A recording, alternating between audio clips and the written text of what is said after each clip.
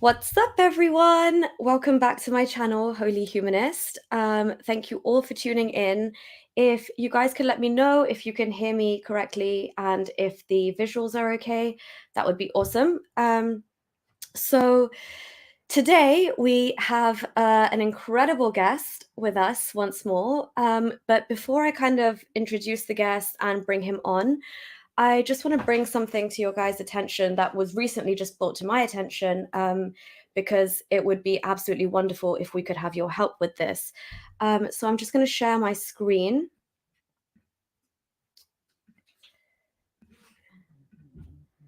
So I was just kind of recently notified there's a petition for an ex-Muslim who was offered a job in Dubai in the UAE, and he basically accepted the job. And when he went to the government offices to get his paperwork done, they basically typed his name in the computer, and it came up that he was part of the Arab Atheist Alliance.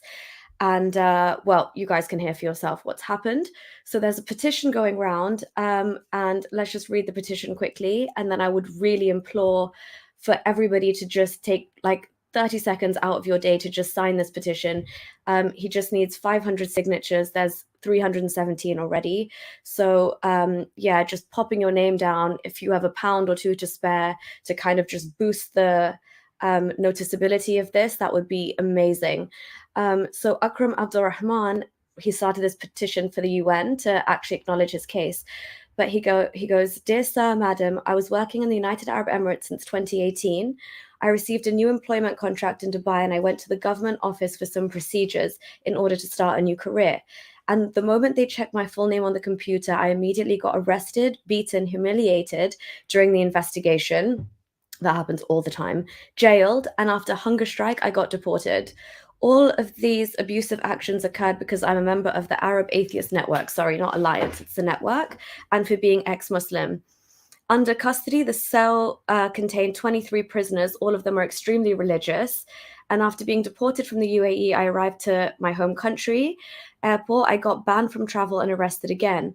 I paid huge amounts of money in order to escape from my country legally, and I succeeded. I arrived to Egypt by taking the desert road, and I immediately went to the United Nations in order to avoid deportation again. But unfortunately, since the protection procedures for ex-Muslims in a Muslim country is very tricky and risky, this has basically driven him to write this petition. Trust me, what I've been through is quite difficult. I lost literally everything. So please sign this petition. You're not just helping Akram here, which that is insanely incredible anyway, because if we can get him out of a Muslim country, I don't need to tell you guys the risks involved with being in a Muslim country. But yeah, if you could do anything to kind of forward this to as many people as you know, I've popped the petition link into the chat. So please go ahead and do that. This isn't even somebody who is in the West where, you know, they can try and start a new life. He's clearly still stuck in a country which, as we know, Sharif Gabber is also Egyptian, and he's been stuck in Egypt for a while.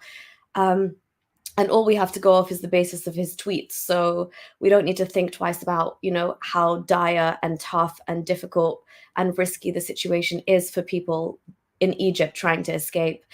So yeah, please, if you could just kind of draw as much attention to that as possible, and hopefully, you know, the UN or some embassies in certain countries or some organizations will step forward and really kind of push his case to get him out of there. So yeah, that was that. I needed to get that out the way first. But yeah, okay. So guys, back to our guest for today. We have with us Ray, the producer. Ray, similarly to myself, is of Pakistani heritage.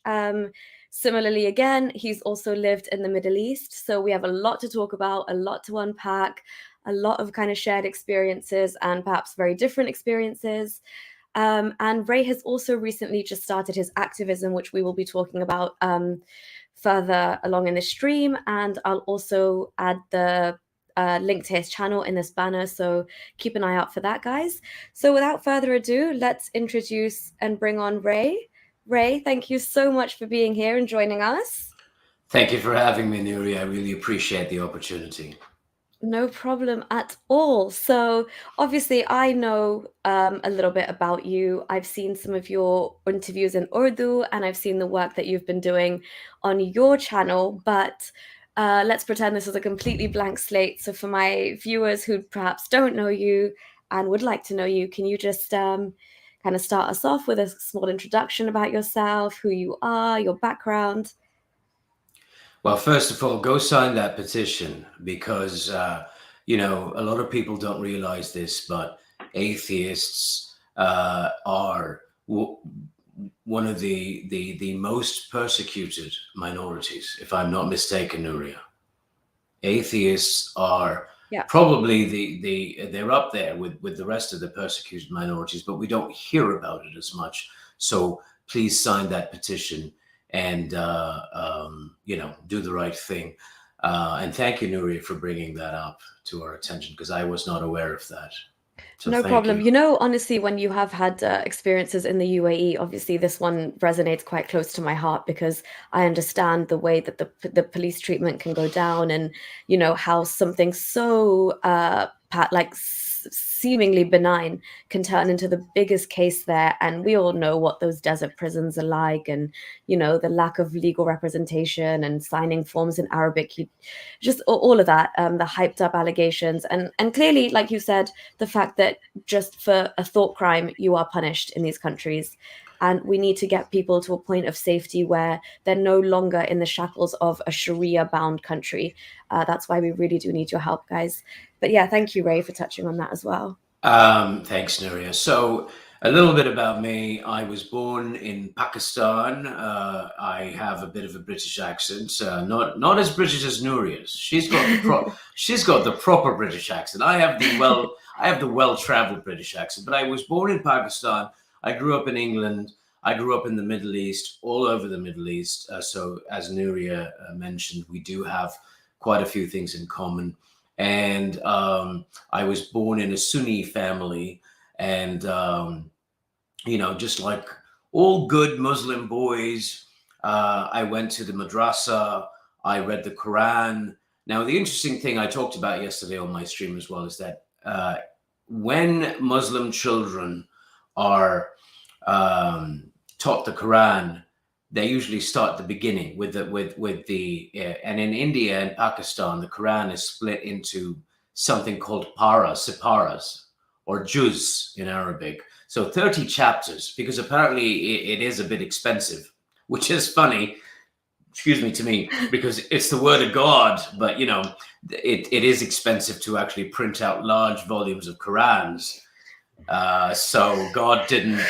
Who would have thought the word of God is not available to everybody readily? The word of God is economically not very feasible for printing presses. But anyway, so the para, the 30th chapter, which is not really a chapter because the Quran has 114 chapters, as we all know. But the 30th chapter is split.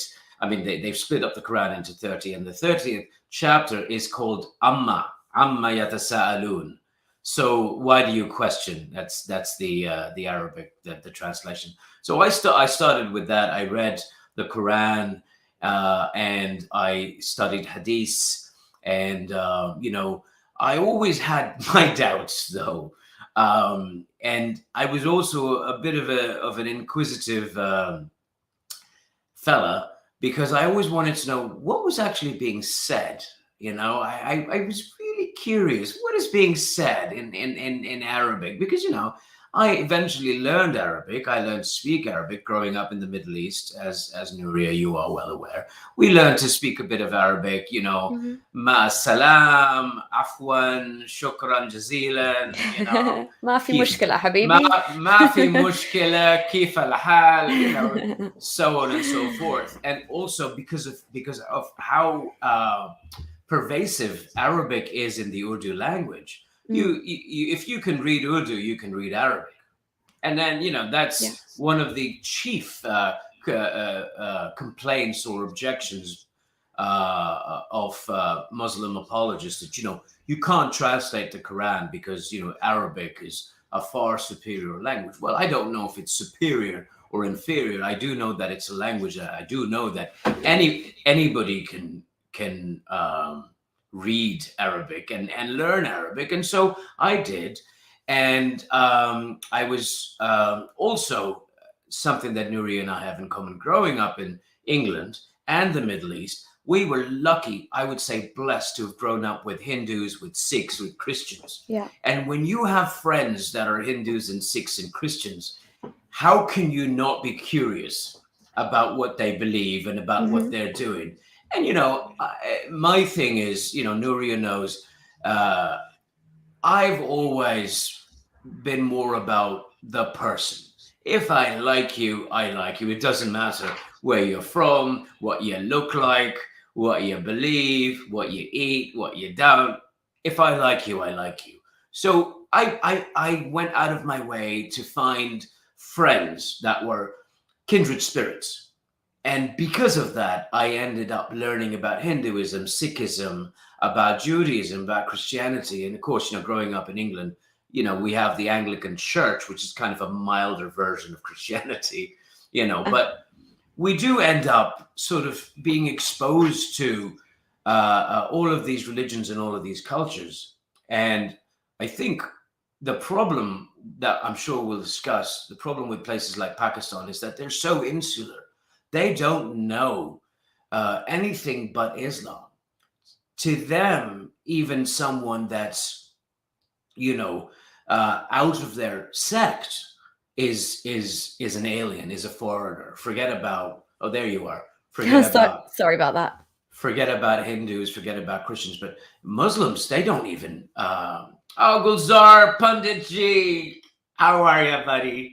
Gulzar Bhai was the guy the gentleman that gave me my first interview. Thank you so much. But yes. Thank you so much, Gulzarji, as well, and for stopping by here and for giving Ray his first interview. Honestly, it's so nice to see this movement growing. So yeah, thank you. And Sultan Saladin's in the house as well. Hi, thank you so much for stopping by. If you guys have time, please stick around. We'd love to involve you guys in the discussion as soon as we're done with the interview.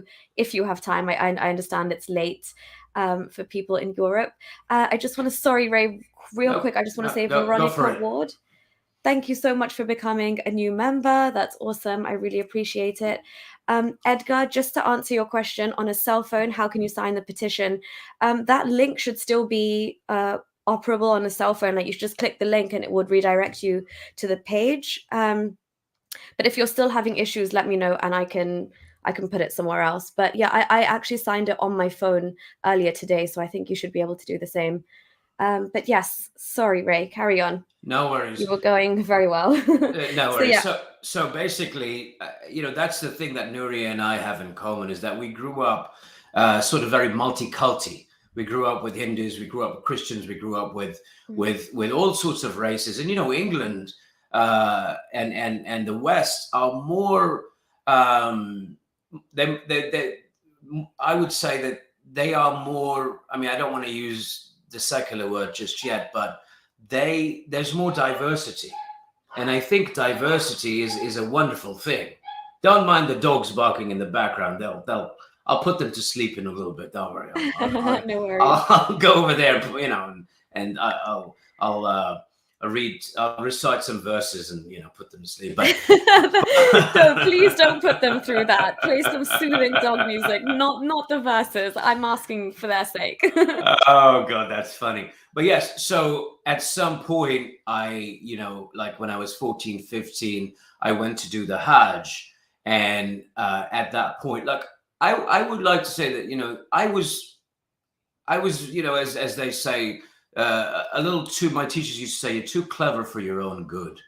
And that it was that cleverness and the fact that I was lucky enough to grow up with diversity, to grow up with people from different religions, different cultures, different backgrounds, that I never really bought, you know, into the whole dogma of religion wholesale, because some of my best friends were Hindus and Sikhs and Christians. So there was always that sort of doubt that, well, are they going to go to hell? Are they going to burn in hell for something that's not really their fault? You know, they're nice people. Their parents are nice people. They invite me into their homes. I get to play their video games.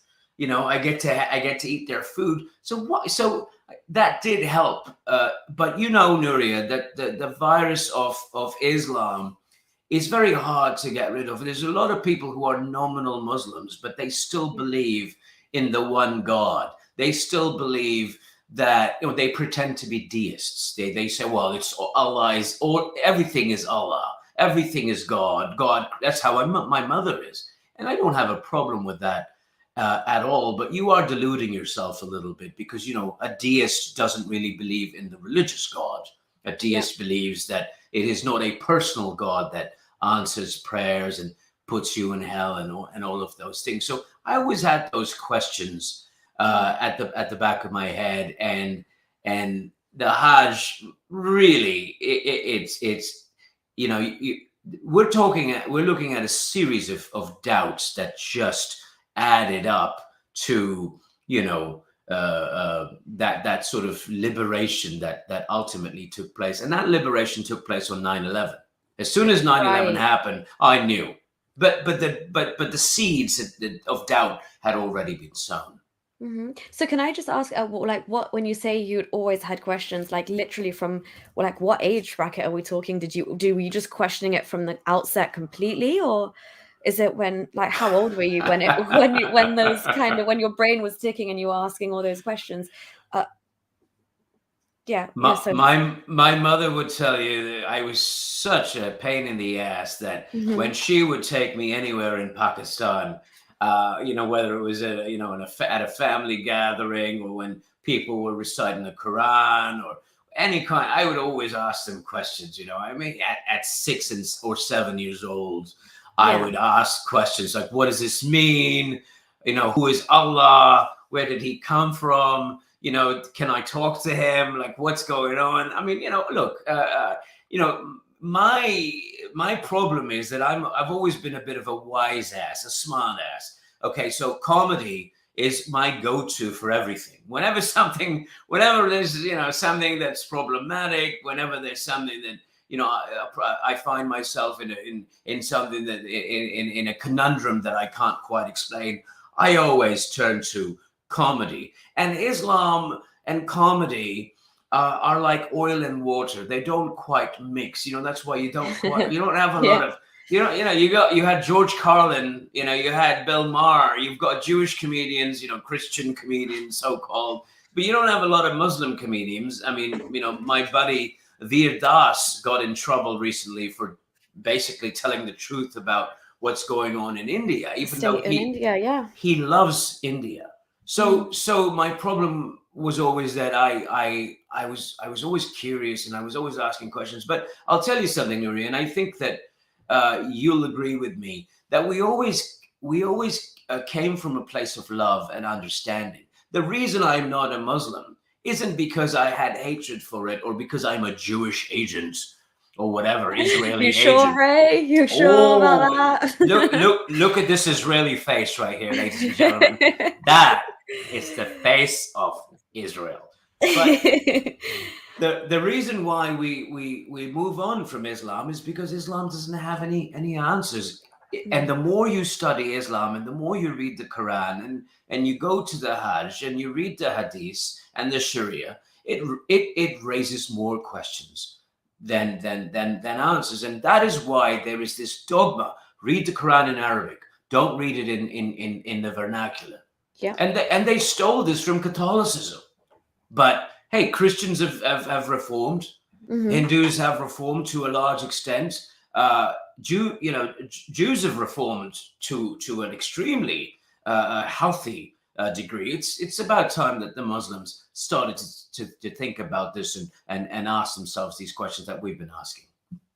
Yeah, no, I totally agree with you. And definitely that point about, you can only fully understand it, and you've got to know Arabic, not even Arabic like the modern standard Arabic that we would pick up in living in the Gulf. It's like actual classical Arabic. And that's even my Arabic speaking friends from all over like the Arab world just would actually like struggle with learning classical Arabic, because in some schools in the UAE, if like you are Arabic speaking, they force you to learn the classic Arabic and the literature and stuff, and that's the kind of language you need to fully, according to them, understand the Quran.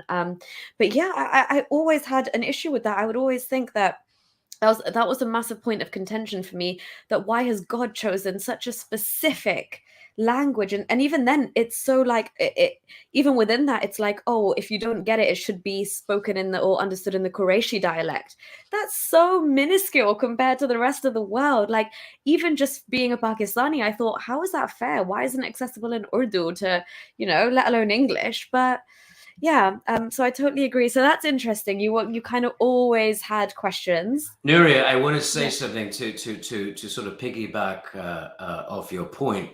If this is the word of God, and it's not, it's the word of a bunch of madmen, who probably were suffering from heat stroke or dehydration or something. Yeah. But and if you guys think I'm being blasphemous or whatever, just read the Quran. Read the Quran with an open mind. I have it right here. We'll talk about this in a little bit. Read the Quran in whatever language that you are comfortable with. In your first language. Read it in your first language. Exactly. Yeah. But if Quran or any religion were the word of God, it would have been brought down in all the languages. There would have been a Quran in Sanskrit. There would have been a Quran in German and Latin, whatever the languages were. And that's not too much to ask. That's the least from God, an all-powerful God could do, right? Created the cosmos, the universe. Somebody once said that if there is a God, he's a mathematician or a physicist, because everything is so uniform. And Muslims have stolen that as well and claim to, that, go look at the stars and look at the stars and what?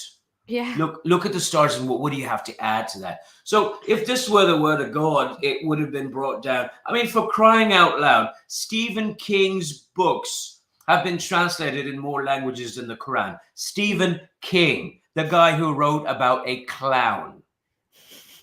Yeah. So really, how universal is this universal message? Because it doesn't seem like it at all.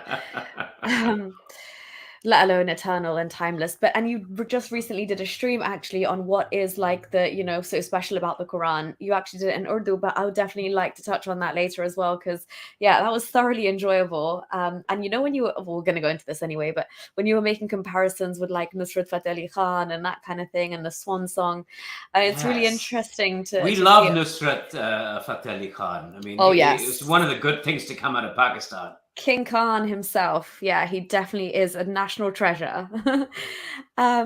So basically, okay, this is interesting. So you were kind of questioning all the time, and then so you had done Hajj as a Muslim, I'm guessing, within that time. And just before we kind of touch on 9/11 and you kind of having that was the final nail in the coffin moment, how did you experience your first time in Mecca as a believing Muslim, doing the Hajj with your kind of doubts that were already surfacing? How was that whole experience for you? It was shit. I'm sorry. Plain and simple, it was shite. it was shit, because if you have never been to Mecca during the Hajj, the humanity. Ladies and gentlemen, we're talking thousands of people. We're talking stampedes. We're talking, if you're not careful, I'm surprised I'm even sitting here.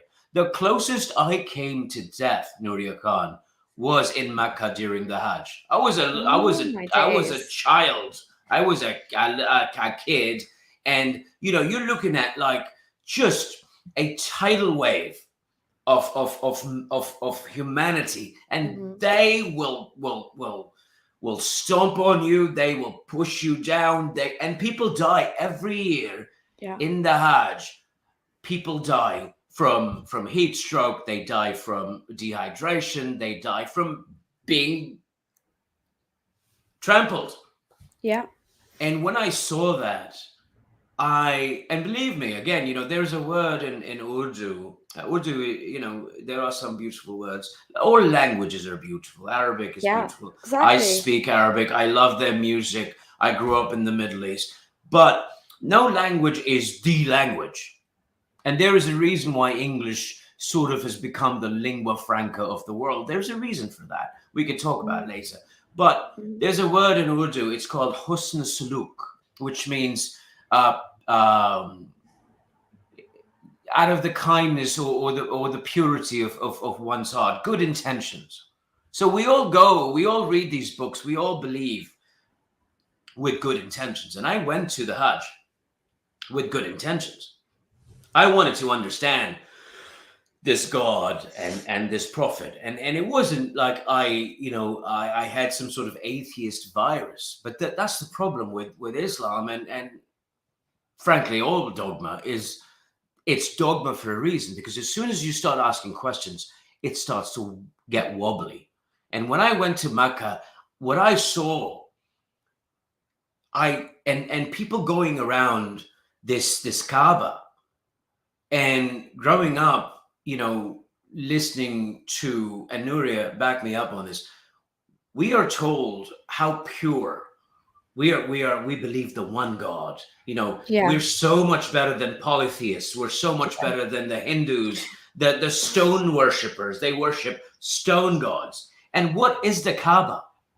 Oh my God. Actions speak louder than words here, mate. We are circling a cube. We're throwing rocks at pillars that are meant to exemplify the devil.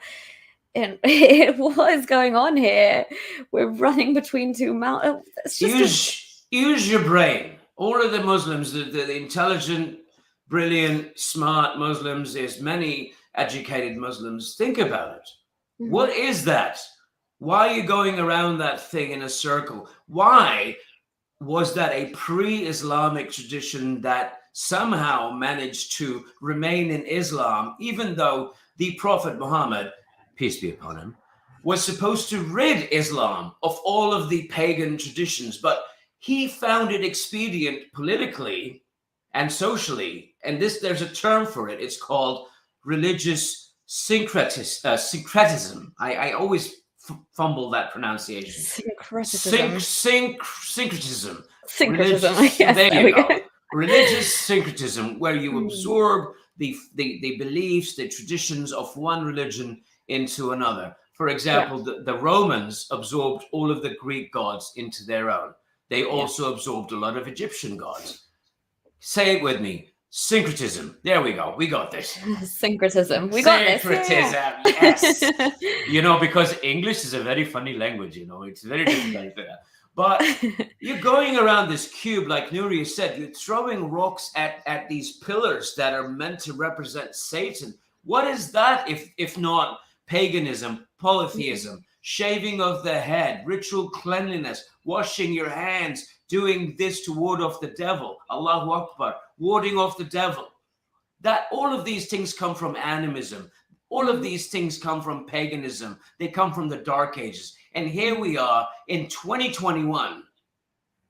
And this is controversial. How is this controversial?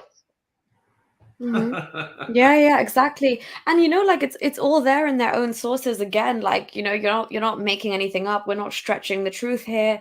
The fact that Safa Marwa, like the running between the two mountains, that all used to be done in pre-Islamic times. And that's what your scriptures are saying, your sources are saying themselves.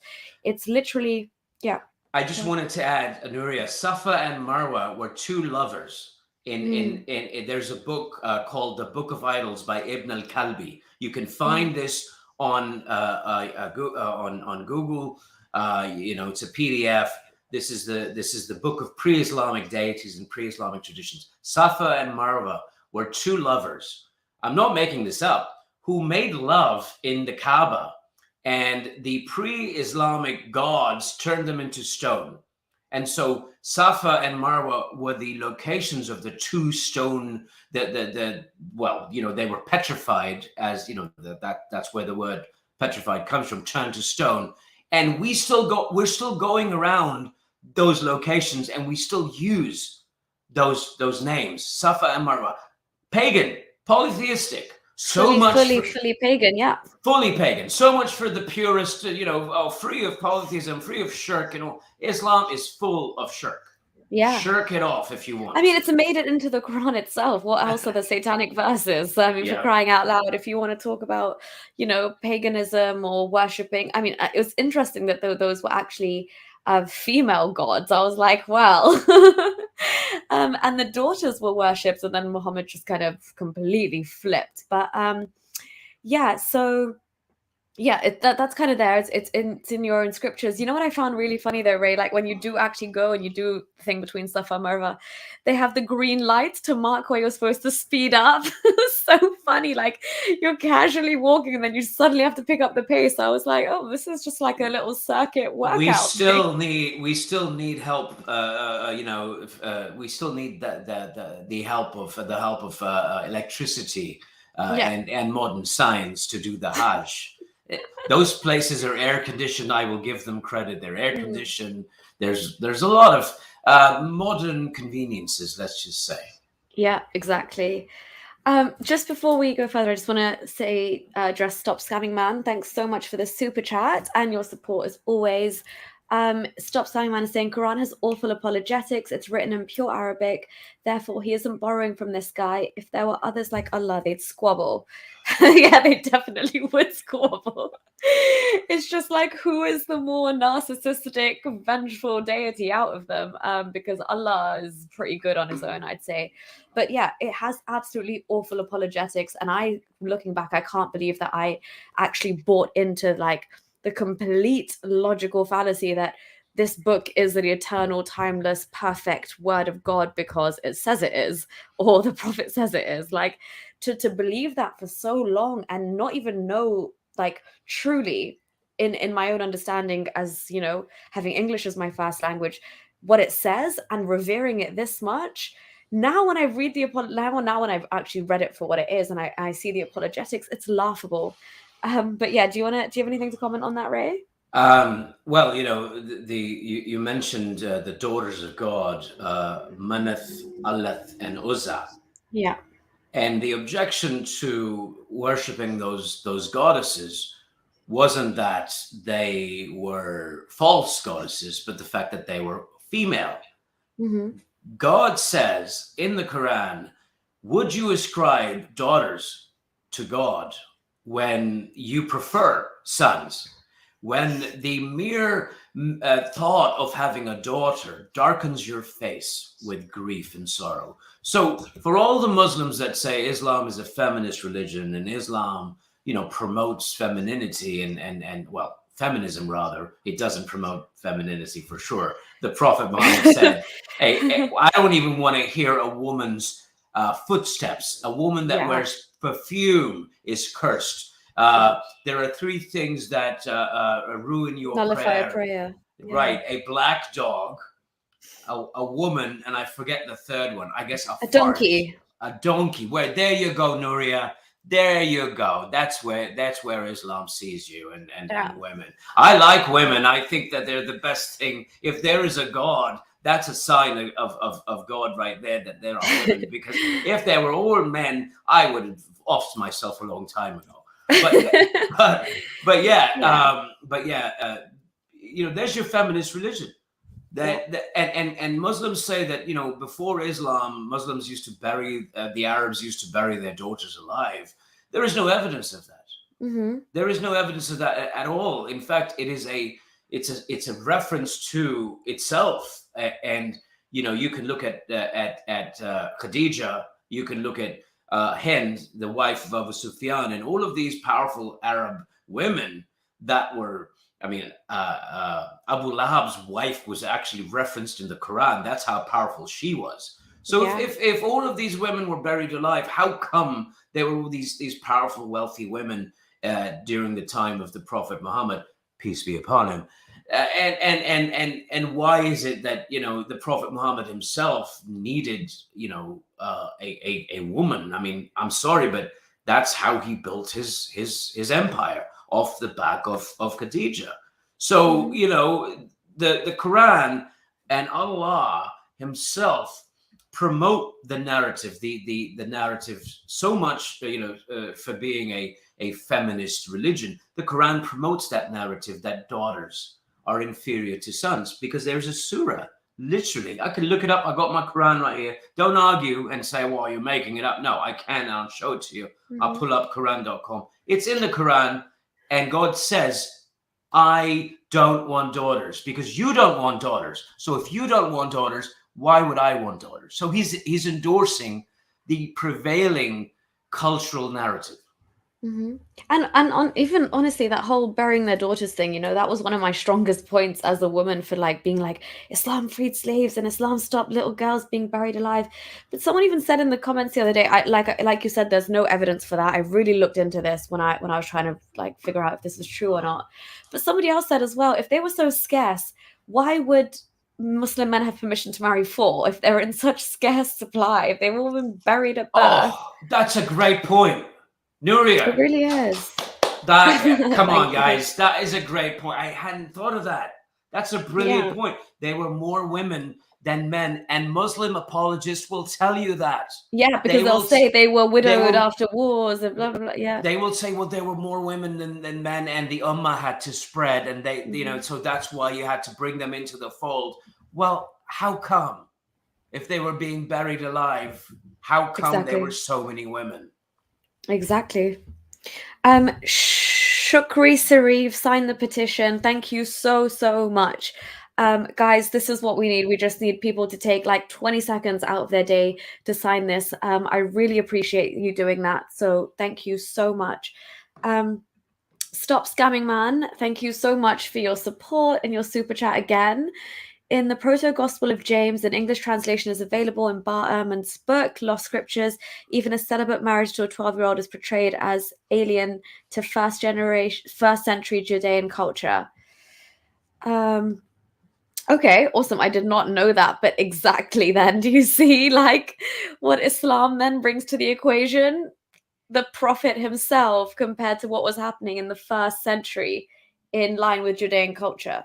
So, I mean, I really don't understand how Islam can claim to perfect the message that was brought before it, and then in the same breath call them dogs and the scum of the earth, and like these are the people who even on the last towards the last days, like these like kill them wherever you see them, and there's a tree that's going to side with the Jews. Like Islam is just so I genuinely, I'll say this again, it's anti-Semitic at its core. It's very Jew-hating. It's so much for sharing their message and carrying on Mosaic law.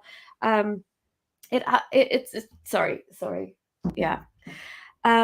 Yeah. So I don't know. Do you have anything to say to that, Ray? Well, yeah. It's a nice point to look into. It is extremely anti-Semitic. Sometimes, if you are believing a Muslim, and if I were to use the Socratic approach at this moment, and say, well, God created everything for a reason, then apparently he created the pig only so we could compare the Jews to pigs.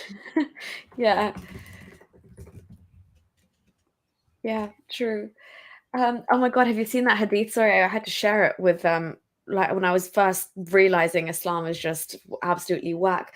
There was that hadith saying that on the last day there'll be like a giant pig or something that the Prophet would kill. Somebody would kill.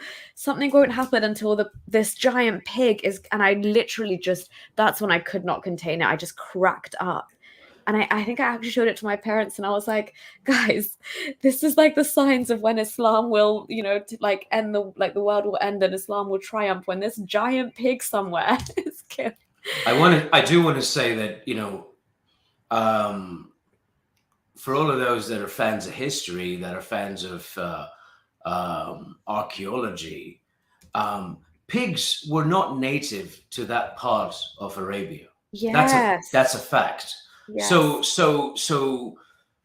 the why is there so much emphasis on pigs in the Quran? Where did the Prophet Muhammad get that from? Well, there are a lot of theories. One of the theories is that he borrowed a lot of what ended up in the Quran from Gnostic texts, from Christianity, from Zoroastrianism, from Hinduism, from Judaism. The Quran is a copy-paste. Essentially, it's the Arabic version of Judaism with it's like you could say that there was a song in the 90s that was a big hit in the clubs, and then in 2020 somebody decided to do a trap version, and so the Yeah, Quran is the it's a trap. is the trap version of Judaism, Christianity, with a little bit of Zoroastrianism, a little bit of Oh my God, I Hinduism, love this analogy. little bit of paganism, polytheism, animism, you name it. It is any bad idea you can think of, you will find it. The earth is flat, the geocentric model that everything revolves around the earth, the fact that Muslims, Arabs didn't know how babies were made, the fact that they borrowed all of their sort of bad ideas from the Old Testament. I mean, the Quran makes the Old Testament look like, Pinocchio. And by the way, I mentioned this yesterday, that Pinocchio was a book written in Italian that's been translated. It's the second most translated book in the world after the Bible. And everyone Oh, wow. understands the message of Pinocchio. Don't Yeah. lie, or it's going to make your nose grow. Okay. Mhm. So don't Mhm. tell a lie. It's also a bit of a creation myth. An old man creates a boy made of wood, and it's his son. So there's a little bit of biblical sort of, symbolism in that. But if Pinocchio, if the message of Pinocchio can be understood by a kid in China, by a kid in Kenya, by a kid in, Croatia, why can't the Quran be understood if translated? If Mhm. your book is true and if it has weight, it will continue to have weight. Look at all of these books, Nuria, that have been translated in Mhm. other languages, right? Anna Karenina, War and Peace, like tons of books have been translated into other languages Yeah. and retain their message. We Yeah. wouldn't have been able to enjoy the writings of Tolstoy had it not Mhm. been for the translations. But the Yeah. Quran, oh, if you translate it, well, if you translate something and it's nothing, maybe it wasn't much to begin Nothing with. to begin with. And what are you effectively saying when you're saying that? You're completely undermining all of those scholars from across the world who have this capability to translate. And you're effectively, like as you said, you're saying that this book is only understandable in this one message, and no matter which way you translate it, it will not convey that. And like you said, that's not a strong piece of literature then, if you cannot in any way and under any circumstance understand the full um context of it and the meaning of it in a different language. And you can't undermine all these scholars, all these classical Arabic speakers who also happen to speak Urdu fluently, or whatever language they're translating it to. These are learned men from your own community, and for you to say that their work is not good enough to pass on this beautiful message of your God, or it has to be understood in the rhyming couplets of the Qurayshi poetic, you know, style of speaking, then your message is not strong enough. I'm sorry. If it does not add anything to the miracle claim. In fact, it just detracts from it. It's less of a miracle. Um, but yeah, so okay, Ray, you are still a Muslim. You did Hajj. Nothing, just to confirm with my audience, nothing happened to you. You didn't see the Kaaba, and insane things started pouring into your heart, and you felt this overwhelming connection to the Lord of the Lords. None of that happened. No, ma'am, none of that happened. In fact, all I saw was desperation, poverty, sweat, and heat, and thirst, and just it was. I mean, believe me, I don't know what percentage of Muslims have actually been to the Hajj, but Mm, if you are an open-minded, if you're skeptical, if you and all Muslims are skeptical, because that's why they continue to write these books, and that's why there's so many Islamic apologetics, and uh they there's a cottage industry of Islamic apologetics. It's not a day goes by, where we don't see a book telling us, well, no, you got it wrong. Everybody's got it wrong, right? mhm, But a lot of these, I don't know what percentage of Muslims, how many Muslims are there? As a billion, but I think like Yeah, maybe 1.8 bill. so almost 2 billion. So I could say this is I like to joke that I'm a bit of an idiot savant because I can, I'll probably make an educated guess and maybe it'll be sort of kind of close to the truth. But out of 1.8 billion, I think it's safe to say that maybe I don't know, 5% have been to the Hajj. Yeah. What percentage of those 1.8 billion? Thank you, Nuria, for that. What percentage of those 1.8 billion have actually read the Quran with translation? So the point is that Islam starts to weaken if you actually go. First of all, I find it extremely offensive and irritating that God is everywhere, but you have to go to Mecca. Yeah. You have to go to Mecca to and you got to kiss this black stone. What could be more pagan? What could be more? What it screams idol worship. So and look, I don't want anyone to think, oh, I'm too cool for school. Believe me, I was an average student. Nobody pegged me for anything extraordinary. But if I can ask these questions, anybody can ask these questions. So no, Nuria, I did not have a moment of truth. And believe me, I was trying to believe. I knew I was 14 years old, and I was like, oh, I know I'm going to be burned in hell for a little bit. What about the first time when you're literally set eyes on the Kaaba? Did you be like, oh, this is it? This is the house of God. Game of Thrones. You want to experience the terror of Game of Thrones? Go to the Hajj. It's exactly like that. Except there's no dragons, but it is very. You want to experience tribalism. You want to experience an out of body experience in the worst possible way. Go to the Hajj. Well, you know what, Nuria, they won't even allow non-Muslims to go to Mecca. Oh my God, I was just talking about this. I actually had a chat with Jason Sylvester from the Atheist Alliance. I watched some of that. That was very entertaining, very illuminating. Oh, thank you. So I was basically telling him that literally as you're driving, I used to find this so rude, even when I was like 10, 11 years old going to Umrah. The road would literally cut off and it says Muslims this way and non-Muslims that way. And you literally have to turn off. Obviously, a couple of people have managed to get inside by being non-Muslims. But Nuria, you raise an interesting point, because this also goes back to the treatment of minorities and non-Muslims in Islamic countries. Because how do these people know who is a Muslim and who isn't? Because it says their religion on their passports. On the Pakistani passport, it says their religion. On the Arab, if you're an Arab, your passport will say your religion. Will mention your religion rather. So that's a not too subtle form of discrimination, right? Because now, let's say I have an American passport, and let's say I have a severe brain injury, and I decide that I'm going to go to the Hajj again. Oh God, I've not to make your injury worse, but I hope you hit your head very hard in order to be wanting to do that. But yeah, just a quick point as well. It's really interesting. When I lived in Saudi, every year. Haris Sultan, my man, how are you?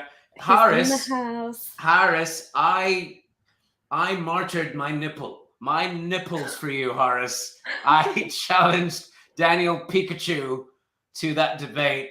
After watching your debate, I was so incensed by what he said that I martyred my nipples. All of the Mominines, I showed them how decadent I was, and I'm so grateful for people like Horace and for you, Nuria. Sorry, I got a little. Oh, you were corrupted by the decadent West, right? Oh, look at this. This is what happens. Nipples in October.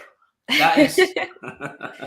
Yeah, where were you to be able to do that in October? It must have been bloody warm. It was a warm beach. Yes, it was. Yeah. Thank God thank you for martyring your nipples for this cause. But yeah, so yeah, just a quick point of what. So every year in Saudi, after the Hajj would take place, it would rain because it was obviously like that time of year where it would rain so heavily because we wouldn't usually get rainfall. It's a big deal. They couldn't cope with it. There's not proper drainage system. School would shut down. It was actually great. You got like 3 days off school because like of rain. But they would consider it such a blessing and such a miracle that like because everyone has come to do Hajj and literally you are assumed that for a week you're going to be sick after the Hajj season because so many people from all over the world have come with all of their stuff from all over these countries. They're, as you said, the human almost centipede that the Hajj becomes without the human centipeding it too much. But yeah, the mix of people, the stampedes, obviously people, the germs and the bacteria and the illnesses that are going to be spread, it's horrific. And they used to think that this rain was actually sent down from Allah afterwards to clean Saudi Arabia after the Hajj. So I mean, obviously I didn't do the Hajj, I just did loads of Umrahs, but when my parents did and it rained as well, you had that same sentiment that, Saudi Arabia is being cleansed after the yearly pilgrimage. And now you're just like, what? There's Nuria, something so, yeah. there are regular fires. People have died. There was a crane collapse a few years ago. Thousands of people died. And this is why, I'm speaking to religious people here. You talk about morals, you talk about the fact that people who don't believe in God have no morals. I can't think of anything more immoral than justifying the death, sort of just wipe it up, sweeping it under the rug and saying, God decreed that.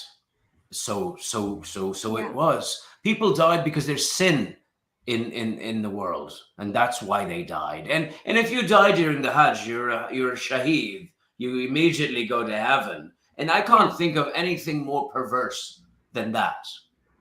Yeah. Were you just referring there to people who died doing the Hajj? During the Hajj, during the stampedes, during the fires, there have been several fires over the last 20 years. There was a crane collapse a few years my ago. grandparents were actually there, like when so I mean, you shouldn't have to. Even when my parents went, for example, they wrote a will, and I was like, I'm obviously the eldest, so I was just like, I'm too young to be thinking about, am I not going to see you guys again potentially just because you're going down the road to do Hajj? Like, is it that dangerous that you have to literally put your affairs in order? Yes. Before you go and do it? That's a beautiful point. And for anybody that's watching from India, Pakistan, from the Middle East, believe me, in 80s and 90s, you literally you kissed your relatives goodbye and said, I may not see you again because I might die in a stampede. Mm-hmm. That was a fact. So what kind of come on. I mean, it's like we have to debunk something that debunks itself. Totally. And actually, that reminds me, since you have done the Hajj, I should be calling you have to call me Haji. Yeah. Haji Ray, the producer. Haji Saab. Right? Haji Saab? Right. Sorry, I got the intro wrong. We are our esteemed guest Haji Saab is with us today. You deserve this. You earned this, Ray. Assalamu alaikum, my sister. Assalamu alaikum. Wa alaikum assalam wa rahmatullahi wa barakatuh. My sister, you're not covering your head. I want you to cover your head because, in Islam, you have to cover your head because Islam wants you to be safe from the wandering eye of the man. And I am a man with a wandering eye.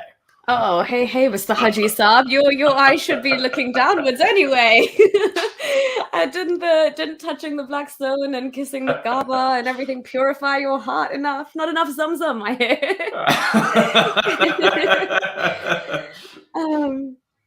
But yeah, okay, cool. So Ray, now let's move forward a little bit to 9/11, when you actually were like, do you know what? I am done. I am officially checking out of this religion once and for all. So can you just talk to us a little bit about that? Like, what happened, what your thoughts were during 9/11, what that kind of stirred you to do and think, and yeah. Thank you. I really appreciate you asking me this because I really want to share this with the audience, and I want people to think about these little things, these little things that aren't really little things. But when I was in the Middle East, something happened in the year 2000. A plane, an Indian Airlines plane, I forget, I think it was Air India, an Indian Airlines plane was hijacked and it was flown to Dubai. There, the hijackers murdered an Indian man and left him on the runway. And then that plane flew to, guess where? Afghanistan. That's right. And Afghanistan was under the Taliban at the time, was under Taliban rule. My, how things have changed. Am I right, Nuria? That is some depressing shit. But Yeah. the plane flew to Afghanistan, to Kabul, where the Taliban pretended to give a shit. And we were watching this. I was in the Middle East at the time, and we were all watching this, my friend and I, who was Palestinian, one of my best friends, smoking cigarettes and drinking Turkish coffee, because that's what you do. That's what you do, standard. And we were transfixed by what was going on. And, you know, go back and look at this. I'm sure there's going to be a Bollywood movie at some point about what happened, you know, with Akshay Kumar and a lot of, you know, synchronized dancing and nipples, male nipples. Bollywood only allows male nipples, because, you know. But this plane was hijacked. It flew to Afghanistan, to Kabul. The Taliban pretended to give a shit. They didn't give a shit. The hijackers were Jaish-e-Mohammed, and their demands were to get Khalid Sheikh Mohammed released. That same Khalid Sheikh Mohammed was the architect of 9/11. I watched that news footage live with my friend, smoking cigarettes. It was so hot. We were, I'm sorry, Nuri, I apologize. We were in our undies. We were smoking cigarettes, drinking cigarettes. We couldn't believe what was going on. Cheers for that image, Ray. Yeah. You're welcome, everybody. You're welcome. And so when that happened, I had, you know, I my background is in international relations and politics and comparative religion. I have a degree in international relations. So I've always been interested in these things. So that happened. A year later, I am in the United States. I'm on the train in Washington, D.C., when the planes hit the Pentagon. When the one plane hit the Pentagon, another plane was crash landed. It was caused to crash in Shanksville, Pennsylvania, and then the two planes that hit the Twin Towers. And as soon as that happened, Nuria, all of those experiences, all of those feelings, all of those thoughts, everything, it was the straw that broke the camel's back. Yeah. I was out. And I'll tell you something else. Right before that, when I was in Brooklyn, in New York, I just arrived in the US, and, you know, I wasn't a total yokel. I had lived in Europe. I had lived, you know, so I knew a little bit about, you know, the way the world works. I grew up speaking English, and so I was very lucky. So it wasn't as much of a culture shock. I mean, like, Nuri, if you went to Canada, for example, or Australia, it wouldn't be a culture shock for you, because you grew up in the West, so you're familiar with how things are. Yeah. But what happened is I found a guy who made the most amazing lasagna in all of Brooklyn. Okay. And I was still nominally, I was still a Muslim. We're looking at 2000, 9/11 took place in 2001. Fortunate incident that took place. And so I was still nominally a Muslim. I still believed in some kind of God, but he had become really fuzzy at that point. You know, like an ex that you once were in love with, but you can't even recall her face anymore. You know, that was what God had turned into for me. God was an ex that I was still trying to cling on to. You know, like desperately. The most toxic ex. Oh, beautifully said. And I went to this lasagna place, and it was incredible. And I went there the second time and the third time. And at some point, the Muslim in me, who was like basically been reduced to like about that size, was like, don't you want to know what you're eating? You know, like, don't you want to find out? Halal, I didn't give a shit at that point about beef, because Muslims will eat chicken. There's another bit of hypocrisy for you. Nuria, back me up on this. Muslims will eat chicken even if it's not halal. It's okay. But they won't eat they won't eat beef. Muslims, listen, I'll take it a step further. Muslims will be at the casino with a drink in their hand, and they'll accidentally be served a sandwich platter, and if there's ham in that sandwich, that's where they draw the line. Not the drink, not the gambling. Right. It's pork. We draw the line at pork. We're Muslims, guys, remember. Welcome to Dubai. We have horse, we have alcohol, we have gambling, but if you want pork, you are not welcome. Astaghfirullah. Astaghfirullah. Oh my God. Don't get me started on the Heineken. So anyway, so I'm eating this lasagna, and so I became friendly with the owner of, it was a tiny little mom and pop place. And I said to him, I said, this is the best lasagna I've ever had. And he's like, of course it's the best lasagna you ever had. My mama made it like these, you know? And I was like, well, it's really great. I love the way you season the ground beef. And he looks at me and he goes, what you mean ground beef, huh? What kind of lasagna has a ground beef, huh? This is a pork meatball. And I had my fork up to my mouth right here. Yeah. And I heard him say pork meatball. And I was like, okay. And this was before 9/11. Wow. But my point is, look, I want, if the Muslims that are watching this, I want you to understand something. I am an average person. There's nothing special about me, okay? I don't come from wealth. I don't come from a lot of education. But I continue to ask myself these questions. And these questions led me to a place where I was okay with what I was eating. Because I had studied the religion. I'd read the Quran. I'd read the Hadith. I didn't understand what the big deal was. You can apparently eat crickets in Islam. You can eat lizards in Islam. You can eat... And everything under the sea is considered halal, isn't it? I always found that interesting. Absolutely any type of seafood is halal. But then, like, you think about octopus and stuff like that, which are actually really smart creatures. And it's weird that is it just because they didn't have time to separate the oceanic creatures into halal and haram? I don't know. Apparently, Allah, who is a mathematician and a physicist and has created the entire the universe and the galaxies and the stars and everything, the cosmos, didn't know anything about Australia, South America, Africa, Sub-Saharan Africa, Indonesia, Malaysia, North America, Alaska. Come on. He had no clue that he didn't even know about the Greeks. And so, Nuria, give him a break. Come on. You're expecting him to know. You expect him to know about octopi.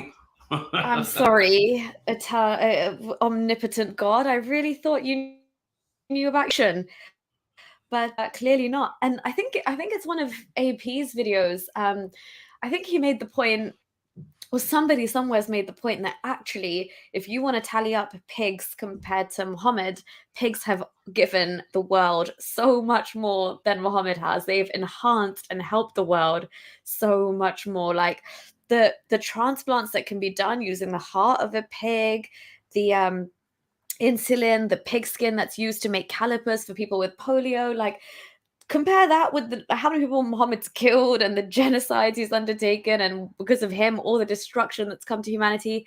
I'm on the side of pigs here. I'm going to stand with pigs. That's a great point. That's a great point. And really, if you look at Islamic history, Prophet Muhammad, peace be upon him, really wanted the Jews to accept him as the Messiah. And so that's why he borrowed a lot of Jewish dietary restrictions, the kosher, the pig is forbidden in Judaism as well. But how many Jews give a shit, right? Because Jews have moved on. They don't sit around reading the Torah all day, Muslims. They don't. Yeah. Okay? Yeah. There's a punishment for violating the Sabbath. When was the last time you heard a Jew kill another Jew for violating a Sabbath? Meanwhile, what's going on in Pakistan? Please, right? Keep your, you know, like your sort of your righteousness to yourself. So a lot of that was borrowed from Jewish dietary restrictions. And unfortunately, or fortunately, depending on how you look at it, the Jews rejected Prophet Muhammad, peace be upon him, as a false prophet. They'd had many false prophets, and we can talk about, you know, this problem of Messiah, which causes more problems than it solves, because they all have this. The Shias have the, you know, the Mahdi and all of this crap, right? So Prophet Muhammad borrowed these kosher dietary regulations from the Jews. The Jews rejected the message. That is why Muslims used to pray in the direction of Jerusalem. And so at some point, God should have known that the Jews were going to reject the message. Okay. So please, you know, with your anti-Semitism, okay, you know, as Bill Burr would say, go fuck yourself with that. Yeah, touche. Stop Scamming Man, again, thank you so much for your super chat and your continued support. Really, really appreciate it. The Book of Faith 31 chapter, Jarir bin Abdullah reported it from the Holy Prophet. When the slave runs away from his master, his prayer is not accepted. Sahih Muslim 70, Book 1, Hadith 1 through 6. Yeah, any comments on that, Ray? I mean, you know, Islam is human rights. Islam is, you know, it's charitable. Abolish Islam, slavery. Abolish slavery. Dan Pikachu, if you're watching this, I want to know what you think of these sorts of hadiths. Should we still have slavery? And should slaves be obedient to their masters the way wives have to be obedient to their masters? What do you think? Let me know. You have my phone number. I just love Deepak's Lanified's response to this. He goes, when the slave runs away from his master, his prayer is accepted because he's obviously praying he runs away from his master. Yeah, true. And it's definitely worked. That's probably why the injunction is that his prayer is not to kind of, it's so much of this is like it's mental total manipulation. It's crap. Total nuts. It's a total travesty. Okay. And the fact that we get in trouble for we're not making anything up. You know, when people accuse us of being Islamophobic or spreading hatred, how are we spreading hatred? That's spreading hatred. Yeah. But you're not gonna talk about that. We are being censored for actually telling you what's in your own scripture. Slavery? Are you kidding me? Slavery? Really? You're defending slavery? Oh, I mean, come on. Yeah, exactly. And I mean, like we kind of mentioned earlier as well, and what I was saying is that we're not making things out of thin air here. Like, you know, even something like, you know, little girls being buried alive. Trust me, I tried to validate that for so long when I was on my way out of Islam. I tried to hold on to these little things that, you know, we can claim that Islam added to humanity. And I really tried to believe that Muhammad freed slaves and that little baby daughters stopped being born buried alive. But the truth is, they just weren't. There's no documented evidence on that. And then the evidence that we are relying on is from your own scriptures and your own sources. So thank you so much, Stop Scamming Man, for sharing that hadith. It's always good to be reminded of how dark this ideology is, because I obviously, like, when I did my slavery video, I found so many hadiths like this, but it's nice to kind of come across them every now and then and just be like, yeah, this is exactly why we do this, and we speak and we constantly talk about this stuff and share these sources. So yeah, thank you. So Ray, just to kind of move the conversation along a little bit, I actually have a little question for you. So when, for example, you've just had this tasty, banging lasagna that you realize is pork, didn't really matter. You still went ahead with it because that marination, you know, it's all about the marination. But so when you say that you had these questions and it led you to a point where you never really understood what, what's the hype with Islam? Why is it considered so perfect? But I think there was a gap between that and then probably you thinking this has gotten so bad now that maybe it's time I actually speak about this and address this head on. Or you kind of took that, not that kind of more blasé approach that you had to religion, to a more, maybe because of your background as well in international relations, that you thought, this is now a serious problem and I'm going to voice my opinion on it. So yeah, I just want to know what kind of led to that change in your mindset and therefore your activism, which we are so grateful for. So yeah, if you just want to talk to us a bit about that. Well, I'm grateful for all of you. I'm grateful for you. I'm grateful for Haris. I'm grateful for Ghalib. I'm grateful for Gulzar, Sultan Salati, everybody, Zafar Heretic, everybody that's making an effort and getting that voice out there, because a lot of these cultures, they're allergic to free ideas. So it's important that we talk about these things. I just wanted to say that there is a book that you can find. It's a little expensive, but I highly recommend it, especially to scholars. And you could probably find it on a PDF version. This is a book by a Saudi woman called Hatun al-Fassi. And I talked about this quite a few times. The book is called Women in Pre-Islamic Arabia. And Hatun al-Fassi was actually jailed subsequently, as the Saudis are wont to do. They just like to put people behind bars for anything that might be too challenging. But Hatun al-Fassi basically talked about that they were queens in pre-Islamic Arabia. In Petra, there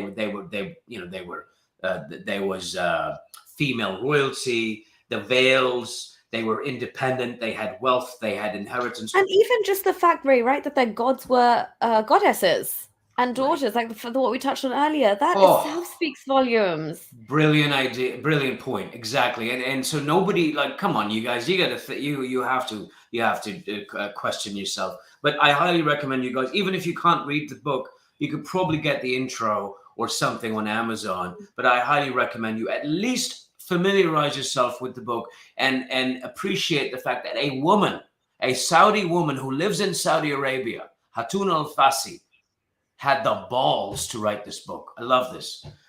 So back to your question about, I'm sorry, what was it? It was about activism, right? And why I decided to do this, right? Because before it seemed almost like, it was there, you kind of consolidated your own thoughts about Islam and you were kind of living, you were okay in your head, basically, you got away from the cognitive dissonance, you're living your life, you're enjoying these pork meatballs. But then suddenly after 9/11, when you've more like you're just concrete, done, you're just done with this religion. And then fast forward to now when you're like, I'm gonna go at this head first and I'm gonna talk and I'm gonna express my opinion and I'm gonna talk about everything I've learned and I know. What was the catalyst behind all of this, basically? Well, just to talk about the pork meatballs, just so that my Muslim brothers and sisters don't think that I'm some sort of a plant. I'll give you an example. First of all, I'd been eating that lasagna for 3 days. Okay, at that point. Okay, so I'd already had all that pig in me. Okay, but when I was a kid, I used to go to Pakistan with my mother, and we used to have street food. Chaat, dahi bhalle, samosas, and all of that stuff. And there was a very popular chaat vendor, and I loved his chaat. And I used to go to the gym, and I was starving. Was it papri chaat? Papri chaat, fruit chaat, yeah. Dahi bhalle, samosa. There are so many for all of our European friends that are watching. There are so many wonderful things about Pakistan. The food, the people. Sadly, the religion has just destroyed everything. It's destroyed. I was just going to say, we might shit on Pakistan all day long on YouTube, but I swear our food is like no other. No other. A man will put himself, will go through landmines to get a good nihari. All right. Yeah, I was like, what are you going to say? Nihari, biryani, pulao, it could be anything. It's all so good.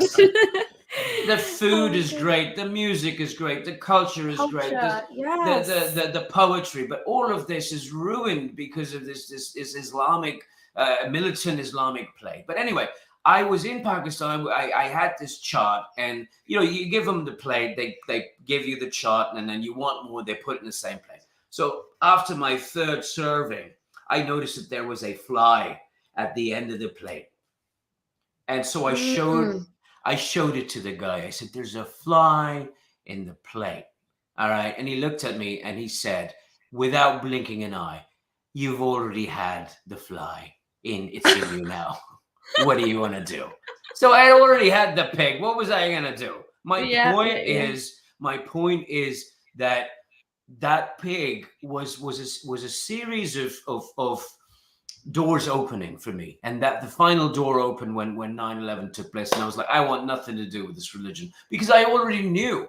I knew about the anti-Semitism. I knew about the status of women in Islam. I knew about the jihad, and it's not jihad bin nafs. It's an active jihad. God actually ridicules people for being afraid of fighting in the Quran.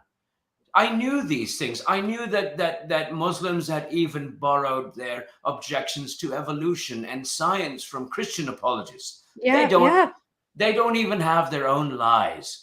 Muslims, it's a regurgitation of that. They rely on Christian. When I realized that they study Christian apologetics to defend Islam, and these apologetics have actually been debunked time ago by Christians. They've been engaging in this back and forth for a long time. It's just now become more like, to the forefront in Islam, but they're literally relying on arguments constructed that long ago and that have been debunked, and then they think that they're ready to hold any merit in this day and age. Especially couple that with the internet, and you don't stand a chance, mate. You really don't. No. They are literally standing on their last legs, and it's through no fault of ours, by the way. It's their own scriptures. That's all we resort to, and that's all we turn to, and the world has access to it now. Yes. But just real quick, I just want to say to Claudius, thank you so much for your support. You're saying for your great work. Thank you. Thank you to Ray. Thank you for everyone who's working in this movement, in this sphere. I think obviously there's a massive power in numbers. The more of us, the better. And as you can see, we are growing, which is amazing. So thank you. And I just wanted to highlight this because, oh my gosh, I am on the same page. If there was anything that would make me remotely consider reverting to Islam, it would be Bashari chapli kebab. Oh my God. My mouth is watering now. I swear to God, yeah. Oh my God. There are some. I'll be like drooling for the rest of the night. There are some good places to get those in the West. You gotta travel, but it's worth it. Yeah. We actually have some decent places in England as well, actually, and I think. Oh, you're at the home of the Balti Ghost. Yeah. Yeah. The Balti. It's so much of it is so anglicized, though. Like their chicken tikka masala. It is for the English palate, a lot of it. But trust me, we have our gems here as well. But I think, Ray, you and I have discussed this at length. Like the food in Dubai is so good. That's the one thing I miss about. Delicious. Oh my God. Yes. Honestly, it's just a melting pot. It's got the best food from all over the world. Anyway, this is not a food stream. We can do one of those. We could do one of those too. We're all foodies. So the thing about Pakistanis and Indians and even Arabs, I mean, we love food, we love music, we love dancing, we love partying. I don't know what the we're like enjoying life, basically. Really, everything that Islam takes away from us. That's the stuff. I wonder what the issue is. But anyway, so I wanted to say a couple of things. Just not to dodge your question, but. It's a wonderful question. Like, at what point did I start actually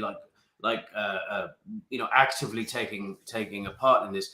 But I want to say to all the people that are listening, especially Muslims, that that are sort of on the fence, or because look, we all have to move forward, and we need Muslims to move with us and to reform this religion, to bring this into the religion to the 21st century, because it's still in the 9th century or the 10th century or the 13th century, whatever century, but it's not in the 21st century. So we need Muslims. But to all that are listening, the reason why I was slightly better off was because I had interests.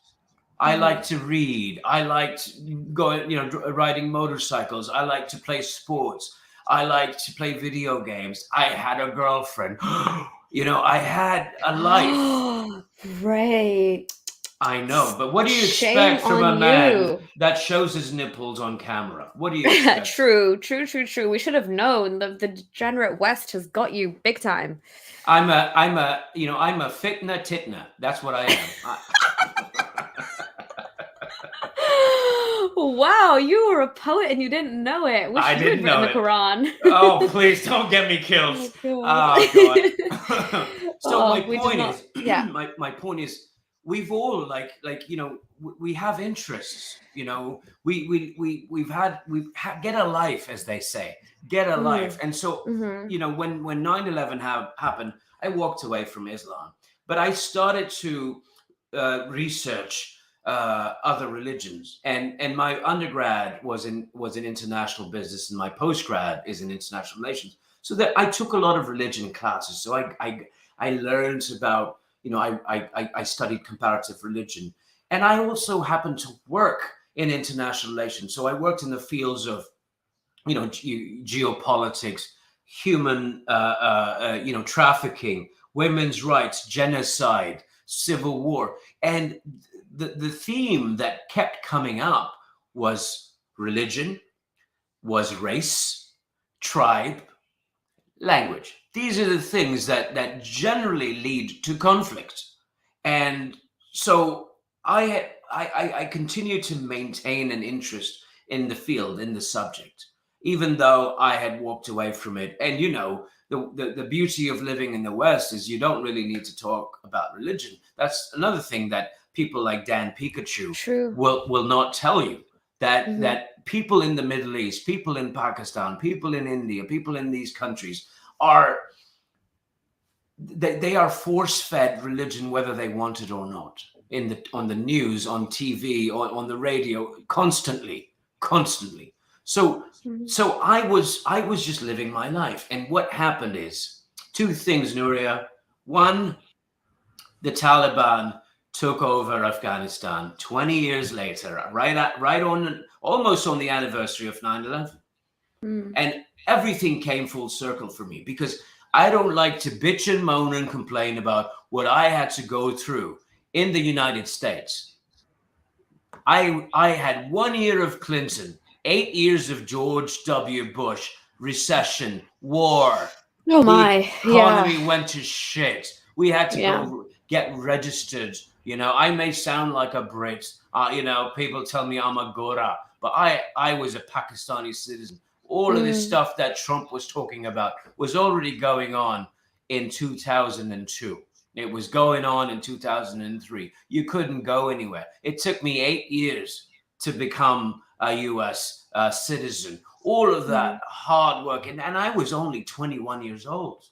So I'm not going to bitch and moan and complain. But when the Taliban came back to Afghanistan, the sense of futility, the anger, the emotions that I felt at those 20 years, all of the sacrifices that the Afghan sacrifices that even the Pakistanis, more Pakistanis have died in these terrorism related incidents than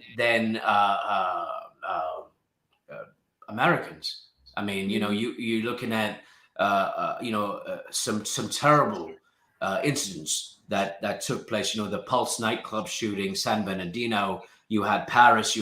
But Muslims are being killed by Muslims every day. Yeah, they're killing them. They're killing their own people more than anyone, and that's why that's the most dangerous thing about Islam. It's killing Muslims more than it's killing anyone else. You're harming your own people.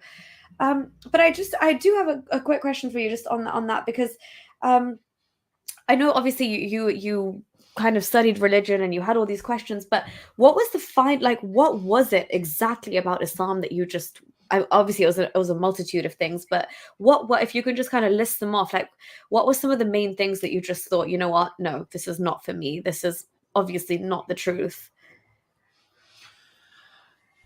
I mean, I don't mean to sound trite, but it was boring. Yeah.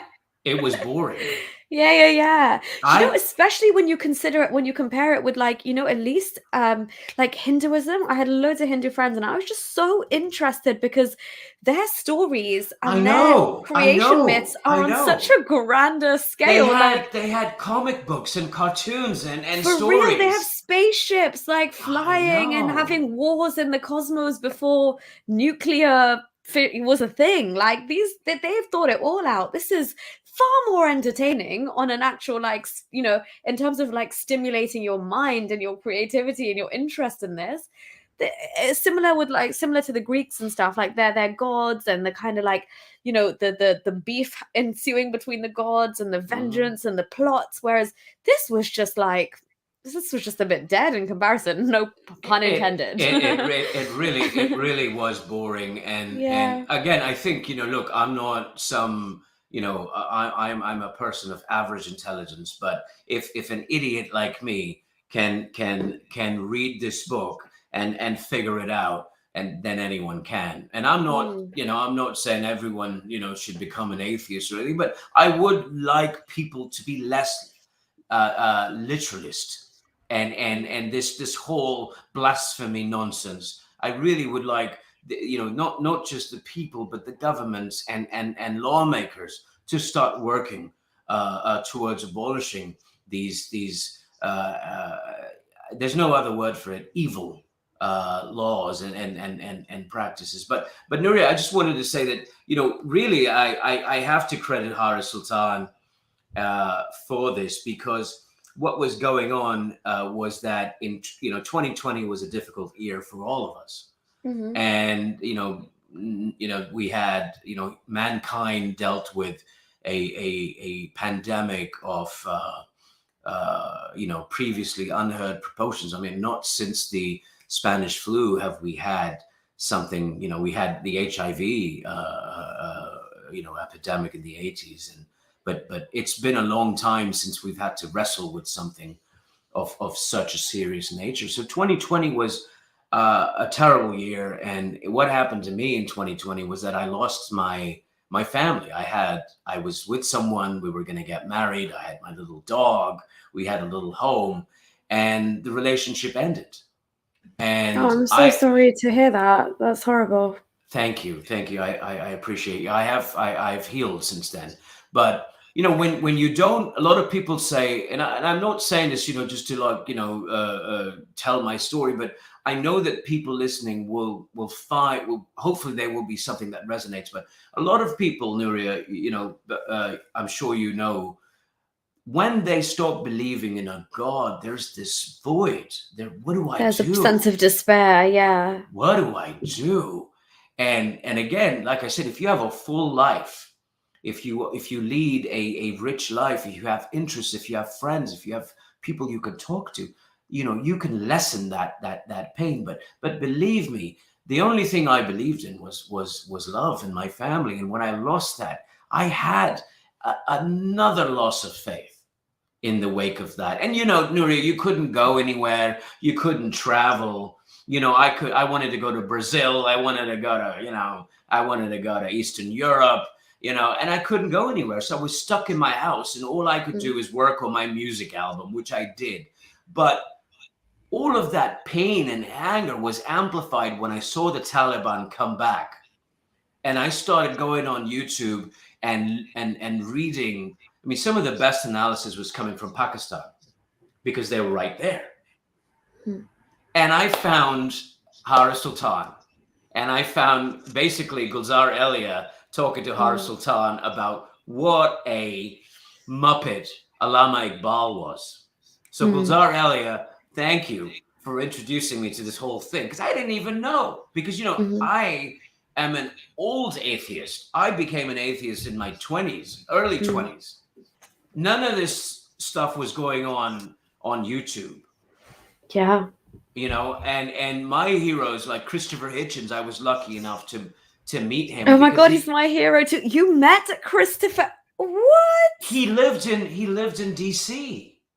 Yeah, I know. He had literally, I think he'd got American nationality as well. He considered himself American. But Columbia what? Heights. You met him? Very close to where I used to live, and he used to go to these bookstores, and he used to give like these talks, and I got to hang out with him, and he's my hero. Oh my God, mate, I'm so jealous you met Christopher Hitchens. May he rest in peace. Definitely. Rest in power. Rest in Rahmat, power. rahmatullahi alayhi, you know? yeah, my God. So, but nothing was going on YouTube. There was a guy with a website. There was Why I'm Not a Muslim by Ibn Warraq, which I highly recommend everybody read. That's my Bible.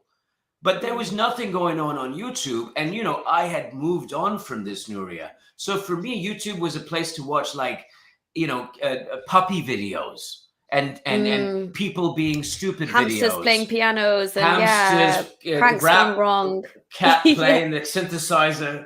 Yeah. And you know, that kind of stuff. And I had no idea there was this vibrant movement. And so one thing led to another. I saw the Haris Sultan video. And what disturbed me was that there was a man, if you can call him a man, I call him a man boy, but Dan Hakikachu, who lives and works in these United States, who has nothing but contempt for this culture, for this society, for this democracy, for women, for minorities, for non-Muslims. And here he is. And God bless Dan Hakikachu, because he lives here, he's able to speak because we have freedom of speech. And I love that.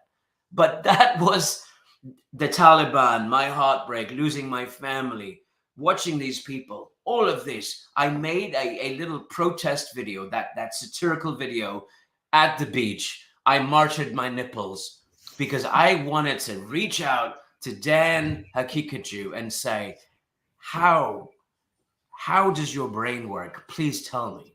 And one thing led to another, and here I am talking to you. Yeah. Well, no, that's absolutely fantastic, because that's just like testament to the power of the internet and the way, you know, we're able to connect. And exactly the same thing. I literally, I think the first thing Islamic related I ever typed in to YouTube was, is Islam the truth? When I had just finished reading the Quran, and my mind was just on one. I was absolutely on one. I was like, I cannot believe what I've just read. And I just went and I was like, I need to find out if this is true. And that was the first time I ever searched something like that into YouTube. Otherwise, you know, as you're saying, it was all like, you know, people on rides that have gone wrong, or funny videos or whatever, or music, just like basic stuff. And I came across the Masked Arab and Sharif Gabber because I did not, I fully fell into that trap of, you know, it has to be in Arabic for you to, so I was like, who speaks that native Arabic that I can actually trust? Like, I didn't trust Pakistanis at that point to tell me my religion. I was still in that mindset. Right. And then I had to go through that route, and I found Sharif Gabber and Masked Arab. Massive shout out to them, always incredible stuff. And then because I'm naturally drawn to like issues, socio-political issues, and, you know, issues surrounding the international climate of like Pakistan and South Asia, obviously, then Haris Sultan popped up, and I was like, do you know what? I have a bit of a compelling story, and I kind of realized I agree with everything he's saying. Like, let me just, as a shot in the dark, send him a message on Insta. If my story can help even one woman, hell, I'll just tell it. And as you're saying, like, one thing led to another, and I discovered this entire community. In England, we have the Council of Ex-Muslims Britain as well, which is a whole organization surrounding this. And again, all the people we're talking about, everyone I've mentioned, they're all men. And I was like, where is the woman voice here? Yeah. And Maryam Namazi, the woman who I think pioneered the term ex-Muslim, I have so much to thank her for, because just seeing a woman like Haris Sultan literally was so adamant. He's like, you know, please, like, be active, speak, you can do it, blah, blah, blah, you live in the West. And I fully agreed with him. But it was just that final touch of seeing a woman that was emboldened and empowered enough to, she's gone to universities and taken on like these Salafi goons who try and intimidate her and mock her. And, you know, as women, it's so easy. The first thing we're dealt is like, you know, these sexual threats and like, oh, I'm going to rape you and I'm going to this and that. And that is very off-putting for a lot of women to kind of be out there and be vocal and then show their face. But when I saw the courage that that woman had, and I was like, if she can do it, then we all can. She's taking them on right now. She's almost like a lone wolf in this entire situation. So yeah, I just, I think I was saying it yesterday as well. Someone commented like, that Allah, the heavens, the gods, the everything. The internet actually allows us to come together and do what Muhammad was known to do best, blaspheme. So it's got to be done, and here we are. Very But well yeah, said. Very well thank said, you. Nuria. Very well said. And you know, I don't want to sound like I'm pandering to you or to women, but I think that this movement, if things are going to move forward, it will come from women. It will come from women. The women of the Muslim world, the women in Iran, the women in Saudi Arabia, the women in Egypt, the women in Afghanistan, the women in Pakistan, and the women, Yeah. ex-Muslim women in Europe. That's Yeah. where it's going to come from, because you know there is something about a message being more resonant when you hear it from your own people. Mm-hmm. I believe everyone is my people, but I'm just weird like that. But you know what I mean. You know, it took when Martin Luther King and John Lewis struggled for civil rights in the United States. They didn't sit around and wait for somebody else to do it.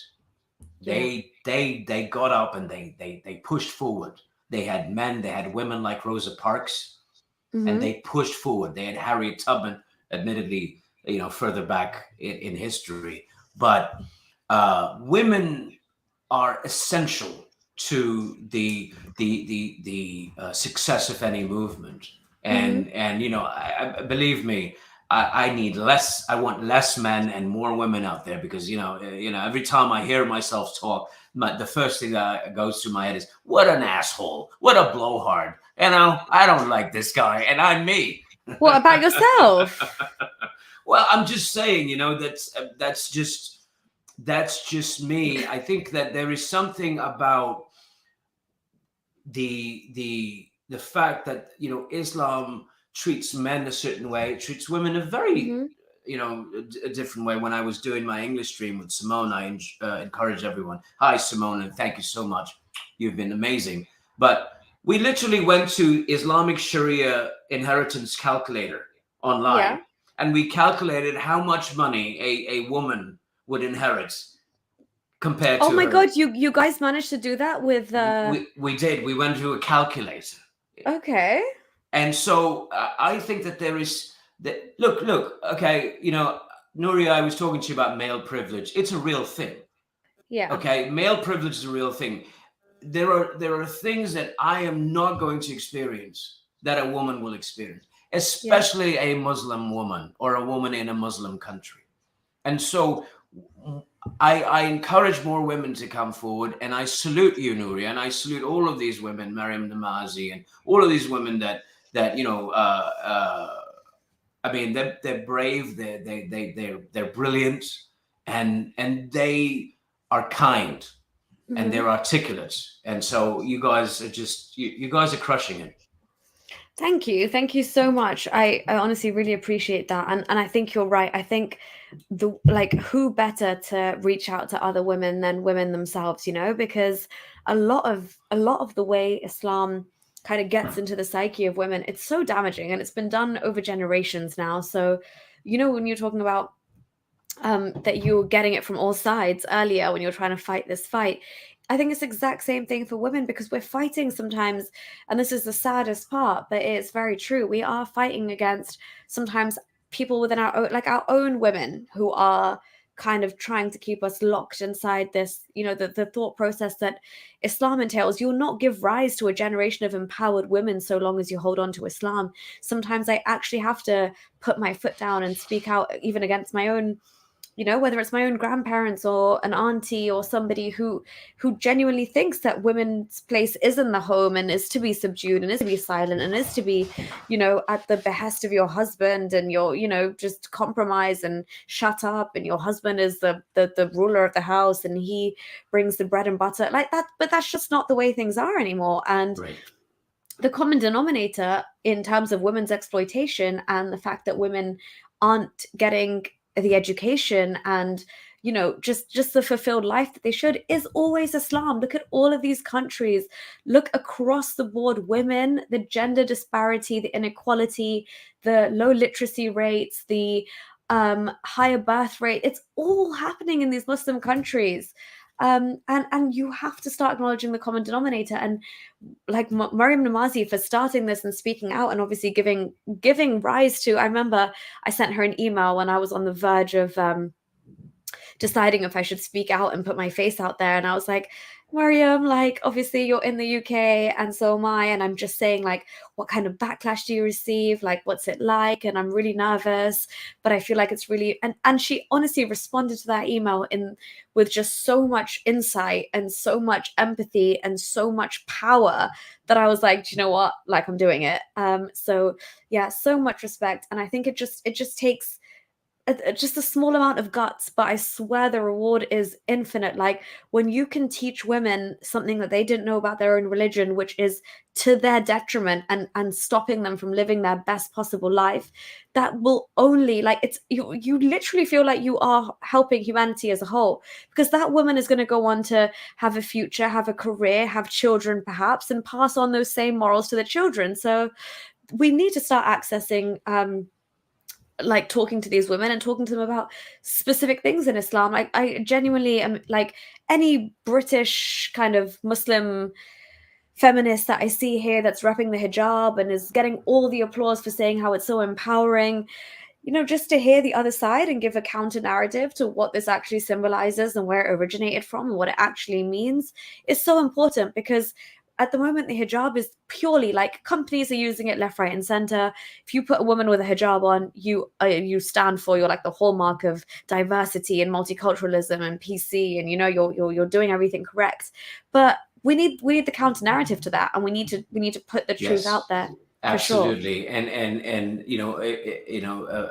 a schmuck like me talking about a woman's hijab could come off as misogynistic, could come off as patriarchal. So that's again another. I mean, there are certain areas where you have superpowers, but I would like to say that it should make anybody suspicious whenever there is a Taliban, whenever there is a Sharia law, whenever there is an injunction to put women in beekeeper suits, whenever there's an injunction to cover women up, whenever people whenever these mullahs try to prevent women from being educated, whenever they try to prevent women from doing what they want to do, because they are frightened, they're scared shitless of women. And that is why this revolution will start. Mark my words, Nuria Khan, I salute you, because this revolution is going to, it's a woman-driven revolution, because there is nothing more backwards than keeping women, behind a curtain. What belongs behind a curtain is religion and God and faith and all of these things. That's what belongs behind a curtain, not a woman. I want to hear from women. I appreciate women and all good Muslims and all good Hindus and good Christians. Well, again, Christians have moved on, Jews have moved on, and a lot of Hindus have moved on as well. But Muslims, you got to get over your fear of women. I know you're obsessed with women and the whole virgin thing, but believe me, nobody's died and gone to heaven and come back to tell the tale. So live your life and respect women and learn from women. Okay. Don't think that someone is, inferior to you because she's a woman. No, in my experience, Nuria, again, I'm not trying to pander to you or anything, but most of the people that I've ended up looking up to have been women. So my teachers, my mother, I mean, just that's amazing. Yeah. And no, like, honestly, we can only do so much. It's literally when men like yourselves just stand by us and fight for the same rights. Like, obviously, hats off to all of you who, even as a man, putting Islam aside, is standing up for women just inherently so much, because it's so it is literally made by men for men. So the men who call it out are just helping us, because It's a horrible, I just don't horrible thing understand to how women. you could be anti-woman as a man. I mean, like I said, Uh-huh. if there were no women, we'd have destroyed each other as a, if they were just for men, sure. men would have they would be no more Homo sapiens. Okay, well, if this was a one gender species, whatever, an asexually reproducing species, we would have Yeah, you lost lot would have us. killed each other. Oh, Yeah, absolutely. straight There's away. It no would have been Lord of the doubt about it. Flies. No Yeah. doubt about it. Look at all of the Yeah. wars. Look who started all of these wars. Throughout human history. Look at what men have. What was their gender? I mean, come on. You're afraid of women, Muslims. Stop being afraid of women. There's nothing to be afraid of. Sit down and talk to them. Get to know them.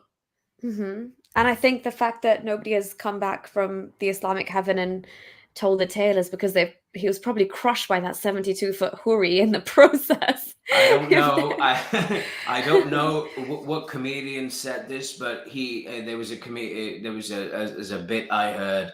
He said, "I don't want 72 virgins. Just give me one woman who's really experienced."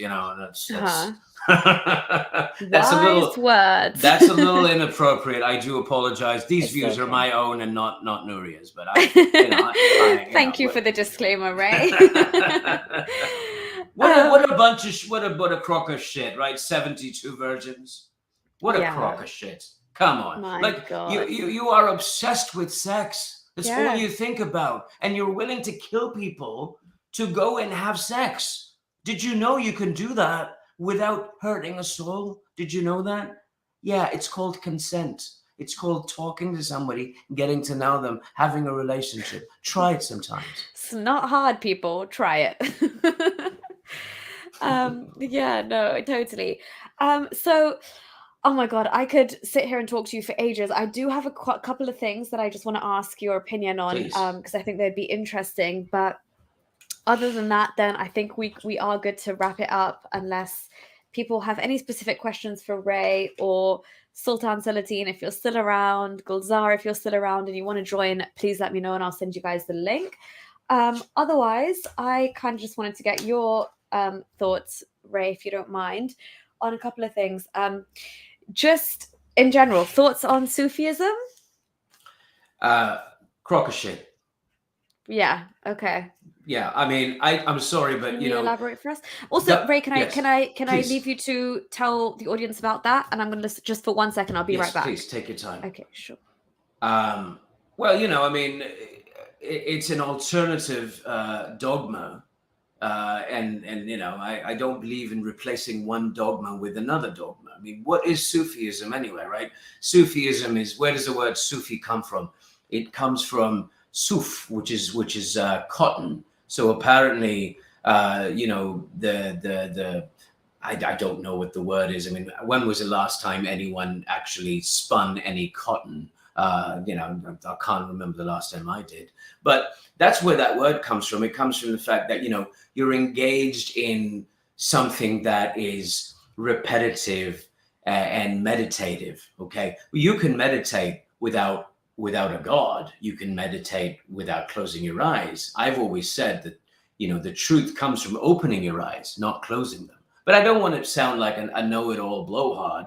Meditation is fantastic. But the problem with Sufism is, again, it suppresses critical thinking. It's the whirling dervish going around in circles. You've seen that, right? They do this. It's a cultural thing. They do it in Turkey, in Pakistan. They have these saints, the Sufis. Baba Bulle Shah, Sachal Sarmast, Data Farid Gan Shakar. All of these people, and they were fine people, I'm sure, but there are finer people. And if there's one thing that I can, in all humility, if I can impart to people listening, is find better heroes, find better role models. There are better role models. There's better poetry than Allama Iqbal. There are better politicians than Muhammad Ali Jinnah. I'm talking to my Pakistanis here, but they're more intelligent, more brilliant people. Read Spinoza. You know, read Bertrand Russell. You know, read Toni Morrison. I mean, you know, read Mandela's biography. There's so much out there. But going back to Sufism, I mean, it's a willful. You're giving up critical thinking, and you essentially, what are you doing? You are contemplating God. You're contemplating the Creator. All Sufism is about, mostly all Sufism is about rejecting cultural practices. They don't, you know, prayer and, you know, namaz, and what namaz, even that word isn't an Arabic word. It's, you know, the concept of prayer actually comes from the Persians, the Zoroastrians. The 5 prayers come from the 5 ghaz. Five Guys is also a very good burger place. If you've never been, you should go. But yes, so the Sufis shouldn't have a superiority complex, because it's a suspension of disbelief. It's a suspension of critical thought. You're contemplating the nature of the Creator. You're contemplating what's out there, but we already know what's out there. Wouldn't that time be better spent studying physics, astronomy, studying, you know, the natural sciences, studying the great works that have been written, and passed on thanks to, you know, to history, thanks to the printing press. Wouldn't it be better to spend? You've got one life to live. Wouldn't it be better spending that time learning and reading, and even read the Quran, learn it, you know, read it with translation, figure out what's in it, read about comparative religion. There's some very interesting, wonderful things there. But Sufism, to me, again, Nuri asked me what my key issue with Islam was. Well, I had a lot of key issues with Islam, and I think I've mentioned them, but it's boring. And I'm sorry, but sitting in the middle of the desert or wherever, and spinning, cotton yarn. I don't know if that's the correct phrase, but whatever you're spinning bullshit. I'm sorry, but you're not learning anything. You're not gaining any knowledge. All you're doing is it's a form of, it's ascetic, right? So it's moving away, but it's also a form of extremism, because you're moving away from having a social life. You're moving away from having a family. You're moving away from having connections. You're moving away from being a productive member of the community. And who has given more who has contributed more to humanity? Sufis, religious people, or scientists, philosophers, thinkers, writers, artists, and poets?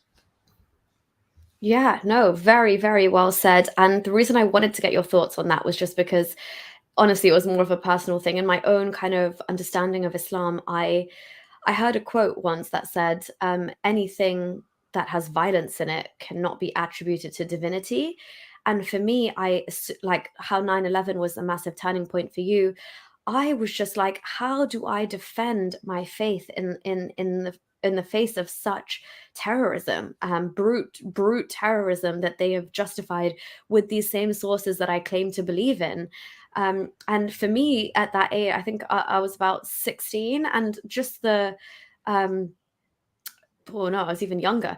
Just the thought of that, though, my parents were already kind of, they had books of more Rumi on the shelf, and Shamsid Tabriz, and we're massive fans of Nusrat. I've always been drawn to his Qawwali, and I always thought that he was so brave in the sense that he's done certain Qawwalis are like long devotional songs, and they take on this like trancey form, so it really kind of gets you in the zone. The drum beat is really hypnotic. But basically, he would actually call out God. There's a Qawwali of his, which is, I'm sure we can do a whole separate stream on this, but Gorak Dhanda, which is like basically saying to God, like, you're just a riddle that is incomprehensible. And in that, he lists out all of his grievances and complaints to God. And those are similar things that I had thought. And I was like, the fact that people can listen to this just because it's in the form of art, he's saying very, very valid things. And then obviously the end of it always goes back to, but it's okay because there's only you. You were the one that's always existed, and you always will, and and I love you with all my heart.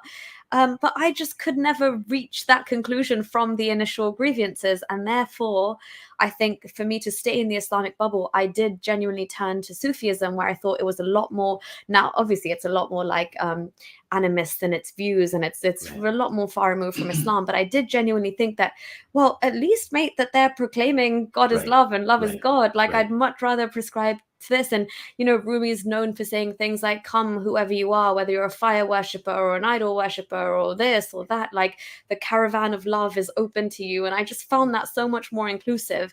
And then again, looking into Islam, and then I realized that, you know, these Sufi sects and these whirling dervishes and all the beautiful, fluffy, mystical, esoteric elements that you mentioned, they are all these pacifist, supposed seemingly pacifist, mystical, musically inclined people are almost the first ones to rally and, you know, get the jihadi forces ready when there's offensive jihad taking place, or defensive jihad taking place. Even in the Ottoman Empire, the Sufis were the ones who would, you know, rile up the. And I was just, there was such a level of violence even attributed to them, that when I realized I was actually, that wasn't, you know, how you suffered another loss during COVID and stuff, like, that was genuinely a personal thing for me, because that came crashing down. And I was like, you know, obviously it helped on my journey out, because I was like, this, I can't even subscribe to this, because look at the historically what this has kind of been associated with.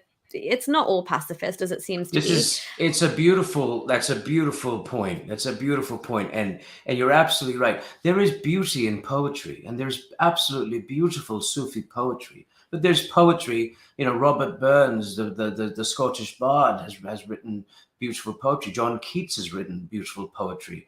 But, you know, poetry is not an ideology. Poetry is not a way of life. It's poetry. It's supposed to be, it's entertainment, but it can be meditative. It can be, you know, you can reflect. But you're absolutely right. Sufism is one step away and one step closer to skepticism. But you're also absolutely right that it is militant. And Tahir al-Qadri is one example.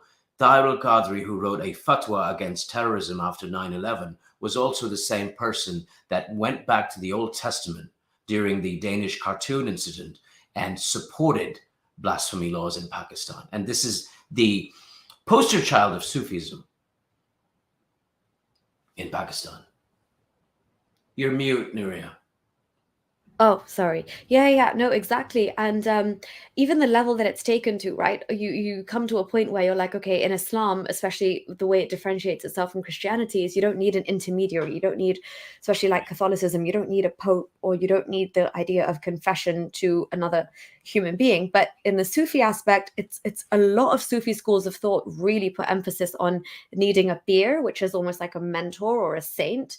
And the position that this peer or this saint takes on effectively, as a Muslim, you'd think it's almost being it's always being replaced with Muhammad in a way. It was always a he, yes. And you there's all of these, there's an intense need to worship someone in Islam. They're always trying to find gods and demigods and mullahs and walis and babas and fakirs and peers. And, you know, there's a place in Rawalpindi my mother used to take me called Pir Wadai, you know, and there was a Pir Wadai and there was an Imam Bari, and they had these devotional songs, and it's fine culturally. It's fine, you know, it's culture, but you have to be careful, because, you know, you're replacing one form of brainwashing with another. And Sufism is very extreme. You can't get married. You can't have relationships. You know, it's extremely extreme. It's like being a monk, you know, without any of the martial arts, you know. Yeah, for sure. Even in Lahore, I think I went to like Data Darbar's Yeah. thing as well. And like we were told, okay, well, like we went obviously for the experience, and again, it's all like the devotional aspects, and you see people bowing, doing sajda, like fully prostrating the way they would do in prayer. Right. And we were told as well that that's too far. Like these people are now, I like almost idolizing and worshiping and bowing Right. down to and asking this person, this dead saint, to intervene in their communication between What are they themselves doing and with Allah. Prophet Muhammad? They're doing exactly the same thing. They're doing Yeah. exactly the same thing. So the hypocrisy, Muslims, their double standards have double standards. It's just everybody's a god, nobody's a god. It's just a bunch of confusion, and I just hope that rational minds at some point will start speaking up and say, what is this rubbish? Yeah, exactly. And again, oh, this is it. Yeah, I completely agree. Ray, you are taking down Oh, Islam. please. So I as if come on, I'm just, barely 5'11" on a good day, no, but it's so true. And obviously, like, every single activist that comes out has their complete own style. But I genuinely do think that the way you express your ideas and your thoughts and your contentions with Islam and just your general knowledge, and then your approachability, it's just we need all these people who bring their own kind of niche to the movement. So That's yes, very kind. That's very kind. thank you so much.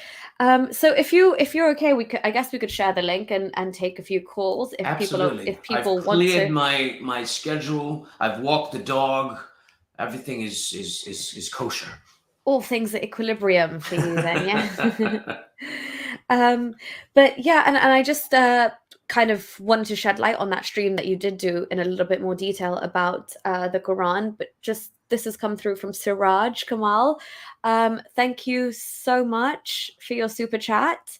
And all your support, Siraj. We've met as well, and you're always here in the live streams. So I really do appreciate it. And you've given me a book which I've started reading, so I will get back to you on that as well. Siraj is saying, Nuria Khan, Ray brother, I thoroughly enjoyed the stream. Nuria, please try and invite Ibn Waraq, Irshad Manji, or Mona Al-Fawi to. Oh my god, yeah, I've been watching loads of videos of Mona's lately. I really what's the word? I guess I just really agree with a lot of the things she's saying. It's just the final point, because I think she does still consider herself culturally a Muslim. Mhm. And exactly everything that Ray and I have talked about today is just the reason that I'm happy. I'm getting a lot of messages from women and girls around the world, and genuinely they're looking into their scripture and they understand that something is wrong. Some of them just aren't in the position to completely shed Islam, and they want to and almost have to stay culturally Muslims, or they prefer it because they just like the cultural aspects and the sense of community that Islam gives them. And I wholeheartedly agree with that. I'm not here to change anyone or force you at gunpoint to, call out Islam. That's not what we're trying to do at all. Just the fact that I know that you're aware that Islam restricts your rights, because Mona's saying all of these things, I just don't understand why she doesn't go that extra step further and say this is the actual problem, because she understands all the problems from a socio-political angle and lens. She sees it all and she calls it out correctly. And she's taken the hijab off herself. It's just going that extra mile. And I was saying this in Sunday Scoop with Horace yesterday. I guess the ones like people like ourselves who are just out there speaking, we are kind of like the infantry, and we'll just take those bullets to go that extra mile and say, you know what, it's actually Islam that's the problem. But other than that, she's on point. But yeah, I would love to have all of these people. I promise you, I will try and reach out to more people and get these conversations that you want started. If time and everything is okay, so then but I'll definitely look into that. I would love to have Mona on my stream. If you have any way to get in touch with her, that's kind of the best way to get in touch, to have some fruitful discussions for sure. Ibn Waraq as well. I don't know of Irshad Manji. I don't know, do you know him, Ray? I've not heard of him. I do. She wrote a book called The Trouble with Islam, and she has the same sort of approach. She still considers herself sort of a practicing Muslim, but she's more on the Islamic reform side, and but the thing with the sort of the right wing of Islam, I don't know if there's another wing, but seems like that's the only one they have. But you talk the moment you open your mouth to criticize Islam, you might as well be an atheist. You might as well be an infidel. But she did come out quite a few years ago. The book was called The Trouble with Islam, and then she was criticized, so she changed the title to The Trouble with Islam Today. So true story. And I've read the book, and I've been to one of her things, and she's a bright woman, and she's brilliant. Like I said, it's horses for courses. Whatever approach works for you. Some people like listening to this person, some people, whoever you listen to, as long as you listen to someone that's rational, as long as you listen to someone that forces you to think and question your dogma, I think you're on the right path. You shouldn't be afraid of wanting to, challenge your beliefs. Like if somebody told me that, well, I grew up listening to, I don't know, Duran Duran, and somebody says they suck, I go, okay, fine. Let's take a look. Maybe they do suck. Maybe they stole all their ideas from Roxy Music and Brian Ferry.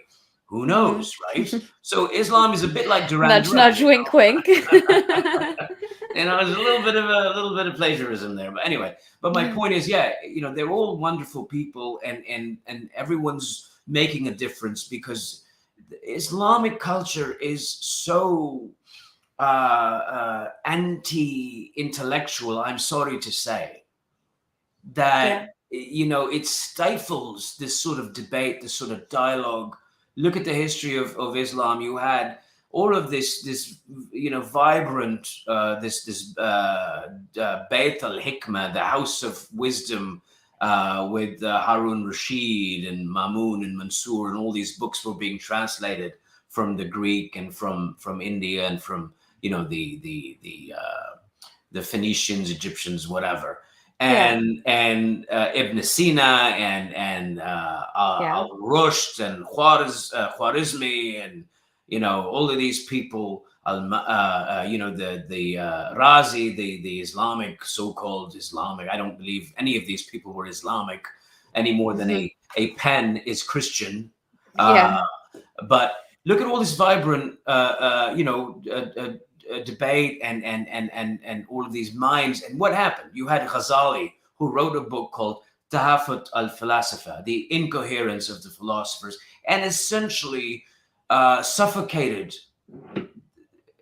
intellectual debate and growth in the Muslim world. And then we wonder why things haven't moved forward and cry about the golden age. Well, you know what? It's the golden age is right now. So live it now.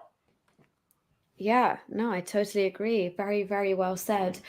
And kind of just to wrap this up, one more thing I wanted to get your thoughts on before we go. Oh, somebody is asking, where is the petition link? It is definitely in the chat. I have shared it a number of times. I'm just going to try and find it, or if somebody can please find it and just reshare it. I don't know what we're at now, but there's definitely been a good number of signatures during the stream. We really want to get it to 500, guys, just so the UN kind of takes takes notice of his case, basically. And as you all know, Egypt is definitely not the safest place for an ex-Muslim, an apostate, to be in. So if somebody could please find the petition link. Otherwise, what I will do is, as soon as the stream is over, I will go and replug it in the description. So please do carry on sharing that. I hope that helps. And thank you so much to everybody who's already signed. I've got so many messages in the comments from people that have signed. Really, really, truly much appreciated. John Stopman, thank you so much. You are the most amazing mod, John. Honestly, you've been a dream during this chat and all the other streams that you've moderated. Thank you for keeping the channel clean and safe and productive, and for sharing that. There's the link for the petition, guys. And thank you so much for the love that you're all showing towards Ray. People are very impressed by your knowledge. La Belle, I am so sorry. I know I'm in Europe as well. It's very late for me, but the reason I also changed the stream with Horace is because I am a bit of a night owl. I literally come to life after like 4 p.m. I'm trying to be a morning person. It's not going well, but yeah. So, okay, Siraj. No, I have not read this. I mean, I will add this to my list. Thank you for passing it on. If you could email it to me as well, that would be great. And thank you for all the other resources that you have shared with me. Yeah, so then, Ray, before I let you go, because I have taken over 2 hours of your time. I have taken 2 hours of your time. I appreciate this opportunity. I really do. I really do. It means the world to me. Thank you so much for having me on and introducing me to your audience and putting up with my crap. I appreciate it. No, not at all. Honestly, I could do this all day where I can learn from somebody and, there's just like a great back and forth. I'm learning a lot from you. As am I. As am I. Yeah, so your insight, your opinion, it really it means a lot. And yeah, the fact that I just wanted my viewers to kind of get just to know you and get your proper backstory and just the way you think, because I think we in the future we'll obviously do a lot more collabs together when we're focusing on specific topics. So I think this is a good introductory session for people to just get to know you, see your face, get to know who you are. Thank you so much for all the people who are tuning in for the first time. Welcome to you all. I know people don't like really, really long streams either, and that's annoying to watch. We all have a life, we all have things to do, so we won't make this super long as well. The last thing I just kind of wanted to touch on with you, Ray, well, also if you want to say anything about your latest Quran stream, you're more than welcome to, but it was just based on given recent situations in Pakistan that obviously we all know about, and I covered in like detail yesterday in Sunday Scoop with Haris, and a lot of people have covered it. But also just before this stream, I was actually watching a program which is talking about Turkey under Erdogan as well, and the BBC were trying to effectively go into just obviously there's a huge what do you call it? Like just a huge ramming up of like Islamic education and the building of mosques, and this is turning into a huge kind of project that's undertaken by the government. So the BBC were actually invited to go to one of these Islamic schools in Konya, speaking of Sufism and Rumi, but they were invited to go there, and at the last minute they were turned away because they thought that the image of rows of girls in hijab, young girls wearing hijab, just reciting and memorizing the Quran, would foster an image to the Western audience, and specifically like English people who watch this, that a school was being filmed in Iran or Afghanistan, and therefore the government didn't want that to be out there and the BBC to have that footage. So just kind of like any like closing remarks you have on the current situation in what I would say the current deteriorating situation in Turkey and in Pakistan, and then we can wrap it up. We also have a caller in the studio, and you were asking if we were taking calls, so we will definitely have a quick chat with you. Thank you so much. Just if you could just kind of stop, just be on standby while Ray answers this, and then we'll definitely add you to the stream. Yeah, well, look, it's worrying. I grew up idolizing Mustafa Kemal Ataturk, and I learned a lot from him, and the Pakistanis can learn a lot from Mustafa Kemal. And let me tell you something, Muhammad Ali Jinnah was no Mustafa Kemal. Muhammad Ali Jinnah was a bit of a hypocrite and a bit of a, sorry to say, but a fuck up, because what we have today in Pakistan is a result of his incompetence. Sheer incompetence. There was no vision for Pakistan. He had no idea. He created Pakistan on the basis of the two-nation theory that Hindus and Muslims couldn't live together, which is utter nonsense, because they're living together in India. There are just as many Muslims in India as there are in Pakistan. We can talk about those other things in Hindutva and all of those things, but I don't want to get into that right now. But the fact is that there are just as many Muslims in India. So Jinnah had egg on his face almost as soon as Pakistan was formed, and he gave this speech. Well, you can be Hindus and you can be Muslims and you can be this, and Hindus will cease to be Hindus and Muslims would cease to be Muslims. It's a safe space for minorities. So blah, what blah, the blah. fuck was the point of making the country in the first place? I'm sorry, pardon my French, but what was the point of making Yeah. this country? How Touche. do you know it was the largest mass migration of people in history, and one of the largest incidents of bloodshed in history. Sikhs, and Muslims and Hindus all. It was the largest mass migration in history for religious purpose, like for religion. There you go. So that's on your conscience, Muhammad Ali Jinnah. Okay. Now going back to Turkey, like I said, Ataturk turned Turkey. They used to call Turkey the sick man of Asia, and he turned that country into what it became. And this individual, Erdogan, is another fascist, another right-wing Islamist, and if there's anyone, I know Ridwan is apostate prophet is Turkish, and I'm sure Yes. this galls him to no end that this man is reversing all of the only Islamic secular country in the world with a majority Muslim population, and he's undoing all of Ataturk's reforms. I think we should all be extremely suspicious of him, and we should That's the thing, right? show him That's the door. problem. It's so sad. Sorry to interrupt you. It No, literally, please. as I was watching that footage, I was like, every single mosque he's building instead of a hospital, he's undoing all the work that Ataturk has done.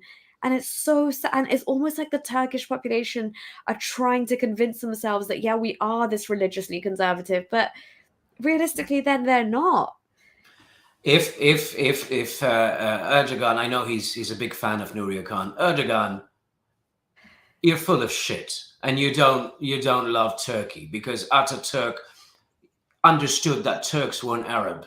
He changed the language. He reformed the language. He reformed the culture. He said that all religions belong at the bottom of the sea.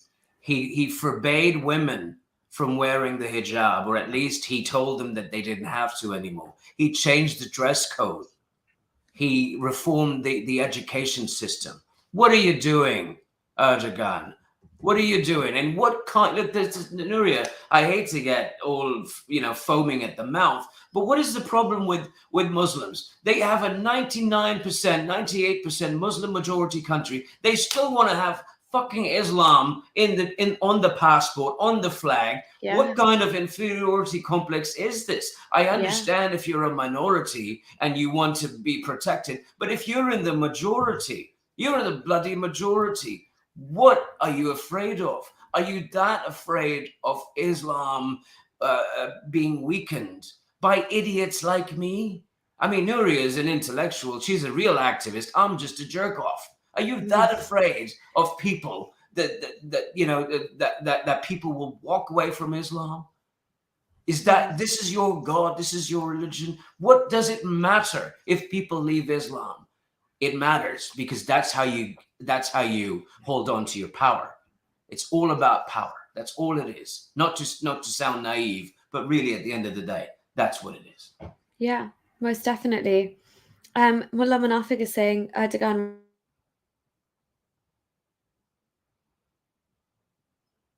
I think Nuria froze. Is it me?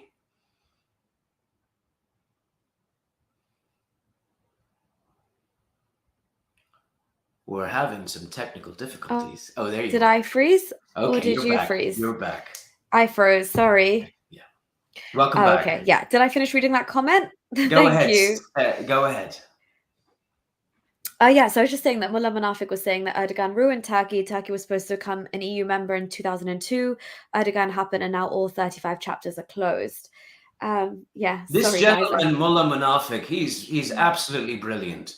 He was on my stream yesterday. Mullah Ji, I wish you didn't use that douchebag's picture on your profile, but you are an absolute, gentleman and a scholar, and I appreciate you. Yeah, no, most definitely. I think I've heard Mullah Manafik on your channel, actually, and I definitely think the same. More power to you for sure. And thank you so much for being here and listening and tuning in.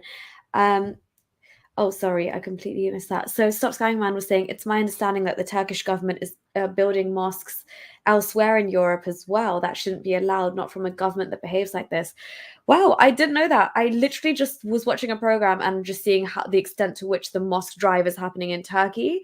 I didn't know that it's being exported elsewhere, but if it is, I most definitely agree with you that that should not be allowed. It's not any government's prerogative to start building mosques elsewhere.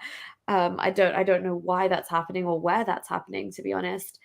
Um, I think Mullah Manafik is Turkish, Ray, if I'm not mistaken. I think he said here, I am from Turkey. So yeah, if you have Brilliant. anything to add to this contribution, definitely feel free to join and give us your thoughts. So yeah, again, so yeah, that's the situation with Turkey. I think Pakistan is going down. Oh my gosh, sorry. In 2002, the mosque count was around 35K, and now it's 130K. Yeah, this is what I wanted to highlight because I was absolutely shocked at what I was watching. I did not realize the rapid rate that this was happening at. I obviously knew that Erdogan was very much like, taking society back to its conservative, traditional Islamic roots, but I didn't realize the level of construction projects that were happening. And I don't know if you guys have heard, but most of Turkey, obviously because of COVID and everything, all the major resorts and like Bodrum and Antalya, they're getting way less tourists than they usually do. But do you know which tourist industry is booming? Let me tell you, there's like these resorts which are halal friendly resorts where there's no alcohol on the premises, no bikinis are allowed to be worn. Oh my god, the pool of the resort had, I shit you not, it was like the wall from the it was like the wall. You know, when we think of a wall, what we think of, right? In history, which wall came clashing down that brought these two different ideologies to coexist? Islam has resurrected this wall in a swimming pool of a resort in Antalya, and people are loving it. You go there in a burkini, there's no booze, there's no pork, and it's an all-inclusive Islam. And literally, the windows of the hotel are facing ways so that nobody can see into. It's insane, and it's booming. But anyway, I was just shocked because obviously I've been talking a lot about Pakistan recently, and because of the tragic incident there, which I think all of humanity was shook on some level, and we've talked about this, and it takes me to a very dark place. I don't think we want to go into that too much today, but yeah, exactly. So Turkey, Pakistan, honestly, these countries, which, as Ray mentioned, it's 2021. You think that you're doing something and you're bettering society, and this is for the betterment of humanity. You are literally doing nothing but dragging your heels back into the past. And honestly, the West, the enlightened West, are looking on at you with absolute disgust and pity because why not learn from examples of countries that are successful around the world? Learn from these Nordic countries that have mastered the prison system, they've mastered the education system, they've mastered so many things. Take the best bits out of each country and apply it to yourselves. But for God's sakes, or not God, for science freaking sake, get rid of blasphemy laws. That is the biggest blasphemy in this day and age, and I have no shame in saying that. So yeah, sorry. Stop Skyman says, I suspect many will permanently be empty as. Okay, I don't know what that's referring to, but thank you so much for your. The mosques. Oh, the mosques. Right. Yeah, exactly. I mean, honestly, where are your priorities? You don't have enough hospitals. Your infrastructure could be improved. There's so many things you could be doing besides building just, random institutions of prayer and that, and the education system, the way we talk about what's happening in Pakistan with the new single national curriculum and the reformations that are taking place, parallels are happening in Turkey, and we all know what these are at the base level. It's more of an emphasis on the madrasa style teaching. And I have a video actually coming up describing the madrasas and universities and one of the claims that Muslims make about the golden age. So I will go into that in a lot more detail, but I think we're all clear on the fact that madrasas, the kind of environment it fosters and the nurturing and learning it fosters, in sense of like just literally rocking back and forth, memorizing Arabic, saying things that are absolutely meaningless and senseless and have no scientific or moral holding at all. Right. And you're getting beaten if you slip up on those. Like, this is not an education system you want to promote or stand by. So yeah, Turkey and Pakistan are kind of both, I think, very much going down a dark path. Well, Nuria, I just want to say Yeah. that to the people of Turkey, I mean, if you saw or heard or read about what happened in Pakistan the other day, you should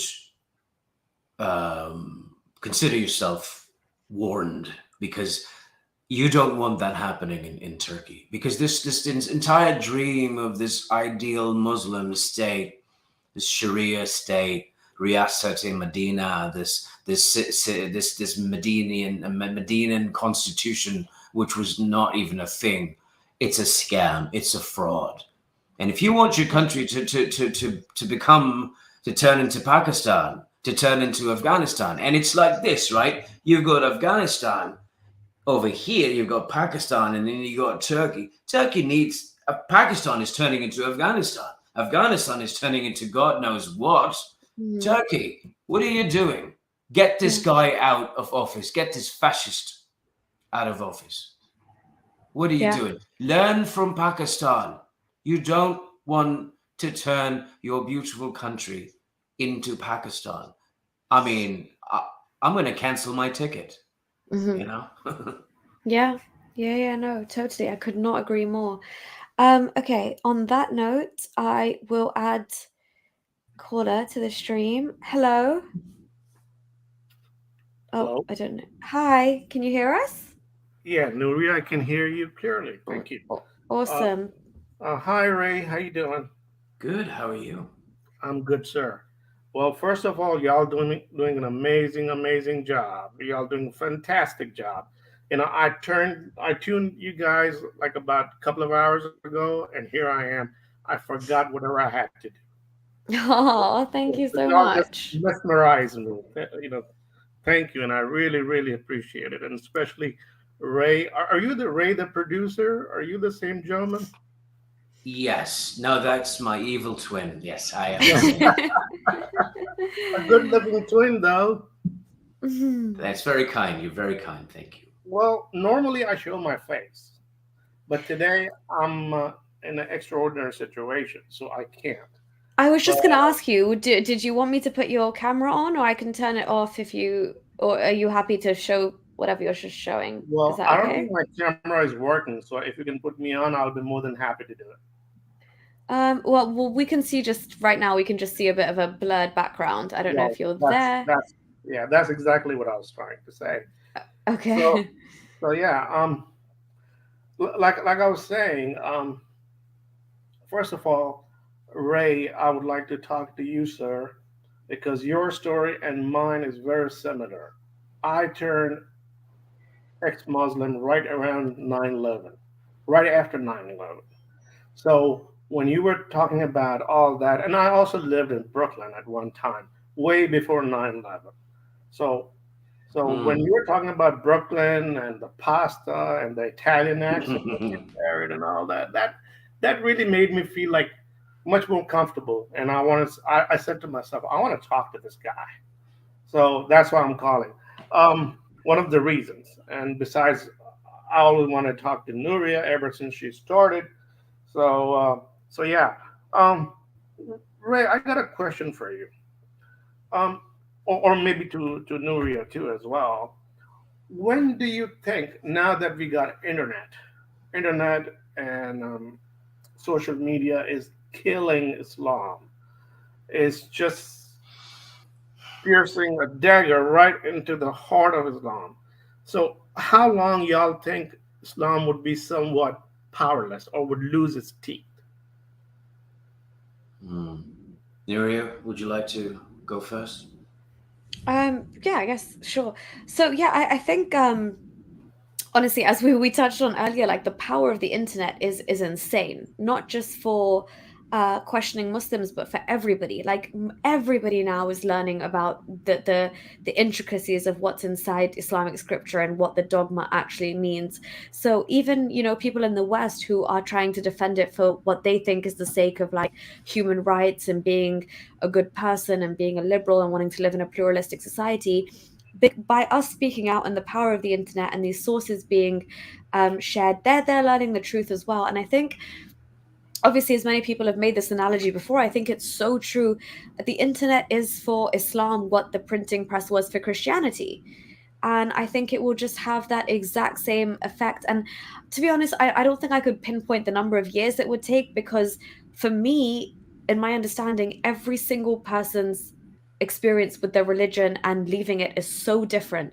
So when I could tell you that so many people around me are Muslims and they will sign a survey or a consensus declaring that they're a Muslim, but do they act and think and feel and believe like a Muslim? I would say no, they don't.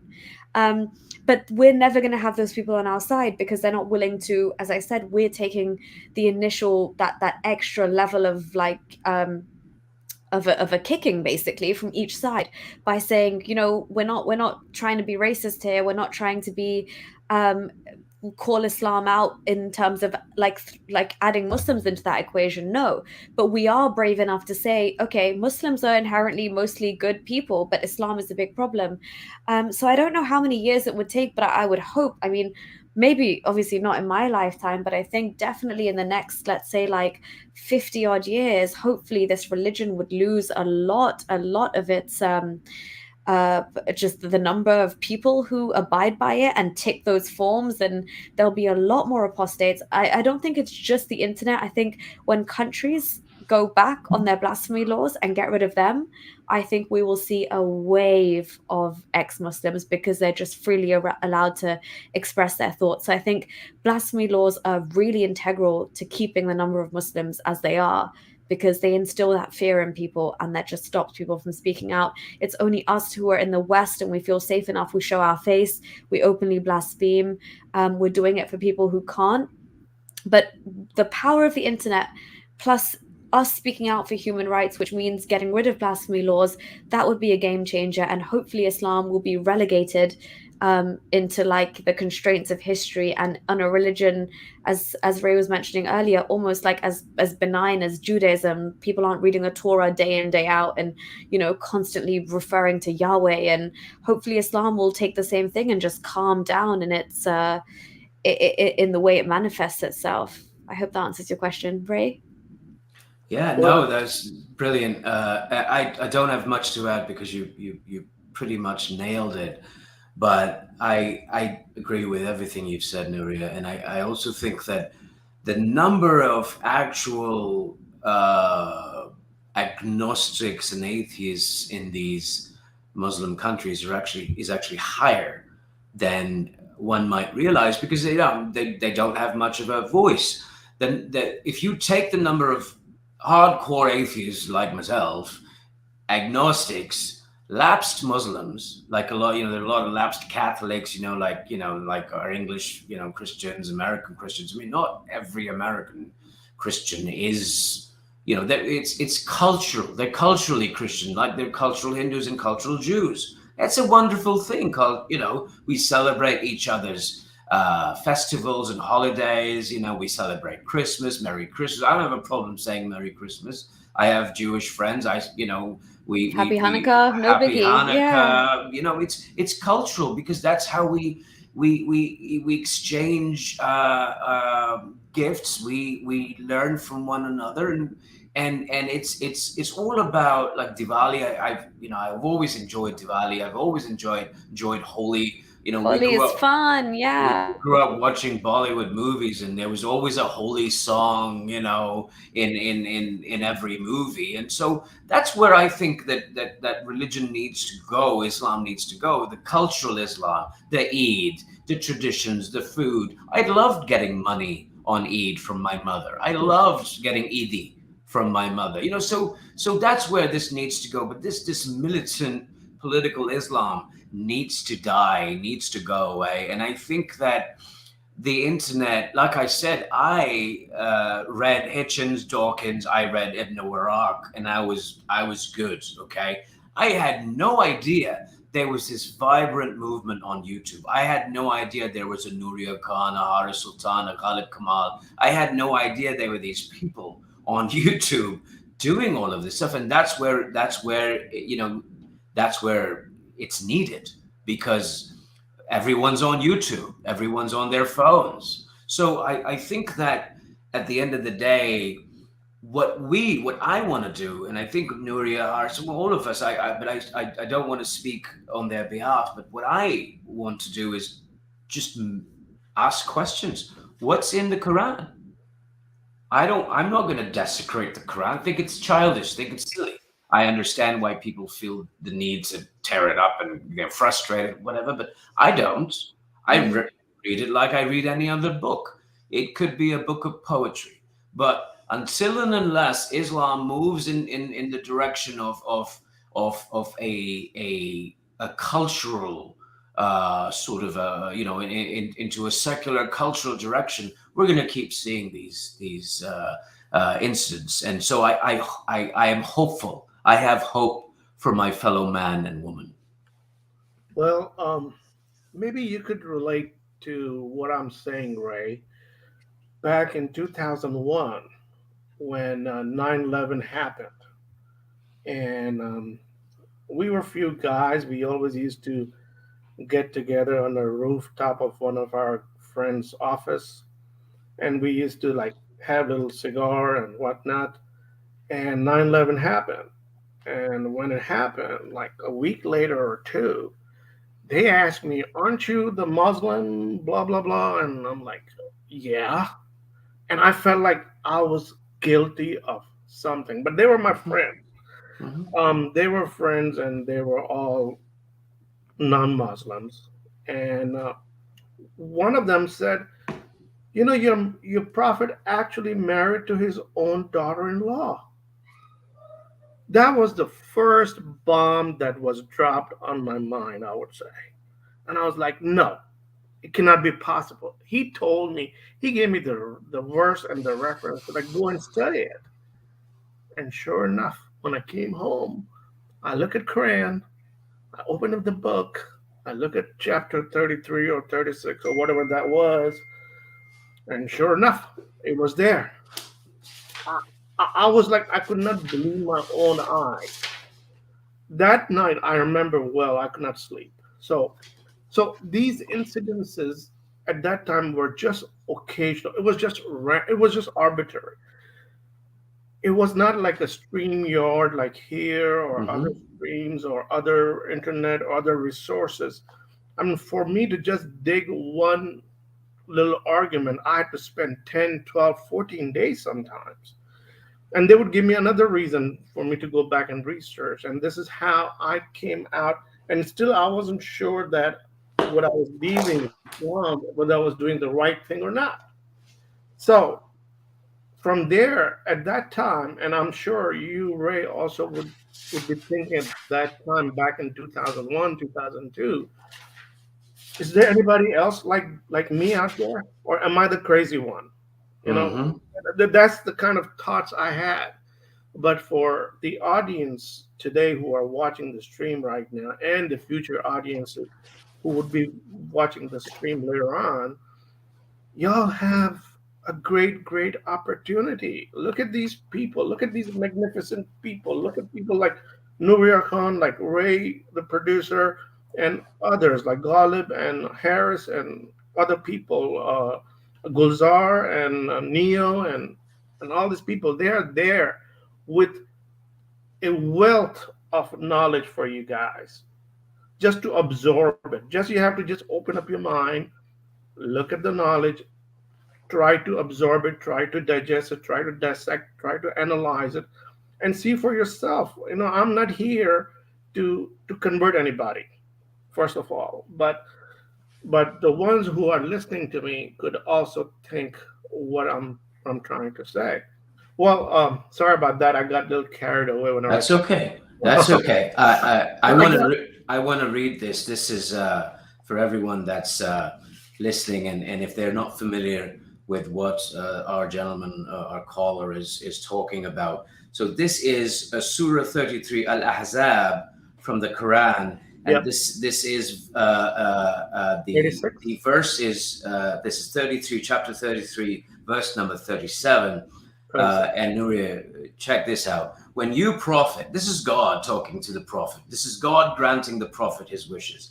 When you, prophet, said to the man who had been favored by God and by you, keep your wife and be mindful of God, you hid in your heart what God would later reveal. You were afraid of people, but it is more fitting that you fear God. When Zayd no longer wanted her, we gave her to you in marriage so that there might be no fault in believers marrying the wives of their adopted sons after they no longer wanted them.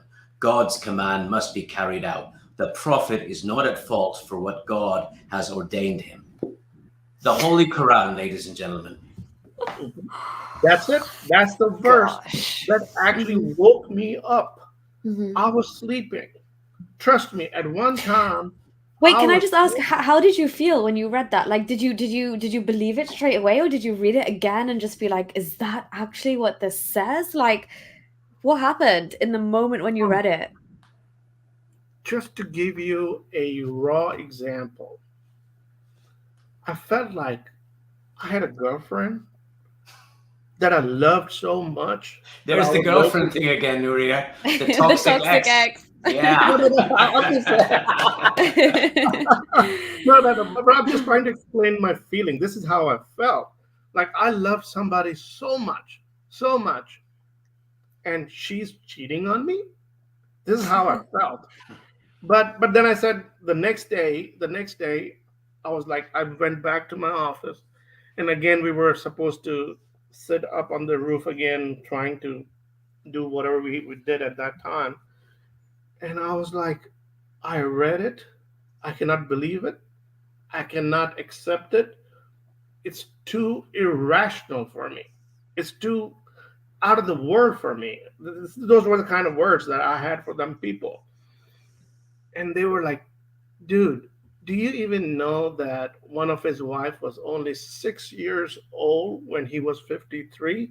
And when he Mhm. consummated the marriage, she was 9 and he was 56. And I'm like, that's another bomb that's falling on my. I'm like, no way, it's not possible. I went back, read again. Then I came back. I still remember the name of the guy. His name was David. And he was like, there are 10 other women registered in your books that he slept with. And I'm like, what? And then it just, it, my mind almost exploded at that time. I was like, I was not as a Muslim at that time. 2 3 years prior, I was like very devoted Muslim. I would Mhm. pray 6 times, not just five, and I would read Quran every morning religiously, and I was just lost. I didn't even have music in my car during those days. I would have azan and Quran in my car. But when these guys started talking to me, and I was like, no way, it cannot be. And as I was learning about it, September, October, November, December, we had some parties. So I went there. By the time I almost lost my faith, that was the first time. I'm not kidding with you guys. That was my first time that I really enjoyed a Christmas party. So Um, well, to cut the long story short, that's how I felt. I felt like somebody actually betrayed me. So, and I was like without nothing, and that's how I felt. In 2002, again, there were some other people who were trying to convince me to come back to Islam because they were like my closer friends, and they were like, "You're talking rubbish" and all that because I was questioning them. And two of them came with me. They became ex-Muslims too. They live right here in Texas. So Nice. yeah, so they were there, and so this is what I'm trying to number those years. How much longer before all this mess is gonna end? like in Turkey with what this idiot is doing, or in Pakistan, there's another idiot, and talking Mhm. about Riyasat in Medina. So another question for you guys. As y'all know, Quran was first revealed in Mecca, then the Medinian period. In Medinian period, the verses were much stronger, they were longer, they were aggressive in their talk and the way they presented. And this Riyasat Medina, what the Prime Minister of Pakistan is talking about, is this what he's trying to achieve? Yeah. Yeah, and go for it, Ray. You can take this one home, and then Look, yeah. I used to play cricket in that cricket stadium in Sharjah, and I played. I used to sort of. I was a kid at the time, and I helped. I worked basically setting up the nets, net practice and all of that. I was just the boy. I got to see the Pakistani team, the Indian team. When Wasim Akram was still playing, Imran Khan was still playing. I got to meet a lot of these players. God, Ray, you have been lucky in life with the people you have met. Well, I'll tell you what. I got the autograph of the entire Pakistani cricket team except for Imran Khan. He was my famous. word. He was famous for not giving anyone his autograph. However, Yeah. several years later, I'm not making this up. This is not a slander or gossip or yellow journalism. I was at the airport with my mother, who, is a nice looking lady, but, she was in her 40s at the time. And we saw Imran Khan wearing white shalwar kameez come out of the airport. He had a lady on his left and a lady on his right. I kid you not. As one does. As one does. Coming from the degenerate West, yes. I'm not going to begrudge the guy his swagger. His swag was on point. Swag was on point. I mean, who am I to? I'm not a hater. Don't hate the player. Don't swag hate is swag. Hate the game, whatever. Don't hate the player. And my mother saw him and she ran up to him and she got his autograph on a 100 rupee note. And I spent one of the hottest summers in the Middle East at the nets, collecting the balls, putting up the nets, cleaning the bats, setting up the wickets, and he never gave me his bloody autograph. So I always knew he was a bit of a hypocrite from that day. But yeah, this is nuts. I think the person is he's suffering from some sort of I think he's a professional delusional. That's what he is. I don't know what is wrong with him, but he is everything that is wrong with politics in the Islamic world. The fact that a person like Imran Khan that makes Casanova look like a pious Sufi. Yeah. Imran Khan is now the poster child of the Constitution of Medina, of the Sharia state. And even like the leader of the Muslim world in the Ummah, like he's trying to go be all pally with Turkey and be like, if Saudi and the UAE are way, I mean they're doing things in the national interest, right? They are focusing, they genuinely do put profit and economy over religion. Pakistan has this concept where they just want to be the Islamic saviors of the world, and there's not many people willing to share that space with them. They're holding on to Turkey for dear life. They're trying to create this new form of connected history between Pakistan and Turkey due to the initial foundings of the Ottoman Empire, and even before that, this whole propaganda that Erdogan, the Netflix series, has taken on in Pakistan. It's been translated into Urdu, and as we said, I said in Sunday Scoop, Khadim Rizvi has been using as the backdrop in the music to videos where he's bringing out these hadiths, which are essentially kill anyone who insults the Prophet. This is trying to change and adopt and attach yourself. You're literally latching on to a history that's got nothing to do with you. Nothing to do with Islam for a good while as well. and you're conflating the two, and you're begging Turkey to hold your hand and say, we are the protections, we are the protectors of the Muslim Ummah around the world, and we're the representatives of it. And it's just, it's not going to hold up. And like, as you said, I think it is at best delusional. I think he has a massive identity crisis. I used to really, really respect and admire the man so much. And as you were saying, like, the previous generations to me are just like, oh my God, Imran Khan, he was a heartthrob, blah, blah, blah. So they all have a soft spot for him anyway. And just to see like the damage that he's done, having had that kind of education and exposure, and the way that you can flip on it and almost talk down on your own population and give them such a binary example of East and West, which you know is not reflective of reality. You're being dishonest with yourself. Like, he's been in relationships with Western women. He's got a child that he doesn't recognize himself. And you're going to sit there and talk to us about family values and systems and all of this. Like, it's just so hypocritical. I'm not sure if we're still on the same topic as your question, by the way. I'm sorry about that, but I hope we did answer it in some form. But thank you so much. Yes, y'all did. Thank you so much too. But let me tell you guys, and what I'm about to say may sound foreign to you guys, but this is what the truth is. That I lived some time of my childhood in Pakistan, and back then, what I remember in the 70s, Pakistan had nightclubs, Pakistan had liquor stores, Pakistan had everything that you can think of from a Western country. That's the Pakistan I remember. I don't remember the Pakistan. Even the guys that come from there, to me, it seems like they're coming from some foreign countries. That's how I feel. But Pakistan, I witnessed with my own eyes. There was liquor store. There were two liquor stores in our neighborhood.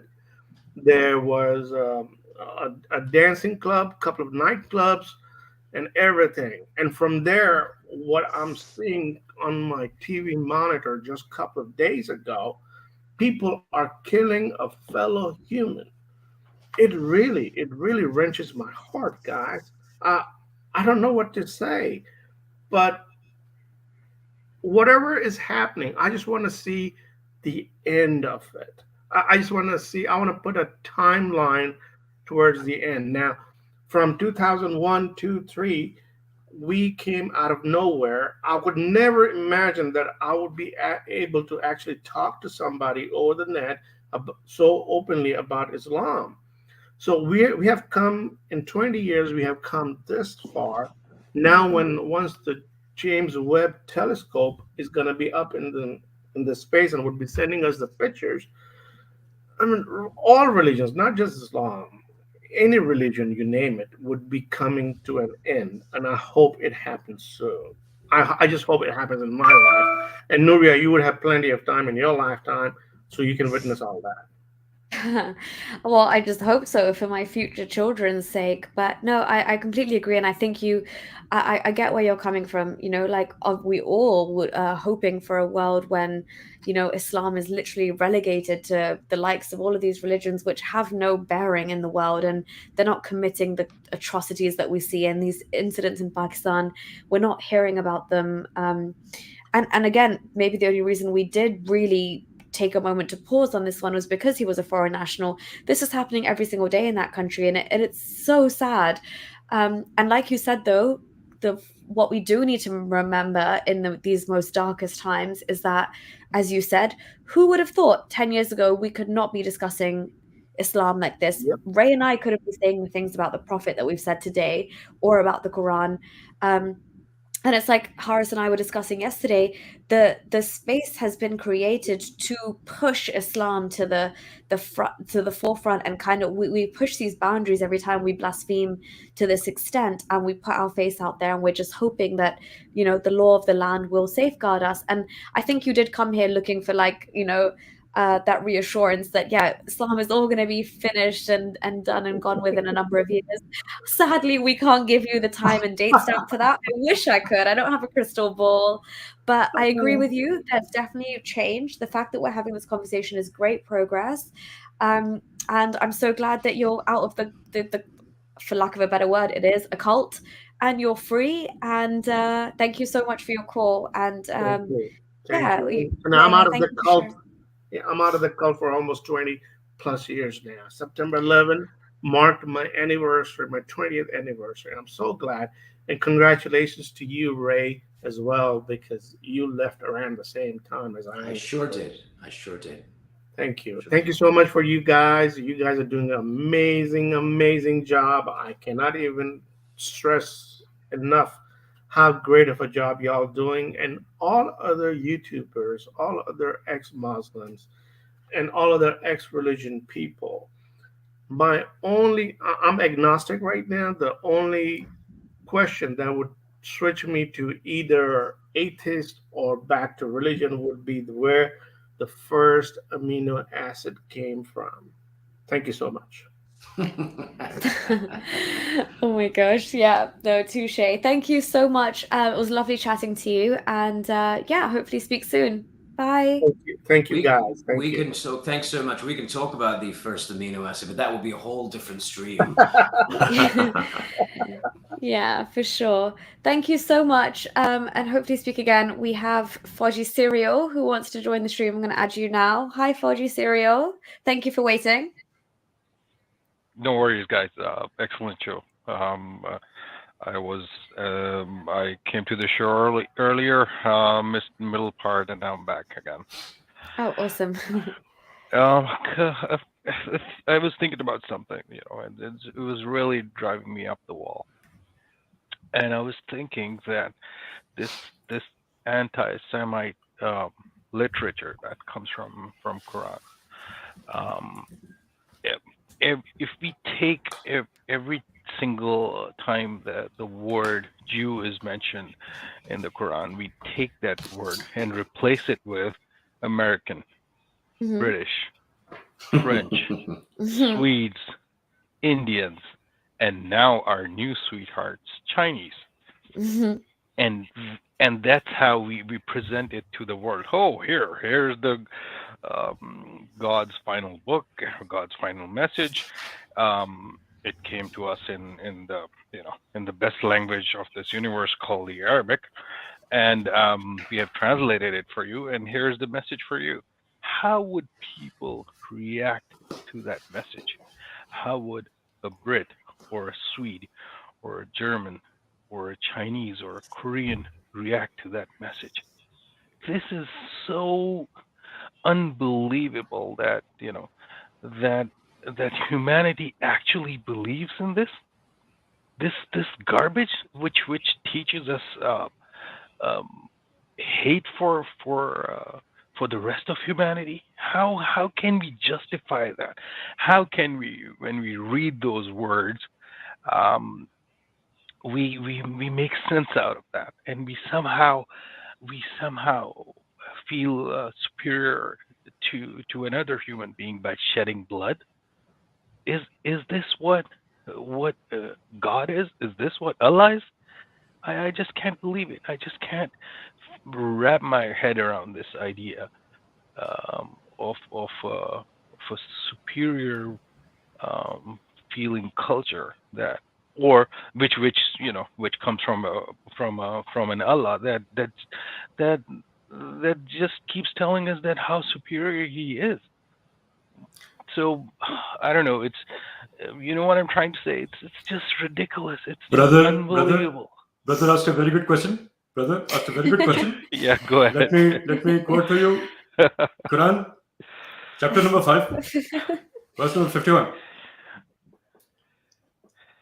You who believe, do not take the Jews and Christians as allies. They are allies only to each other. Anyone who takes them as an ally becomes one of them. God does not guide such wrongdoers. Yet you, Prophet, will see the perverse at heart, rushing to them for protection. Brother, thank you for your question. Now, can you do that again, please? And this time, replace the word the Jews and Christians with Americans and Americans. Germans? Yes. You who believe, do not take the Americans and the Chinese as There you allies. go. Perfect. They are allies only to each other. Awesome. Now I hope somebody watches this clip and understands how idiotic, how hate-mongering piece of garbage this book is. Brilliant, absolutely brilliant strategy. I love it. It's what it takes. Just replace the word. I think I actually think Horace did a tweet on this where he took pictures of the Quranic ayat and replaced it with the CCP in China. Yeah. And it made so He much. did that. Brilliant. Yeah. My hats off to him. Amazing. Yeah. Good work, Horace. Exactly. Well done. That's what needs to be done. Like this, as you're saying, this will show people what kind of nonsense is entrapped in here. And just because you don't read Arabic or you think it's inaccessible, you think it's a holy book and you're going to come across as racist and Islamophobic, let's just substitute the word in this day and age for something that would hit you more. Exactly. If you hearing Jews and that's not going to rile you up, switch it with American. Let's see how that sits in this day and age as a rhetoric. Put the word black in there. Let's Oh Good point. yes, Let's do put that. the word You know, black. very Yeah, good. Let's Yes, do that. very Let's good. put black, put homosexual. Well, we don't need to put homosexual because the Quran clearly has plenty to say about them. And I would know Because I'm a medical doctor. Well done, sir. Well done, sir. And here's another interesting point. Because hate promotes hate, that's why I believe, I might be wrong, but somebody has to figure out how this works. I don't know, some kind of scientific terminology. But this is the reason we have Shia, Sunni, Barelvi, Deobandi, Wahhabi, LA, all those things. LA Hadith. LA Hadith. There you go. Thank you, sir. This is what would be the result of all this garbage. Look at Pakistan, Killa Islam. It used to be. It used to. More like killer Islam, if you know what I mean. yeah. For real. Like we used to be East Pakistan and West Pakistan. Oh, look at us now. We are Bangladesh and Pakistan. Wow. Well, Bangladesh is better off, I think. It should be, because probably they realize this is total garbage. So the point that I'm trying to say that it just keeps multiplying. It'll never stop, because the more garbage you believe in, the more garbage in, garbage out. Very good. Yeah. Yes. So and one more thing, if I can take another couple of minutes. We live in a very, very sad and strange world. After 9/11, instead of Muslim apologists being ashamed and being on the back foot, they are at the front foot, and they are trying to push us into a corner. They're trying to push the rest of the world in this corner. And the origin of the word Islamophobia, you can look at pre 9/11 and see the number of instances you heard the word Islamophobia, and then look at post 9/11 and you see an intense surge in the usage of the word Islamophobia. It's absolutely true. It was almost non-existent. You're absolutely right. Yeah, you're right too. Yes. And look at us now. If I uttered that word outside on the street, I would be I would become an instant untouchable in less than 24 hours. What kind of sad? It's tricky. It's tricky. Pathetic, world this has been. But that's why, Fauji, I think that's why that it's important. We talked about women and how I thought that this revolution would come from women, but it's also important that Muslims, ex-Muslims, former Muslims, whatever, joke about it like I do. Humor is my tool, my weapon, if you will.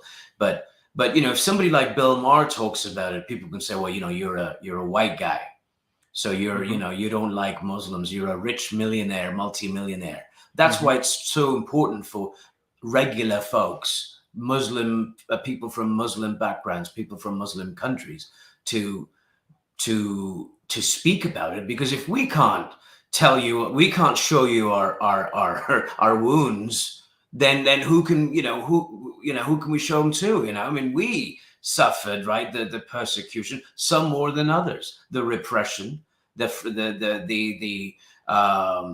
suffocation of free speech, the suffocation of free ideas, the limitations, the restrictions. So if we can't, if we can't discuss them, I mean, Jews joke about Judaism, Catholics joke about Catholicism, right? And Black people joke about African American culture. What's the difference? It's the same thing. Again, you're absolutely right, and I'll take this point further. I would like to, the Western world to realize that, okay, you have all sorts of protection measures for whistleblowers. What about us? We are the whistleblowers. We are telling you the exact thing, the bad stuff, the real horrific stuff that is happening in this big, gigantic, multi-million-dollar corporation. Because very good. Because this is not. I know. I'm just waiting for the MI5 to hire me. Like, come on, guys. I'm kidding. This is a multi-million-dollar corporation. This is not religion. This is not God. This is not Allah. It's something subhuman. Which somehow infiltrated our ranks 1400 years back, and it's just destroying every single thing that stands for normalcy around the world. So please, can you protect us whistleblowers while every other whistleblower is getting protection? We are getting nothing. We are becoming like pariahs. We blow the whistle, and we are out on the street. Nobody's going to help me tomorrow if I go on my Twitter, my real Twitter handle, and say something bad about Islam. I would be penniless in 6 months or to a year. Yeah. That's why I said this earlier, but Bill Maher has said this many times, that atheists are sort of one of the most unrepresented and uncared for minorities in the world, but also in North America. Nobody gives a shit about atheists. They just go, "Oh, you figured it out," But you're absolutely right, and it's especially important in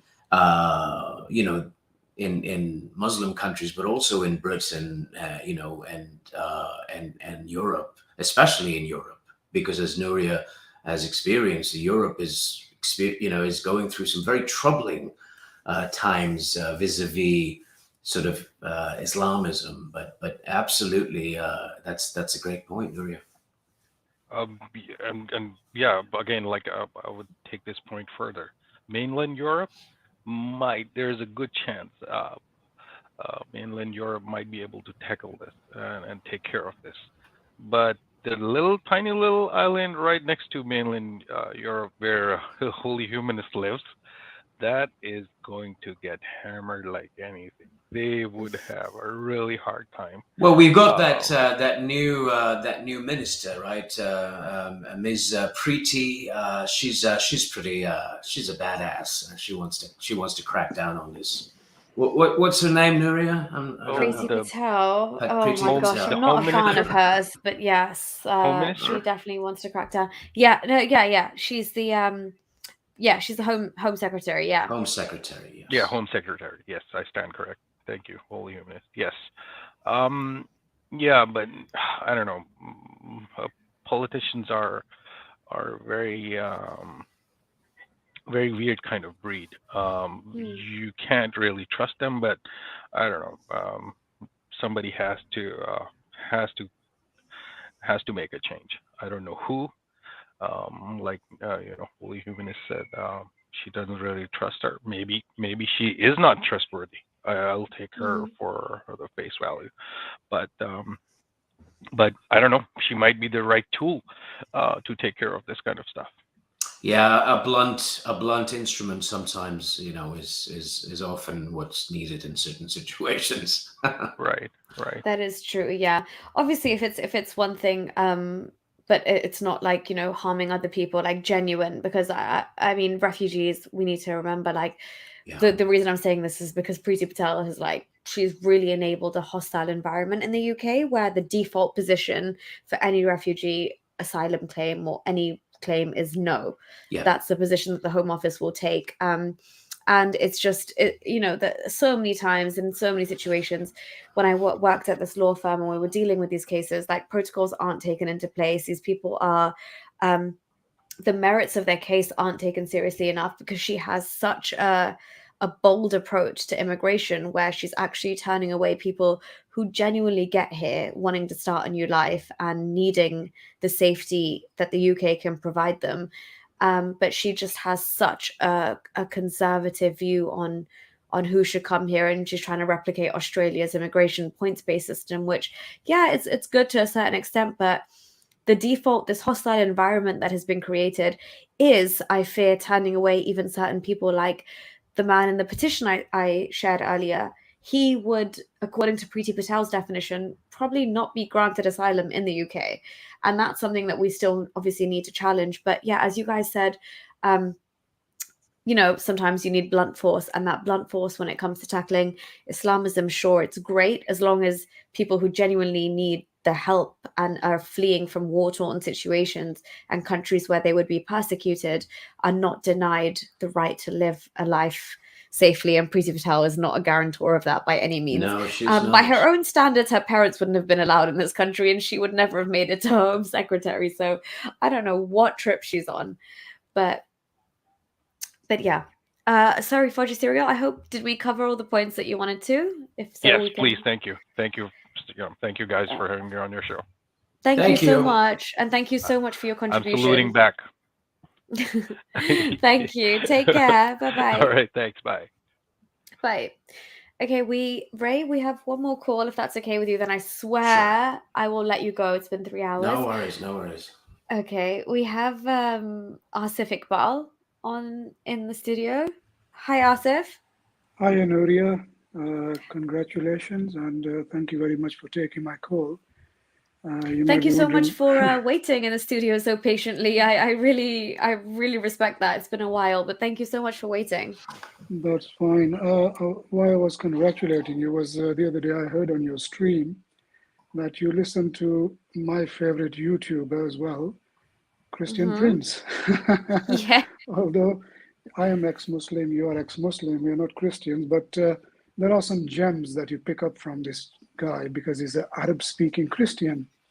Yeah. And he's a master of Islam. And, to this day, he's been on YouTube for 15 years. And nobody has been able to come close to him. Yeah. And he's been knocking their scholars and everybody. And he's openly challenged everybody to come to his YouTube channel and make a case for Islam. And all they can do is hurl abuse and, call him names, and that's it. But they don't have a real genuine case to answer or defend Islam, from a religious point of view or from, defend it from critique. Yeah, as a matter of fact, I was watching a video yesterday and the Saudi imam ran away. It's really entertaining. I watch it for entertainment value. It's so funny. But sorry, you were saying? I mean, someday I'll share with you a technique I picked up of him, actually, which has been very, very successful in helping me locally to knock some sense into some, hardcore Muslims. So sometimes you pick up these gems, you see, which you can use in your apologetics or in your, line of work. And this is one that I picked up, and I've been using it for 4 years, actually, that I think even CP doesn't realize is very successful. Right. So, that's what I picked up from him. And, it's like reading somebody's book, like, say, a big businessman. And they write, all these points about how to run a successful business, entrepreneurship. And then you might find something that clicks with you. You might think, I can use this point, very successfully. And you go with that point. So through the, myriad of things that he comes up with, I managed to pick up on something. And I'm from Pakistani background, like yourselves, living in the UK as well, Nuria. And, the terrain here just as well as I do. And what it was that a lot of the people I interact with are from Pakistani background. And, you know, I ask them, you know, do you speak Arabic? And the first thing is, no, they don't. And they don't have a clue of what the Quran says even, because it's in archaic Arabic, first of all. It's not even in modern Arabic. So you need, you know, special lexical skills to, you know, decipher what the Quran is saying, is because it's not in modern Arabic. You know, even some modern Arabs don't know, you know, the classical Arabic of the Quran. So these Muslims come up with, you know, all sorts of fantastical, you know, apologetics, but they don't have a clue what the Quran is actually saying. So I tell them that, look, you know, you are like me, like a Pakistani. You don't even know your own mother tongue, Punjabi. And so how can you make that jump and start defending the Quran, which is in classical Arabic? You know, it's a big leap to make. And that gets them thinking. They think, yeah, you know, I don't even know my own mother tongue very well, living in the UK. So how can I, you know, talk about, you know, Arabic? And so it's all what they've heard, really. You know, heard a little bit of, you know, this YouTuber or that YouTuber, you know, like your Muhammad Hijabs and, you know, these sort of Dawa gangs. And so they just pick up those things and run away with them. But then you really got to make them think that, look, you know, what you're coming with, is it really you who's coming with that? Or have you just heard that from somebody and you're coming with these, you know, like Zakir Naik type apologetics, you know, the Quran has got science and the Quran has got... Excuse me, brother doesn't understand the Quran. Brother has not read the Quran. Brother should not be talking about things that he doesn't understand. Thank you. And CP does that accent as well very well. You know, he does the Zakir Naik, you know, impersonation. Oh my God, CP makes me laugh so much. Yeah. So, you know, it's fantastic. But I just wanted to carry on from, you know, the last caller, you know, was talking to you about immigration and, you know, the problems of that. Just to go on to a little bit of that is that, you know, the hard left in Britain and in the West are actually the enablers and collaborators of this ideology. For somehow they've thought that these are our friends and we can get into bed with them. And they even defend the most hardcore Salafists and, you know, ISIS type jihadis and, you know, try to cook them into one banner. And I'm thinking, you know, what's going on here? So what's happening is that this is infiltrating into the education system. And I'll show you just how, Nuria, in the UK. If you look at the curriculum in the UK, under what's called EPR, which is Ethics, Philosophy and Religion, they are teaching something that is totally fabricated. And even, you know, the standards agencies don't know about this. And I don't know how it's got through. They're teaching about what's called the lesser jihad and the greater jihad. And this, by any scholar and by even Muslim standards, is actually a fabricated hadith and it's a fabricated story. But yet it's in the British curriculum. And the teachers in secondary schools are teaching about the lesser jihad and the greater jihad. Right. And I'm on a, you know, fight against this and saying, do you teachers know what you're doing? You don't know what you're teaching. You know, first of all, how dare you even teach something that's fabricated? It should be factual. And then, you know, where are you getting all this stuff from? So, you know, there's groups in the UK, you know, which have used the Islamophobia term very well as a defense mechanism and as a shield to deflect criticism. And under this, you know, wolf in sheep's clothing, they try to get all sorts of things like this through into the curriculum, into, you know, policy. And this is really infiltrating even, you know, police. The policing is so weak around this, you know. And, you know, they don't act on, you know, information about, you know, these jihadis and what they're up to until they actually go and do something. Oh, well, then it's too late, isn't it? Yeah. Why didn't you stop them before that? You know, you exactly. have all the signs. Yeah. And so, you know, this is the sort of thing that I'm sure you'll agree with, that we in Britain and elsewhere in the West, that they're actually, you know, hitting their own feet with an axe. They're shooting themselves in the foot for sure. Yeah. And so, you know, I would, you know, ask you to look into this as well yourself. That where this is being infiltrated, it should be called out. And I am approaching my local politician, the MP, bringing it to their attention because they're very naive. You know, they don't know. They just want to get along kind of thing. You know, And so, we're all humans. We just want to get along, but they don't know that, they all have different intentions. And why is this being infiltrated into the children's education, if not to indoctrinate them? So, this is being indoctrinated at the state level. And then, something else that I enjoyed was your conversation with one godless woman, who I've been a fan of for a very long time. And I have a lot of respect for one godless woman. If you know the story, same. She's incredible. Yeah. She's an incredible woman who's come through She is, a with lot an of incredible tribulation. story. Yeah. That's right. And I think she got a little bit of criticism on yourself, which I think wasn't warranted, because if you put into context, why she's a Donald Trump supporter or whatever, I'll put it this way to you, and something that I wanted to speak to Harris about, but I've not been able to get Harris because I think he's quite anti-Donald Trump. Between Donald Trump and Imran Khan, I'd take Donald Trump any day, as my protector. Why are because those I know the only two choices? That's the problem. See, that's the problem. It's like we're stuck between a rock and a hard place we can't here. have somebody else. Yeah, I mean, exactly. Why not Ray? Can he line up for for office? why I say that, because Donald Trump will not advocate for mob violence. He will Okay, not you give them a shouldn't free card. talk to me about Donald Trump, the guy that tried to sack the Capitol on January 6th, and his mob, literally a mob, attacked the Capitol where votes were being counted, and injured and mutilated several Capitol police officers. I live about 10 minutes from there, so we don't want to get into that. I'll have a different discussion with you on that, into the merits of that specifically. That's not a problem. But what I'm just laying out here is the choice. If you had a Donald Trump or a Imran Khan, I think Donald Trump would stand up for your free speech and free rights than Imran Khan would. And that's what I'm saying. Again, that's a false dichotomy. That's like saying you can choose between diarrhea or being constipated. Oh Lord! Yeah. Why can't I just have a normal bowel movement? I know, you can. Let's What add I'm that to saying the is, equation. I'm just comparing those two side by side, because people compare Hitler to this, Mussolini to that. So what I'm doing is I'm comparing two figures. Well, what we want, Civic Ball, are more Ataturks and more B.R.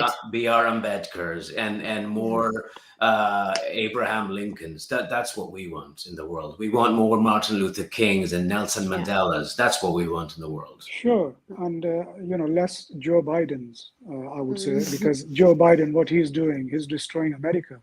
I mean, I live here, and I'm pretty okay with how things are. So yeah, well, by your standard, but not by a lot of vast majority of American standard, that what he's doing to the economy, how he's opened the borders, how he's dealing with China, how he's dealing with international relations. I mean, what standing has he got? I think we're going to go, Nuri. I think we're going to go into geopolitics, and that's we are definitely. No, I just wanted to make a choice. I mean, I don't want to go into that, but someday I'll have a discussion on that topic in more detail. But I was just saying, just between Imran Khan and Donald Trump, I would choose Donald Trump. I don't know about yourself, because I know I would be lynched by a mob under Imran Khan, but I wouldn't be under Donald Trump. That's all I'm saying.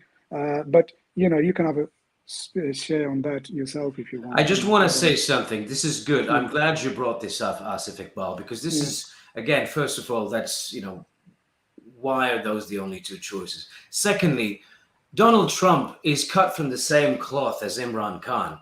Donald Trump is a nationalist. He's a populist. Imran Khan is a nationalist and a populist. They are both very similar politicians. Donald Trump was a playboy.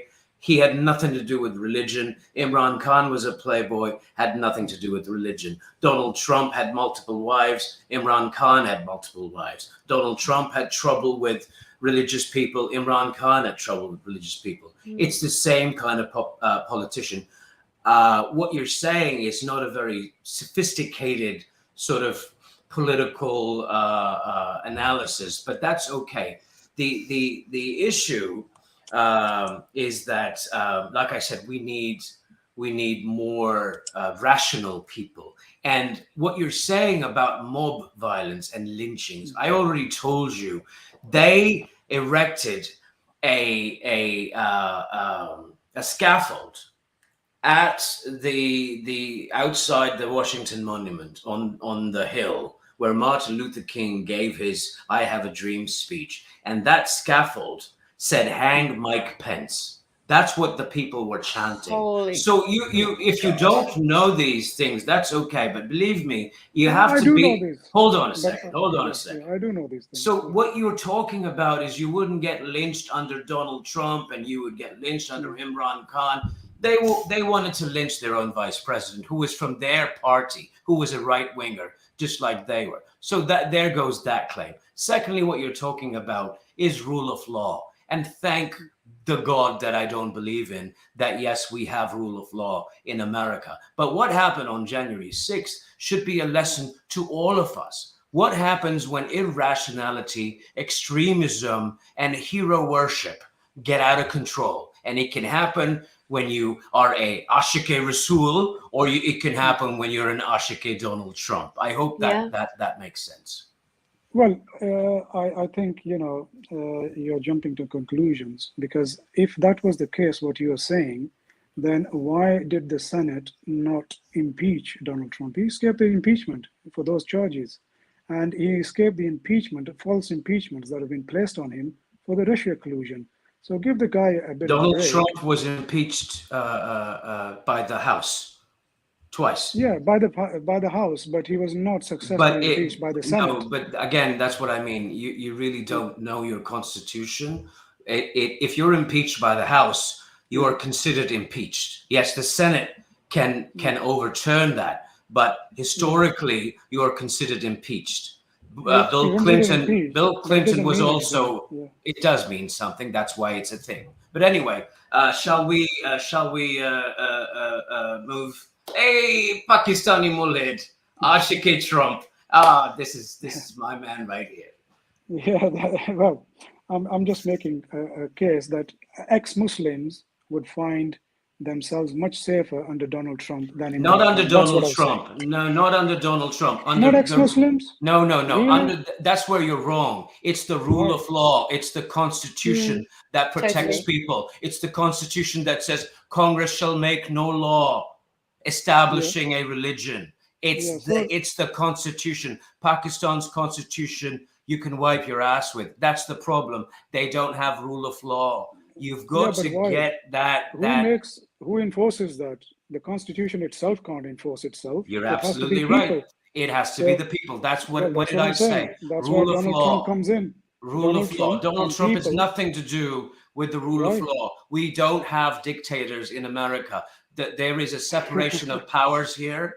We have. How's Donald Trump a dictator? He behaved like a dictator. Well, you can say he behaved like I have nothing but contempt for Donald J. Trump. No, that's and fine. he was a giant turd, and I'm so glad that he's fucked off, and I hope he stays fucked off. Well, God bless America.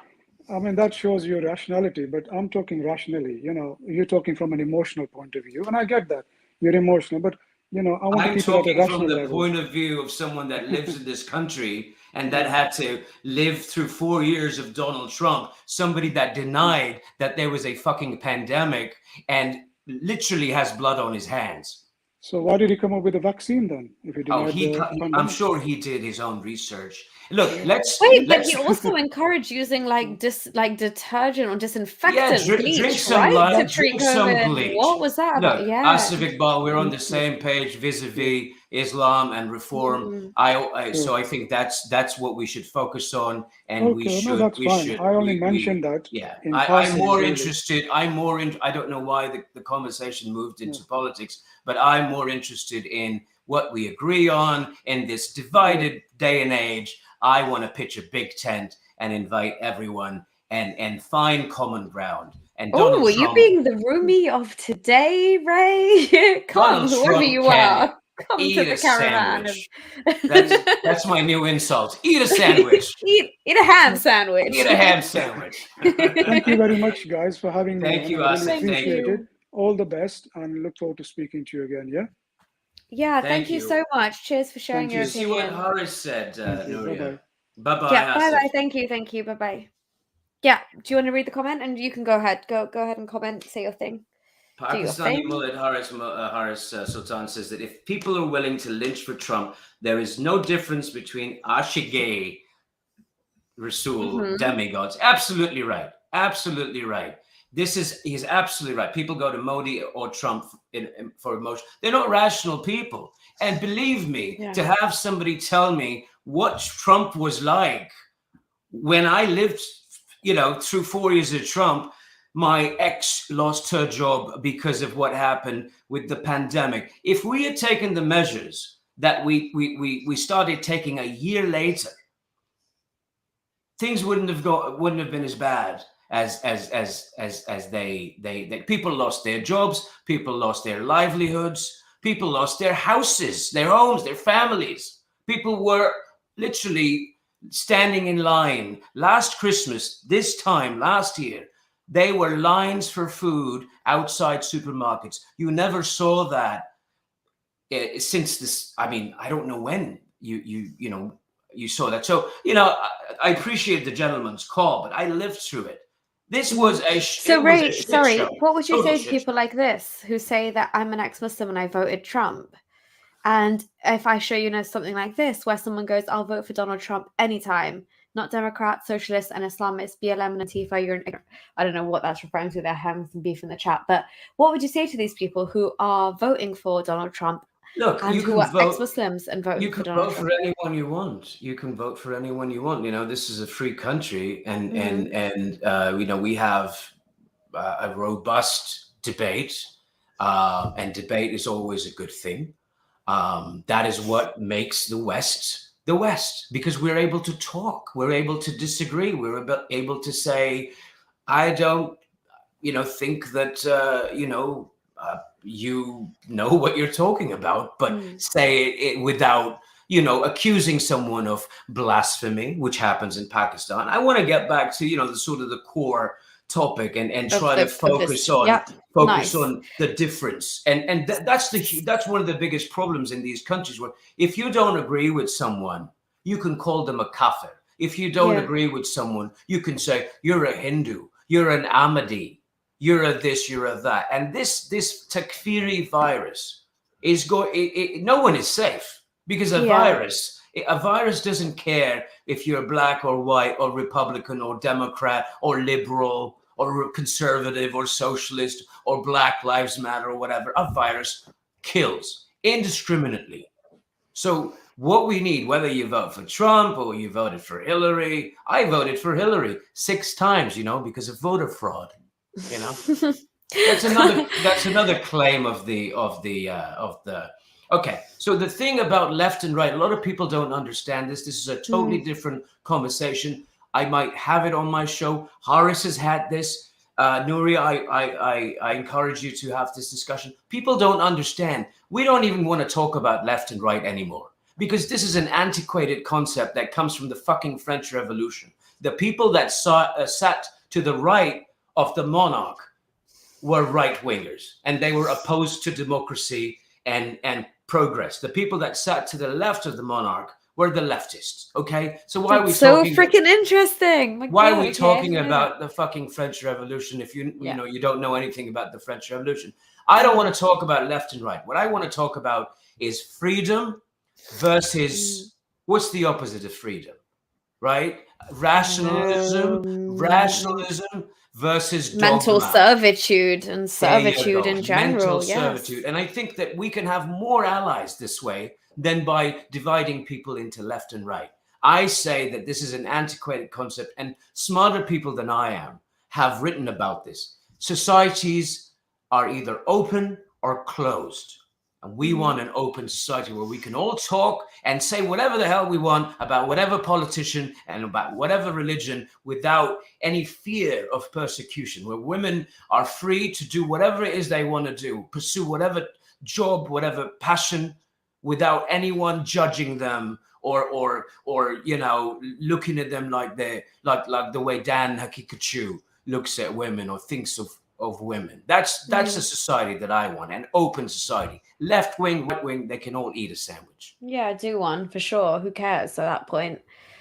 No, I totally agree with you. And obviously you, I think, have a lot more insight to give us because you're speaking from the, like, you know, the actual real American experience, which I can never have. And the reason that I got so much stick for this, I got so much stick for not calling out One Godless Woman when she was like reiterating her story to me, and she just mentioned in that she was a fan of Trump. Obviously, I didn't want to dismantle the interview Right. by giving my own views of Trump, which obviously I mean, everyone is entitled to their own differences. And if we got into geopolitics and if we got into that every single time we were to have a chat with somebody who otherwise has very comparable experiences that, you know, is a bank of knowledge you're willing to build on, the productivity of these conversations would not be what they are. So I'm like willing to put geopolitics aside, which is kind of why I asked you general questions today about your opinion on Turkey and Pakistan, just to get. But I would never debate you to the core about, like, you know, yes or no for which what leader should be put into power next or be given the vote, because at the end of the day, this entire movement is collectively based on showing the world that Islam has some seriously problematic concepts in it, and it's fundamentally flawed, and it's fundamentally to the detriment of women, I think mankind in general, but to women specifically. And I just didn't want the conversation to get derailed. And as you've seen today, like, you can have chats with these people and go back and forth and discuss and deliberate on politicians, but at the end of the day, we're here to discuss that omnipotent, omniscient being, which is God and Islam, and what he says, and the fact that there are people who believe this wholeheartedly, and there's people like us who deny this wholeheartedly, and that's the whole crux behind this. So yeah, there will always be times when people are interested in like opinions of political people, and I'm more than willing to share that, and I'm so grateful that you shared your views today, and I'm so grateful that people called in to share it. But again, as you said, we need to remember what binds us in these situations. Arguments about, you know, what was a good election and what was a good referendum and what wasn't is just gonna happen till the cows come home. It's just the nature of the world we live in, and it's politics. But what today we're here to dismantle and talk about is something that is claimed, very massive claim, in the words of Christopher Hitchens, our communal hero.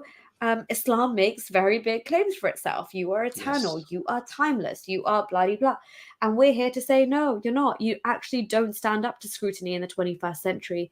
So, I mean, I'm happy to come here and debate Trump with people, but I'm not really here to come and debate Trump, if that makes sense. So the reason I didn't call out One Godless Woman is obviously because I wanted to, like, capitalize on our shared experience as opposed to our different, like, political views, if that makes sense. I think you did, Nuria, you're very intelligent, you're very savvy. I think you did exactly what you should have done, because you were interviewing her, and it was, you know, the topic was Islam and women, and you know, there is, you noticed even in the last caller, Asif Iqbal, we do have these blind spots of irrationality, where we are, you know, not quite as open-minded or as open to debate as we should be. We're selective, and so everyone has these blind spots. You do, I do, I'm sure, right? We're all sensitive about certain things. So the goal of debate is to try and minimize our blind spots, and that's what knowledge does. That's what knowledge does. It illuminates these blind spots, and I thought that what Nuria did was absolutely what she needed to do, because again, what are we talking about here? You know, and if you've watched any sort of talk show, people bring people on from my other hero is Bill Maher, and he has people from the right wing. He has Republicans on. He has libertarians on. He has, you know, liberals on. That's what you're supposed to do. And I do listen to some of these shows, these online shows, and I notice that they're, you know, culturally, people from the subcontinent, people from the Middle East are a little bit perhaps stubborn, or maybe they lean right sometimes. And that is probably why religion was successful in these areas, because culturally Islam was kind of it was the ground was already there for Islam, you know, because they didn't really have, and I mean even in Europe we had, you know, the church ruled for a very long time. I mean, you know, the Roman Empire, people say the Roman Empire collapsed. Well, they changed their name to the Vatican. They didn't really collapse. So so, you know, the important thing is to, you know, to talk to anyone. And I have friends who are liberals. I have friends who voted for Donald Trump, and we can talk about why. Maybe because of the you know, Trump's economic policy. Maybe because of Trump's foreign policy. You know? I mean, there's varying reasons that you can do this all day, absolutely. right? I could do the same thing with Brexit. Like, but don't tell me, yeah, exactly. But don't tell me that, you know, Donald Trump is some sort of a humanitarian, vegetarian. Exactly. Don't be. No, come on. He ruined. Come off it. Exactly. He ruined. In 4 years, he was impeached twice. The only president in American history to be impeached twice. Here you are, flying his flag, wearing his T-shirt, wearing his red "Make America Great Again" hat. You know, come on. Let's look at the facts on the ground here. We had lines for food. It was like the Soviet Union in the 80s. We had lines for food. You know how I know? Because I volunteered in those lines. That's how I know. People were freezing. People couldn't afford electricity. People were getting kicked out. Joe Biden had to sign a moratorium to prevent landlords from kicking people out. Donald Trump turned America into Trumpistan. He is a third world dictator, failed politician, and he should fuck off and stay fucked off. God bless America. Yes, Ray. Yes. God bless America with Trump out of it like that. I fully agree with you. And thank you for saying that. And on that note, I think Haris Sultan wants to chime in. He is in the studio. I'm going to add him. Imran Tariq, just before we speak to Haris, thank you so much for your super chat and all the love and support. Really appreciate it. Haris Sultan, welcome, my friend. Thank you. I've been listening to Ray, and Ray, you know, we never got a chance to actually speak, so I didn't want to waste the opportunity, because what you say, you make a lot of sense, and you know, you're very eloquent. I just wanted to talk about all this the Trump thing, and you made a lot of valid points.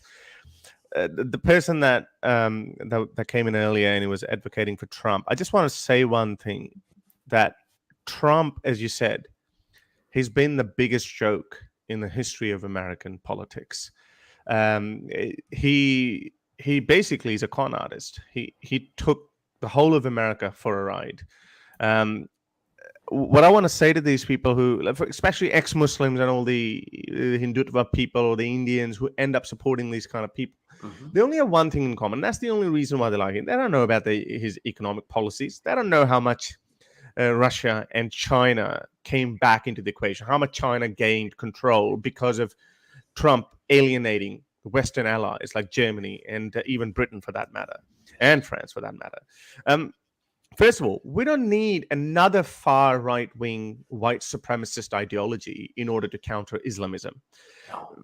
For me, secularism in its pure form is very well capable of tackling Islamism. Look at, for example, La Cité of France. Yeah, they're not bowing down to it. They haven't bowed down to it, and they're doing just fine. But brown people supporting people like Trump, and then him saying that, oh, you know, you ex-Muslims would be a lot safer under Trump. Imran Khan or Trump. Those are the options. Exactly. Or you're only saying that because there's only one thing in common. You both hate Islam, right? But was that the crux of Trump's politics? No. Wasn't that Trump who could not condemn Proud Boys? Wasn't that Trump who could not condemn, or even he's the one who hinted what happened on January 6th, the attack on the Capitol building, the House of Democracy. Inciting mob violence, and he did not condemn it. He stayed quiet. He wanted that to happen. He literally gave a speech telling people to do it. I saw this. AR 88818 is saying Trump is friends with Erdogan. He's friends with Imran Khan. He's friends with all of the right-wing politicians around the Putin, world. With Putin. He even tried to be friends and chummy with Kim Jong-un, for that matter. Yes, you could say whatever you want. But brown people supporting him is literally like women supporting Islam, or black people supporting the idea of slavery, etc. You think these idiots think that when it comes to white supremacy, they're not going to throw, whether you're ex-Muslim or a Hindu or whatever you are, they're going to say, oh, we have at least one thing in common, which is they will lynch you just the same as they would lynch anyone else. They don't give a shit. We're not criticizing Trump just for his anti-Muslim bigotry or whatever, because for me, Trump is such a con artist that he even stabbed Republicans. He would throw white supremacists under the bus as well, because I don't think he even believes in God either. He's just a pure opportunistic individual, a narcissist individual. Absolutely. His movement, his decision to come to run for presidency came when Barack Obama, in one of these annual dinners or whatever, the speeches, he actually made fun of Trump, and he said, White House press correspondence dinner. Yes, that day he said that. Later on, he said that was the day I decided, look, the guy's got great determination, and he spread the birther conspiracy theory that Barack Obama wasn't born in the United States, that Barack Obama was a Muslim. This is the person that our Desi friends are, supporting. Yeah, exactly. So, you guys would be one of the, if not the first one, you'll be the second in line who would be thrown under the bus by the kind of mob that attacked the Capitol building. I mean, I'm not American. I've never been to America yet. Hopefully I'll go there. But you're welcome to this country. I know. There are a lot of people there, and I would definitely go there once the pandemic is over. But attack on Capitol building literally shook me to my core. Yes, that this is the world's largest democracy, and mobs can just take over. And that was an attack, and who's responsible for it? Donald Trump, his right-hand man, Mike Pence, stood against that, and they wanted to lynch him, as you said. Lynch Mike Pence. There is a director. Yeah, that was a slogan. Wasn't that a hashtag? Lynch Mike Pence. There is a director called Michael Moore who made Fahrenheit 9/11 and a couple other movies. He made Bowling for Columbine. He put a picture up on his Facebook page. You can Google it, Aris, and see the people that sacked the Capitol on one side and the Taliban on the other side. It is frightening. How similar the two are. This is intolerance. This is irrationality. How can you support anyone intolerant? These are the clean-shaven Taliban. They may smell nice, but they're just as full of shit as the other ones. Yeah.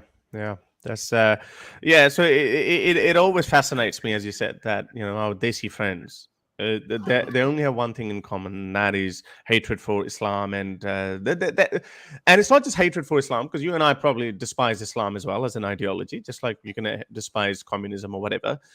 But it goes one step further. The person you were communicating with, he came to my show. I think Nuria was in that too, and in my Sundays group, and he tried to compare Muslims with Nazis. Look at Muslims. 1.8 billion people come in all kinds of flavors, and he said they're Nazis. I remember that. And he's not willing to take one step back from that position. So they come from that frame of mind, and then they would get in bed with anyone who just even gives a hint of hostility towards Muslims as people. So why we can never chummy up with these people, I don't know about his personal story or how much he's been wronged by that, and you can understand if, let's say, the person who was just lynched a few days ago in Sialkot, his family is an aggrieved party. His family could be upset, and they could develop this significant hatred for entire Muslim community because they're victims of that, right? So we get that, but if you're going to talk about it on a platform or something, you have to make rational arguments and you have to remove emotions from it. But these guys, some of these guys don't. They're incapable of that. And we can't do that because we know a lot of Muslims. I play cricket with a lot of Muslims, and they know who I am, and they would be the first ones to defend me if I'm being attacked by a mob, because I know that. I've seen that side of Muslims. So I can never, put every Muslim in the same category or make a sweeping generalized statement like all Muslims are like Nazis. So yeah, anyway, and to be honest, like look at the parameters that Islam sets, right? It's already so far right in the way that Islam is set up to be. So it is so easy to kind of get into bed with these other far right movements. Like, we cannot deny the fact that Trump enables these Christians and these far right people to go and exactly replicate, like what you said, Ray, as well, clean shaven Taliban. And Horace, what you mentioned, the Sialkot incident, it's just a matter of time. Like, these people have access to guns and this, and they're just getting they're getting it invoked by Trump's words the same way that these people in Pakistan are using Khadim Rizvi's views on and reciting these hadiths to get riled up. It's the same thing. And it's so easy to move from that to a far right ideology. And I just think it's such a illogical binary to say Islam and Nazism. In the Nazis were occultists anyway. Yes, there were some Christians within them, but Hitler, fully denounced. He wanted to overstep Christianity through what he was doing. That's an entire false equivalence in itself. And the fact that people think that, oh, you're an ex-Muslim and you're going to call out Islam, meaning the far right is just an open bed for you to come lie in and cuddle up with, sorry. And even though, even Horace in our shows, when we talk, the first thing we always put at the forefront is, yeah, we're ex-Muslims, but we will stand up for Muslims' rights till our last breath. Do you know what I mean? Absolutely. You cannot substitute one form of intolerance with another. You're not changing anything. You are going from one dogma to another dogma. Whether it's but right, you know what wing, the funny left, thing is, whatever. Ray? People literally write those exact words to me. You're going from one dogma to another because I call out Trump for his anti-Muslim stance and this blanket ban. How do you think a blanket ban is okay when you're generalizing an entire population of people and you're painting them with the same paintbrush? These are our own family members that are being affected. Absolutely right. And what Horace Sultan was saying earlier as well. The right wing, the intolerant sort of the anti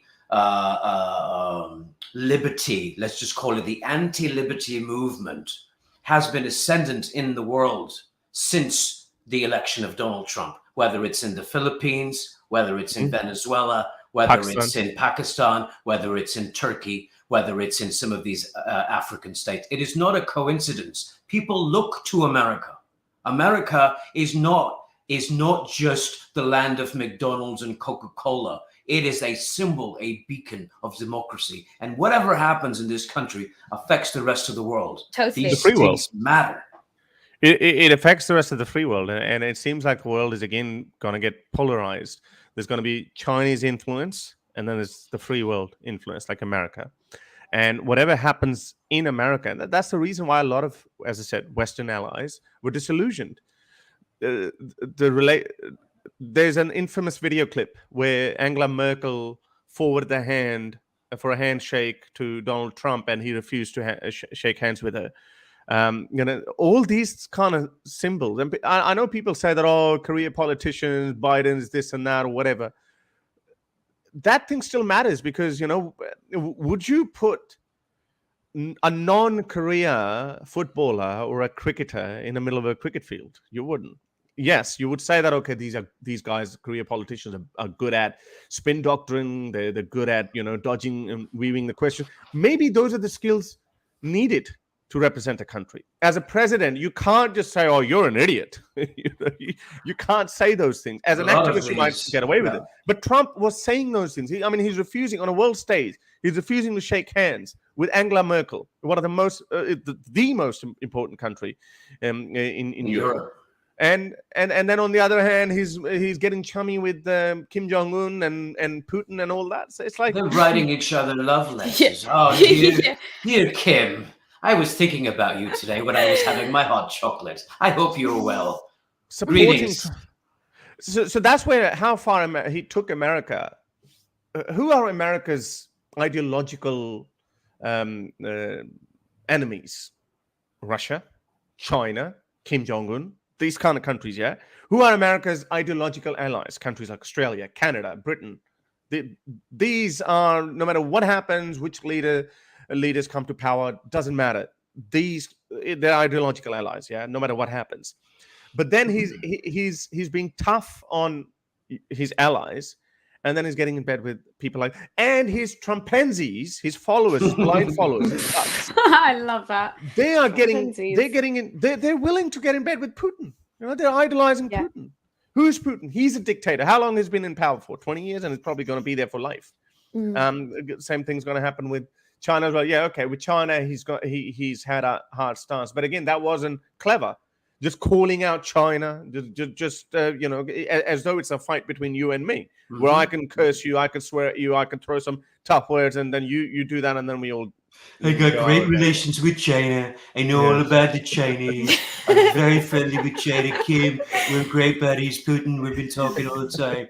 Very stable genius. I got huge hands. Everything is going to be fine. We're terrific. Drink some bleach. God bless America. God, Ray, you should be on SNL. Oh, mate, that was pretty good. But to piggyback on what Hari Sultan was saying about that, I'm not a politician. Well, you know what? When I get on a fucking plane, I want a professional pilot to fly that plane. All right. I don't want a guy going, hi, this is a hobby of mine. This is your captain speaking. I've got about 10 hours on my flight logs here, but don't worry. I think everything should be fine. We do have autopilot in case something goes wrong. I have common sense. Yeah. I don't want to be on that plane. And it is a testament to America's institutions and the separation of powers. Otherwise, in spite of that, you could see what happened to Hari Sultan and Nuria Khan. You could see what happened on January 6th. You saw and heard Trump calling the governor of Georgia, there's going to be some extra votes. See if you can find them.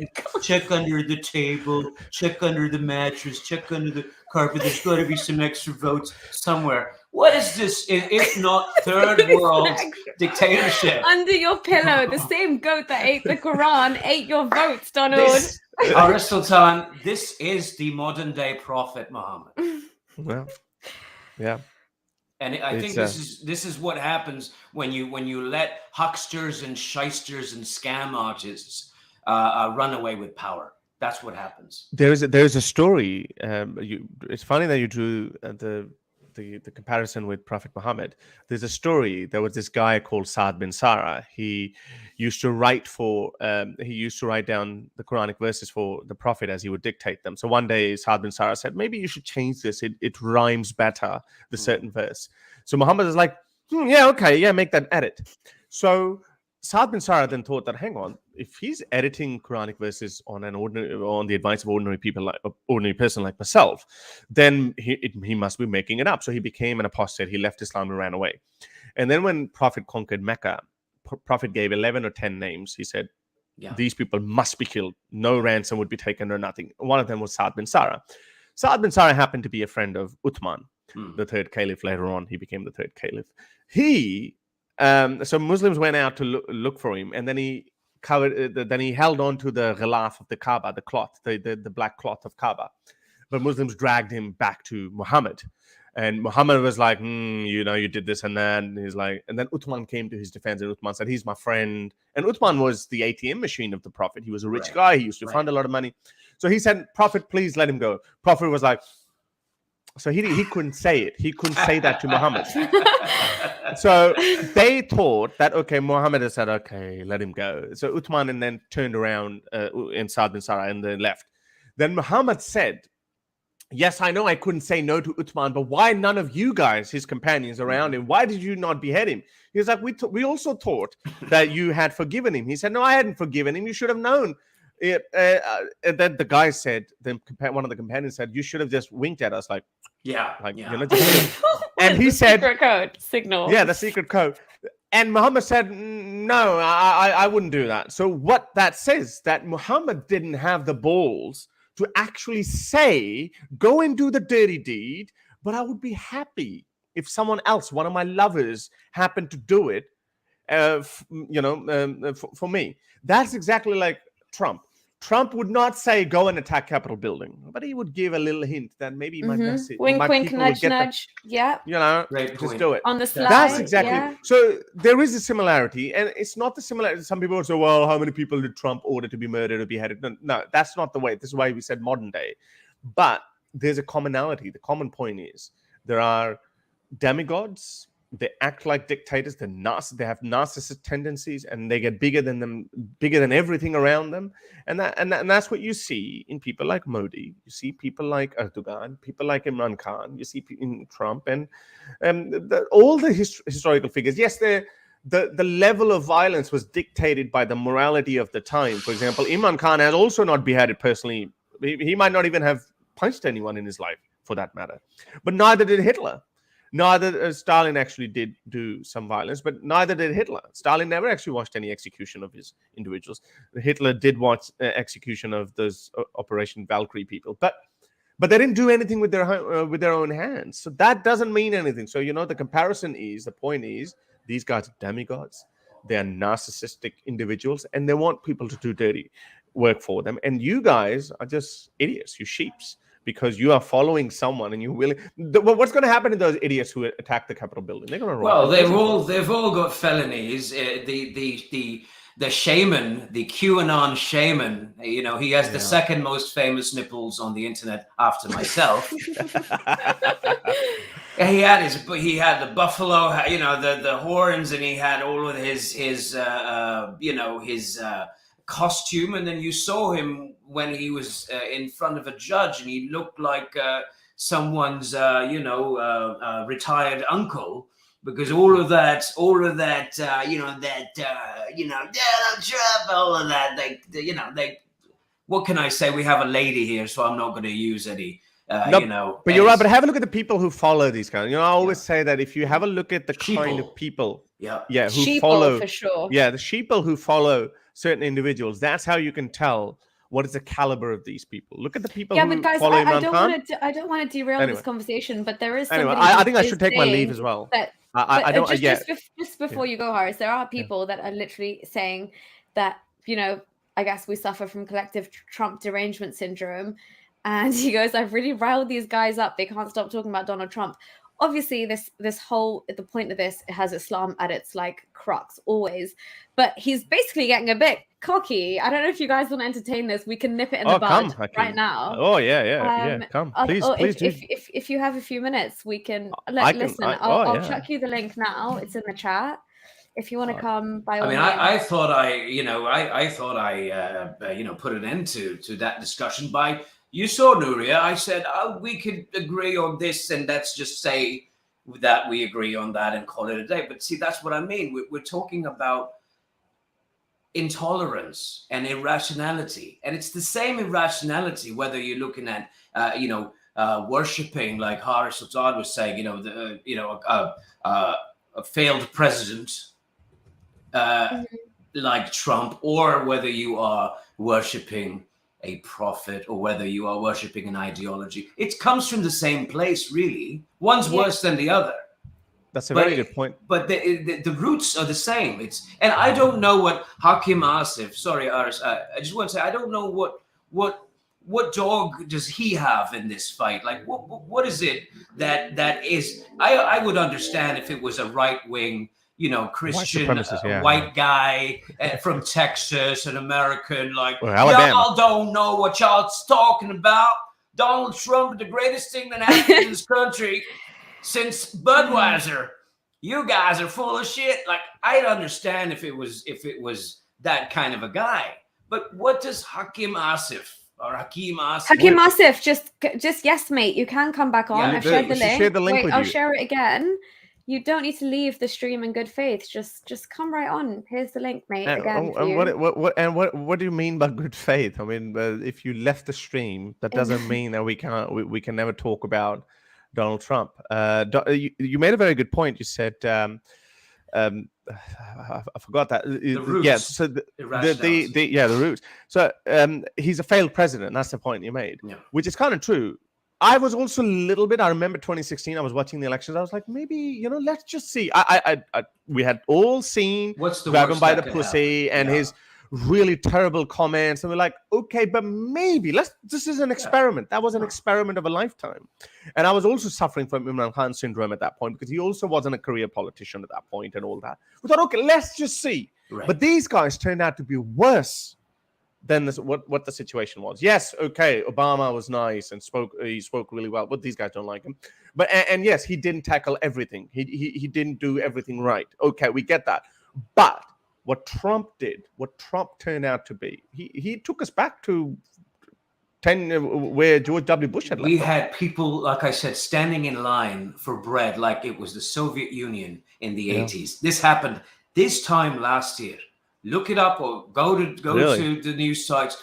Go back to a year, and you'll see what was going on in this country. People were being evicted. People didn't have money to pay for electricity. People were losing their jobs. And I do want to say, that might be because of the pandemic, though. Yes, but he exacerbated things. Yeah, but the way he handled the pandemic, he was peddling conspiracy theories, and bleach, then just drink bleach. Yeah, and then later on. And then later on, as this guy said, that, oh, well, but then he got the vaccine shot. Really? Yeah, I'll give you another example. I'll draw another. His own hands. Yeah, I'll draw another parallel. I draw another parallel because these guys are know-it-all.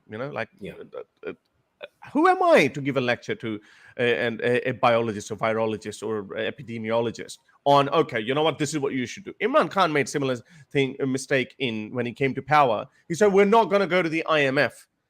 He delayed it by 3 months or something.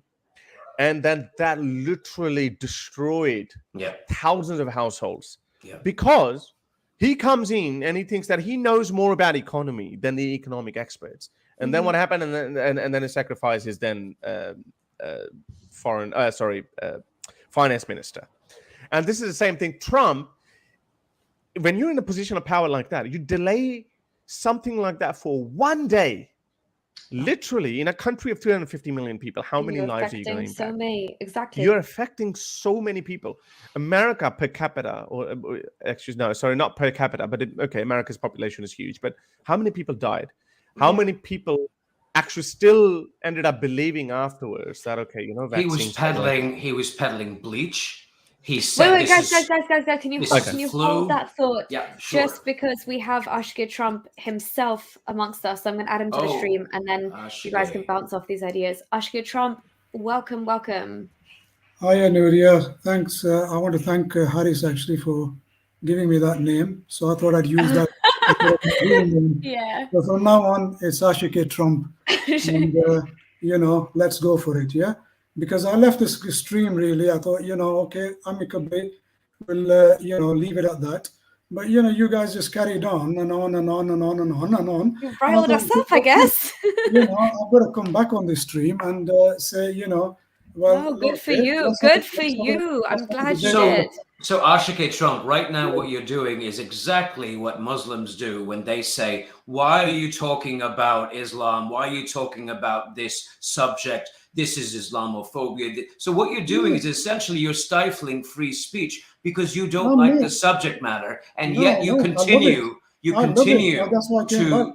I love it. Okay, brilliant. Okay, one more question. One more. Okay, so whenever we hold conversation, we usually, we try to steelman each other's position. I just want you to understand. You probably do understand, but I don't know whether you do or you don't. I want to ask you, if you can steelman our position, that why people like us are not fans of Donald Trump. Can you just elaborate that why Ray or Nuria or myself or so many other people, why we're not fans of Donald Trump? Can you actually just to show that whether you understand from our sentence, you're subject or you're victims of fake news, and that's all you've had is CNN. That's not steelmanning my position. That's your conclusion. That's not steelmanning our argument. This is your assumption or conclusion. Where are you getting your information from about Donald Trump? Then no. So are you denying everything that he was anti-vaccine at the start? Are you denying that? No, because at the start, are you saying that he didn't say grab? Are you saying that he didn't make horrible comments about women, which are not presidential? No, stay on one people like topic. Megyn Either Kelly. stay Hang the on. vaccine, either stay on the vaccine or go to women. You're mixing up a lot of things, Harris. No. I asked you. This is why I gave you the opportunity. This is Yeah. why I gave you the opportunity to steelman my position. But instead of steelmanning my position, you just came up with your conclusion. I can come up with a conclusion too. I can say that you're just you're just No, you did. You told me I a should Trump get Trump. lackey. But that would You be a did. conclusion. You I'm told me asking I you should for get Trump, steelmanning my Harris. position. Yeah, you steamed my position. You called me I should get Trump, didn't you? So No, I that was a didn't care about conclusion. That wasn't steelmanning. That was my conclusion. Yeah, You that's your need to understand conclusion. what is steelmanning. Yeah, You I need do. to understand what is steelmanning.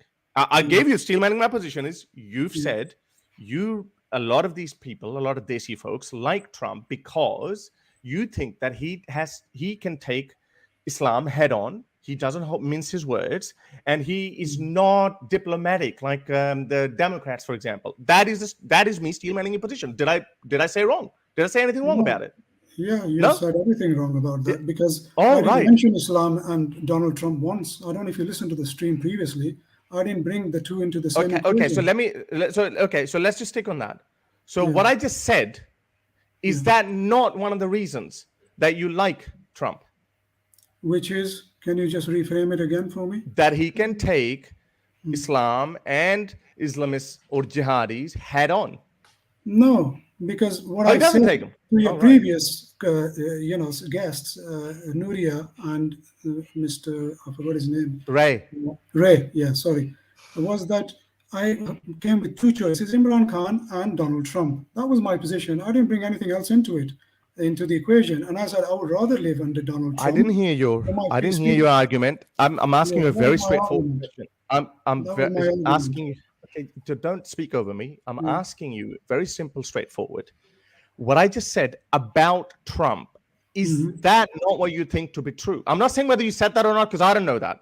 I didn't hear you, but I'm asking you. Do you not believe that Trump can take Islamism, jihadism, and radical Islam head on? Do you believe that or you don't? He may well be able to. Yeah, he may. There well you be go. able to. That is called steelmanning a position. But that's Now not I'm my only asking you. position. Now I'm asking you. You steelman my position or Ray's position. That why do you think people like us do not favor people like Trump? I just told you because you're a victim of fake news. That's a conclusion. You're still not understanding what steelmanning means. Well, this person, with all due respect, Harris, if I may, the phrase fake, or the words fake news were created by Donald Trump. Himself, and he But has Ray, successfully, yes, go ahead, Harris. But Ray, I really want him to steelman our position. I've given one of the strongest points. Why they like Trump. This is called steelmanning. It's not a conclusion. This is your argument. This is the premise of your argument. You may have more, but this is one of the biggest arguments that this is used for Trump because he's anti-Islam, anti-jihad, anti-Islamism, and he goes after them. He banned the 13 countries or whatever. That is one of the reasons. That's called steelmanning the position. Okay? Yeah, why did he ban those countries? Sorry? Why did he ban those countries? He didn't ban Saudi Arabia. If you say he banned his Muslims, no, but whatever he banned, whatever you can ask him that, but whatever he banned, that was a signal to a lot of people who say that, see, he can take Islam head on. Biden would never do that. Supreme Court overturned that. That is called steelmanning. I'm asking you to steelman my position, not give me a conclusion that we're a victim of. We just explain the demigod argument. Why don't you steelman your own position? How about that rather than me? We just did it for 10 minutes when you were getting riled up in the comments. Yeah. We told you the difference between demigods. We told them his favor for Proud Boys. We told them his far-right extreme position. We told you that he likes, he gets in bed with people like Putin and Saudi Arabia and Kim Jong-un and all that. That is us saying that. Whoa. You ask me a question and let me answer. I'm making it very easy for you. Yeah. No, we just said that. You asked me to steelman my own position, even though this is your job. If you want to argue with me, you need to understand what our position is. Yeah. You want to understand our position. I just explained it to you. Now, how do you counter that point? So whatever we said, he is in bed with Trump, with Putin. He made those terrible comments about women. He's anti-abortion. He's anti-vaccine. Let's take one at a time. Okay, one at let's a time. Putin. Where's your evidence for that? Is it just fake news again, Harris? Because he was being impeached for that. All the CIA documents, all the FBI documents, all the people under this John Durham investigation, they're all Hillary Clinton's aides. So that has all gone flat in the Democrats' face. they were accusing him of Russia collusion. Have you not kept up with the news? Russia collusion was a different argument. The collusion argument was that Russia impacted the U.S. elections. That was the Russia collusion argument. That is totally different. They absolutely did. Horace, I argue with these people day in and day out. I have worked in politics. I've worked on the Hill. I have heard every argument you can think of, we could sit here and talk about this until the cows come home. But the facts on the ground are that this person, this president that you are the ashik of, was impeached twice, and he single-handedly so why wasn't he removed from exacerbated? Office? You keep saying impeach. That's a false statement you're making, actually. I'm not making a false statement if you don't understand how the Constitution of the United States works. I don't even know what your issue is, mate. I don't know why you have this fetish for Trump. I mean, I don't know. Is this on a principled ground? I don't have the same fetish for Obama. I don't have the same fetish for Biden. But you seem to be the president of the Desi Donald Trump fan club, and I'm not quite sure why. Why are Proud Boys supporting Trump, and why did he not condemn Proud Boys? Why should he? Proud Boys will skin you alive if you show your face. Proud Boys will call you a dirty packy, a sand N-word. They would call you that. These are the kind of people who support you, and that's why you guys are absolutely blind followers. This is insane. This is like running into a gay black Republican. You're like, what the hell is wrong with you? Or a KFC, or chicken supporting KFC. This guy wants to get in. You want to get in bed with Proud Boys? Haris, but prove what white you're saying. Supremacists, Proud Boys, Boogaloo Boys, the neo-Nazis. This is who he's supporting, ladies and gentlemen. Proud Boys. So he shouldn't condemn Proud Boys. He shouldn't condemn Proud Boys. Condemn him for what? For what happened? Tell me something. For what happened? For what happened after George Floyd?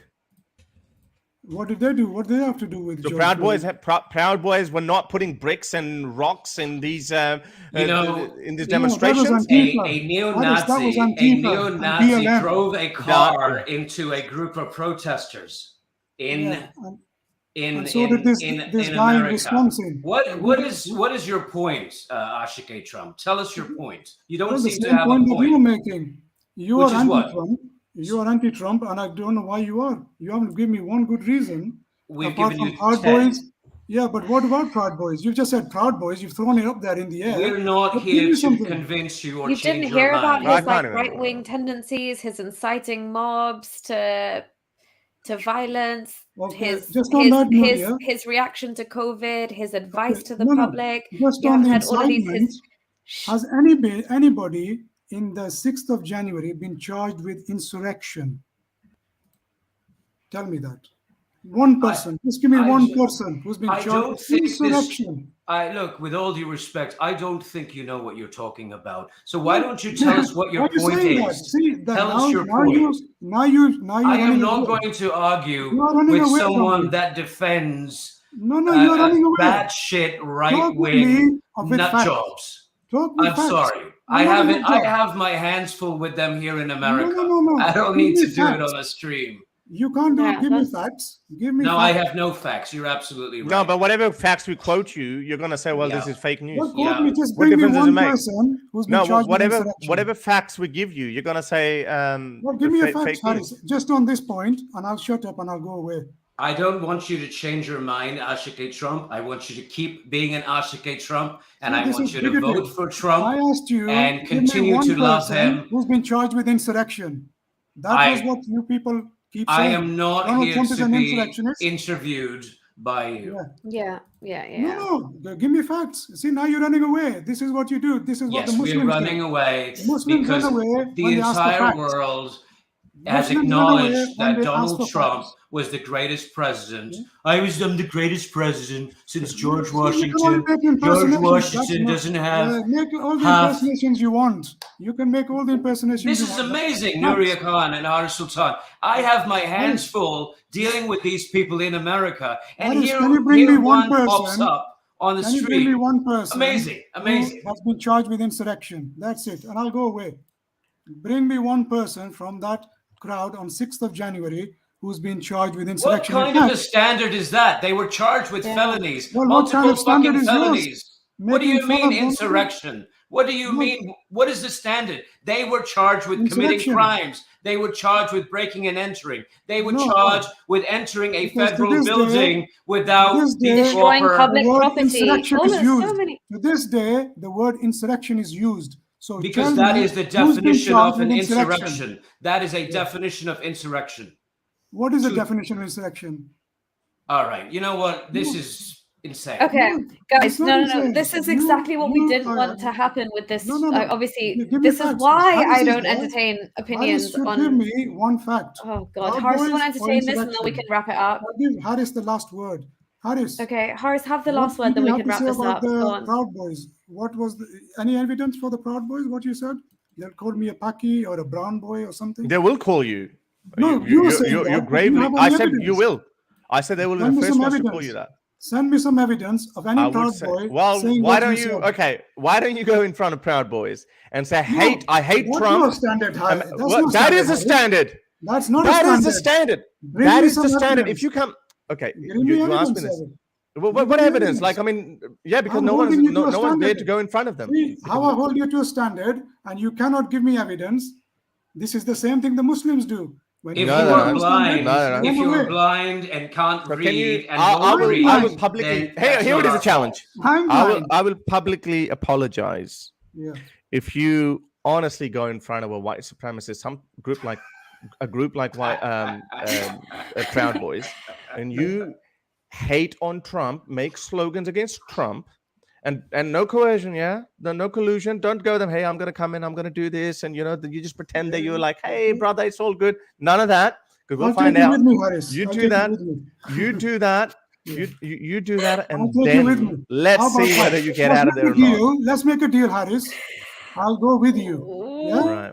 I'll go with you and I'll say what you said. But I'll also say the same thing in front of Antifa, BLM, see what happens. Yeah. Yeah, we know that Antifa. You would not Yeah. find any lovers of Antifa here. Well, this You is would what not I'm find saying. any lovers of BLM If either. you're saying the Proud Boys would go Black wild, lives do matter. Black lives do BLM. matter, but we don't agree with No, I'm talking, with them I at differentiate methods. between BLM and Black Lives Matter. There's a difference. Because Black You lives know matter. what, Harris? Because Sultan, Black lives matter. Nuria But Khan, don't Black lives matter? you guys No, are I'm being saying I so make a patient. differentiation. You guys Black are being lives so do matter, patient with this gentleman. But let me but tell you what, BLM is not you're a Black Lives laughing Matter. stock. If you sat down with a bunch of even rednecks and had this conversation with them, if you went to the local Applebee's and you sat down with them and you had this That's you conversation, saying it. they That's would you laugh saying at it. you. You haven't given me any They would evidence. laugh at you. They would mate. laugh at you, They would mate. say, "What is Mate, you wrong need to with wake you? up. People are Mate, you laughing need to at wake you. up. People are laughing at you. I don't I've even know what challenged your you. point is. I've challenged you with evidence. I You give have me nothing. failed You give me nothing your about challenge. You give me nothing about the insurrection. The You give entire me nothing about world Proud has Boys. failed Donald Trump's challenge. Your And that is standard. why he's in the Your White House standard. right now. Your standard is the Give me same as something about you're Proud saying. Boys. Proud Boys. You're saying that everyone knows the Proud Boys of white supremacist group, but if they haven't literally verbatim said it, then doesn't mean it doesn't mean anything. It's just that's the actions nothing would then. represent. Hang on, Then you've it's got the nothing. actions that. Hang on, it's the action that represent. Because if you went to a Muslim would the first thing is going to tell you about Islam is that Islam is a religion of peace. But then you say something to them about Muhammad, then you'll find out how peaceful Islam is. Just like that, go to Proud Boys and shit on Trump and shit on their whatever their views are. You'll find out. No, that's no standard, That's it. Harris. I think That's no standard. that is The a standard. standard This is have the you got only something standard. from This historical is the evidence? litmus paper test. This is the litmus paper test. Go in front of Not Proud that. Boys, find out what they say. What they Join no, the no, they Proud won't say Boys. anything. They Join might the do to you. Proud Boys. Join Join the the Proud Boogaloo Boys. They wouldn't even let you. They wouldn't even give you the membership. Go ahead. No, no, Just- no. They wouldn't that's even no give way- you the That's membership. no way to debate, Harris. Harris, I expect more from you. That's no way to debate. I'm They looking wouldn't for even give you the Who evidence. said membership. we were having a Give me debate? one shred Who of said evidence. we were having a debate? You came on, you made a point, we talked about it. I said, let's focus on what we have in You common. made insinuations, my friend. You didn't make Insinuations? any- No. I didn't make Insinuations insinuations. and I was impersonations. very direct. I You don't made think you know what impersonations that are word fun. means. You But made you, He's a very funny impersonations. character. we're not debating You made anything. impersonations. I think that we're you did good. not make There's nothing any wrong with evidence. that. I I'm think we're looking for good. evidence. The people in the stream are looking for evidence from you Yes, guys of course. for Proud Boys and for insurrection. Give me Proud Boys. something. What are they proud of? They got Never nothing to thought be of proud that. of. You give me They're What are they proud high of? school misdemeanor. dropouts. They're proud Can of you their give me white some skin. misdemeanor? They're Give proud me- of their no. white skin. Give me evidence then. I Give me think, the evidence. with all due respect, white my friend, supremacy. Proof is in the pudding. I think you need. All right, Give me guys. evidence. Yeah, no, All right, I I think we agree. need I to move agree. on. All right, guys. This Yeah. is just You yeah. failed. It's You failed to sorry, give any Ashika Trump. evidence. I'm really sorry. Thank you. I didn't let thank you. you so I want much to for thank sharing you. your thoughts, but I'm gonna have to Thank mute you, you. This is Nuria. Thank you. thank you so much. And I apologize to everybody in the stream if they found me a bit forceful, but I just wanted evidence. That's all. We found And- you to be a little bit mentally unstable. That's what we found. I'm and sorry. vice versa. The feeling I'm is sorry. neutral. Nah, The That's feeling is great. neutral. I just Thank wanted you. evidence. Thank you. I Yes. just There's no wanted feeling, there's a evidence. conclusion. You gave We me no don't evidence. owe It's a you any diagnosis. evidence. We don't owe Thank you you any very much, evidence. Nuria. Okay, Thank you. guys, right. I I'm look forward gonna to speaking stop to you this again. back and forth. Thank you so much, Ashka Trump, honestly, for your thoughts. And I hope this Thank you. didn't, I mean, it was probably as chaotic as it sounded to me. Sorry, everybody. I This was enjoyed it. sorry, I'm gonna I hope remove you you from enjoyed the it. stream now. Thank you. Bye-bye. Thank you. Bye-bye. All right, guys, this is exactly what happens when geopolitics come into a stream dedicated to dismantling Islam. This is exactly why I didn't derail my conversation that day with one godless woman, because this, ladies and gentlemen, is what But happens. Nuria, one godless but- woman is probably more rational and more knowledgeable than this individual. He was talking out of his rear end. Without Mate, a you two clue. got so riled up. I was We like, got- this No, is no, but- not... Well, but he's going to listen, steel man my position. I live with these people, with these right wingers. I see them every day. They're at the bar. We have these discussions. There is not a thing this person has said that I haven't heard for the last 20 years. And this is pre-Trump. You know, the lefty liberals and the commies and the socialists. I have heard it all. This individual is extremely confused. He's extremely lost. I think that he thinks He's that still saying no evidence. He's a still white- saying none of you have refuted him. in his mind, he's a Oh, actually, white guy. He's a I white just guy. found Trump eventually ended up saying Proud Boys need to stand down after the Yeah, Portland thing. Yeah. So even Trump was forced to say that they need to stand down. What was he telling them to stand down from? But anyway, it's irrelevant. Yeah. It doesn't matter whatever evidence we give to these people, they're gonna just call it this is fake news or far left. No, wing they're propaganda. saying it's Trump derangement syndrome that we have. That's what they're No, actually it's saying. what it is, and again, you know, this is I'm in a way I thank you, Nuria Khan and Aris Azad, for talking to this gentleman, because I would not have the patience. But this is a brilliant example of the fact that irrationality, you know, when you have these huge blind spots, it doesn't really matter. You could be an atheist. I really don't care, because at the end of the day, you have this giant black hole in your knowledge. You don't remember that Trump was encouraging people to drink bleach. You don't remember that Trump was encouraging people to drink hydroxychloroquine. You don't remember that he was essentially grabbing downplaying, him by the pussy. grabbing him by the pussy. Locker That's room talk, brilliant. yeah. He downplayed the pandemic, said it was a flu, said it was the common cold. This person was impeached twice. He destroyed the economy. How many examples do you need? I don't need to give you any examples, because the truth is right in front of you. Black Angel is saying, Harris, go in front of Antifa and say, I love Trump, then make a live stream and show us your toothless mouth. I have no doubt I'll have toothless mouth. But why do you go from one extreme to another? This is why we're the sensible ones. I said it already. Don't like Antifa. I despise Antifa. But you go from one end to the other. So you think Antifa is bad, the solution is Proud Boys or Trump. That kind of, no, we're the classical liberal. Well, I'll just speak for myself, and I'm sure my friends are the same. I am too. I'm a classical liberal. I believe in secularism, rule of law, democracy, freedom of speech. I believe in those core tenets of any civilized society. There is no difference whether Antifa is behaving like those far left communists and Proud Boys are behaving like far right wingers, like fascists. They're fascists. Yeah, and they're fascists. why is either Antifa or the Or Proud that, Boys. Why is that? Why are those the only two choices? This is like Daniel Pikachu Why saying is that nuclear war or Yeah. slavery. What a Yeah, fucked why is up that way. dichotomy? What a fucked up logic. Yeah, exactly. that's a weird dichotomy. It shouldn't have to be like that. Well, I think I need to go because Ray, Yeah. I was enjoying listening to you, and I just thought that I should come on. I've You been should come on. enjoying listening to you for a very long time, and I started my journey with you. I was telling Nuria Khan, and the first video I made was in response to that debate. Yeah, I saw that when homeless you were at the guy beach. challenges, Daniel Pikachu to a debate, and so you get a lot of that credit, as does Kamal for showing the video. Yeah, no, thank you. So I don't know why you never came to my show, but you're more than welcome. I've been on your show. Just once. I've chatted. Yeah, you've chatted. I've seen that, but you haven't really come and spoken to me. I think you've spoken to Ghalib's channel. Yes. But I found you very eloquent in this stream. You're very well spoken, and you're very articulate, and I think you've got a lot of things going for you. So I always go. I'm a sucker for activists. And I'm like, I appreciate people who can, and you're a nice-looking chap. You don't like to, you don't mind taking your shirt off or showing your face. So I want to say that I martyred my nipple sharif for you. You have given so much to this cause already, Ray. My nipples to the jihadis. To the Salafis, the people that don't want to they pixelated my nipples, I'm sure, when they were watching that video. Yeah. So we have safety in numbers, and we need sound-minded, rational, eloquent, articulate people. My platform is always open to you, and I'm always there to encourage you to share your thoughts.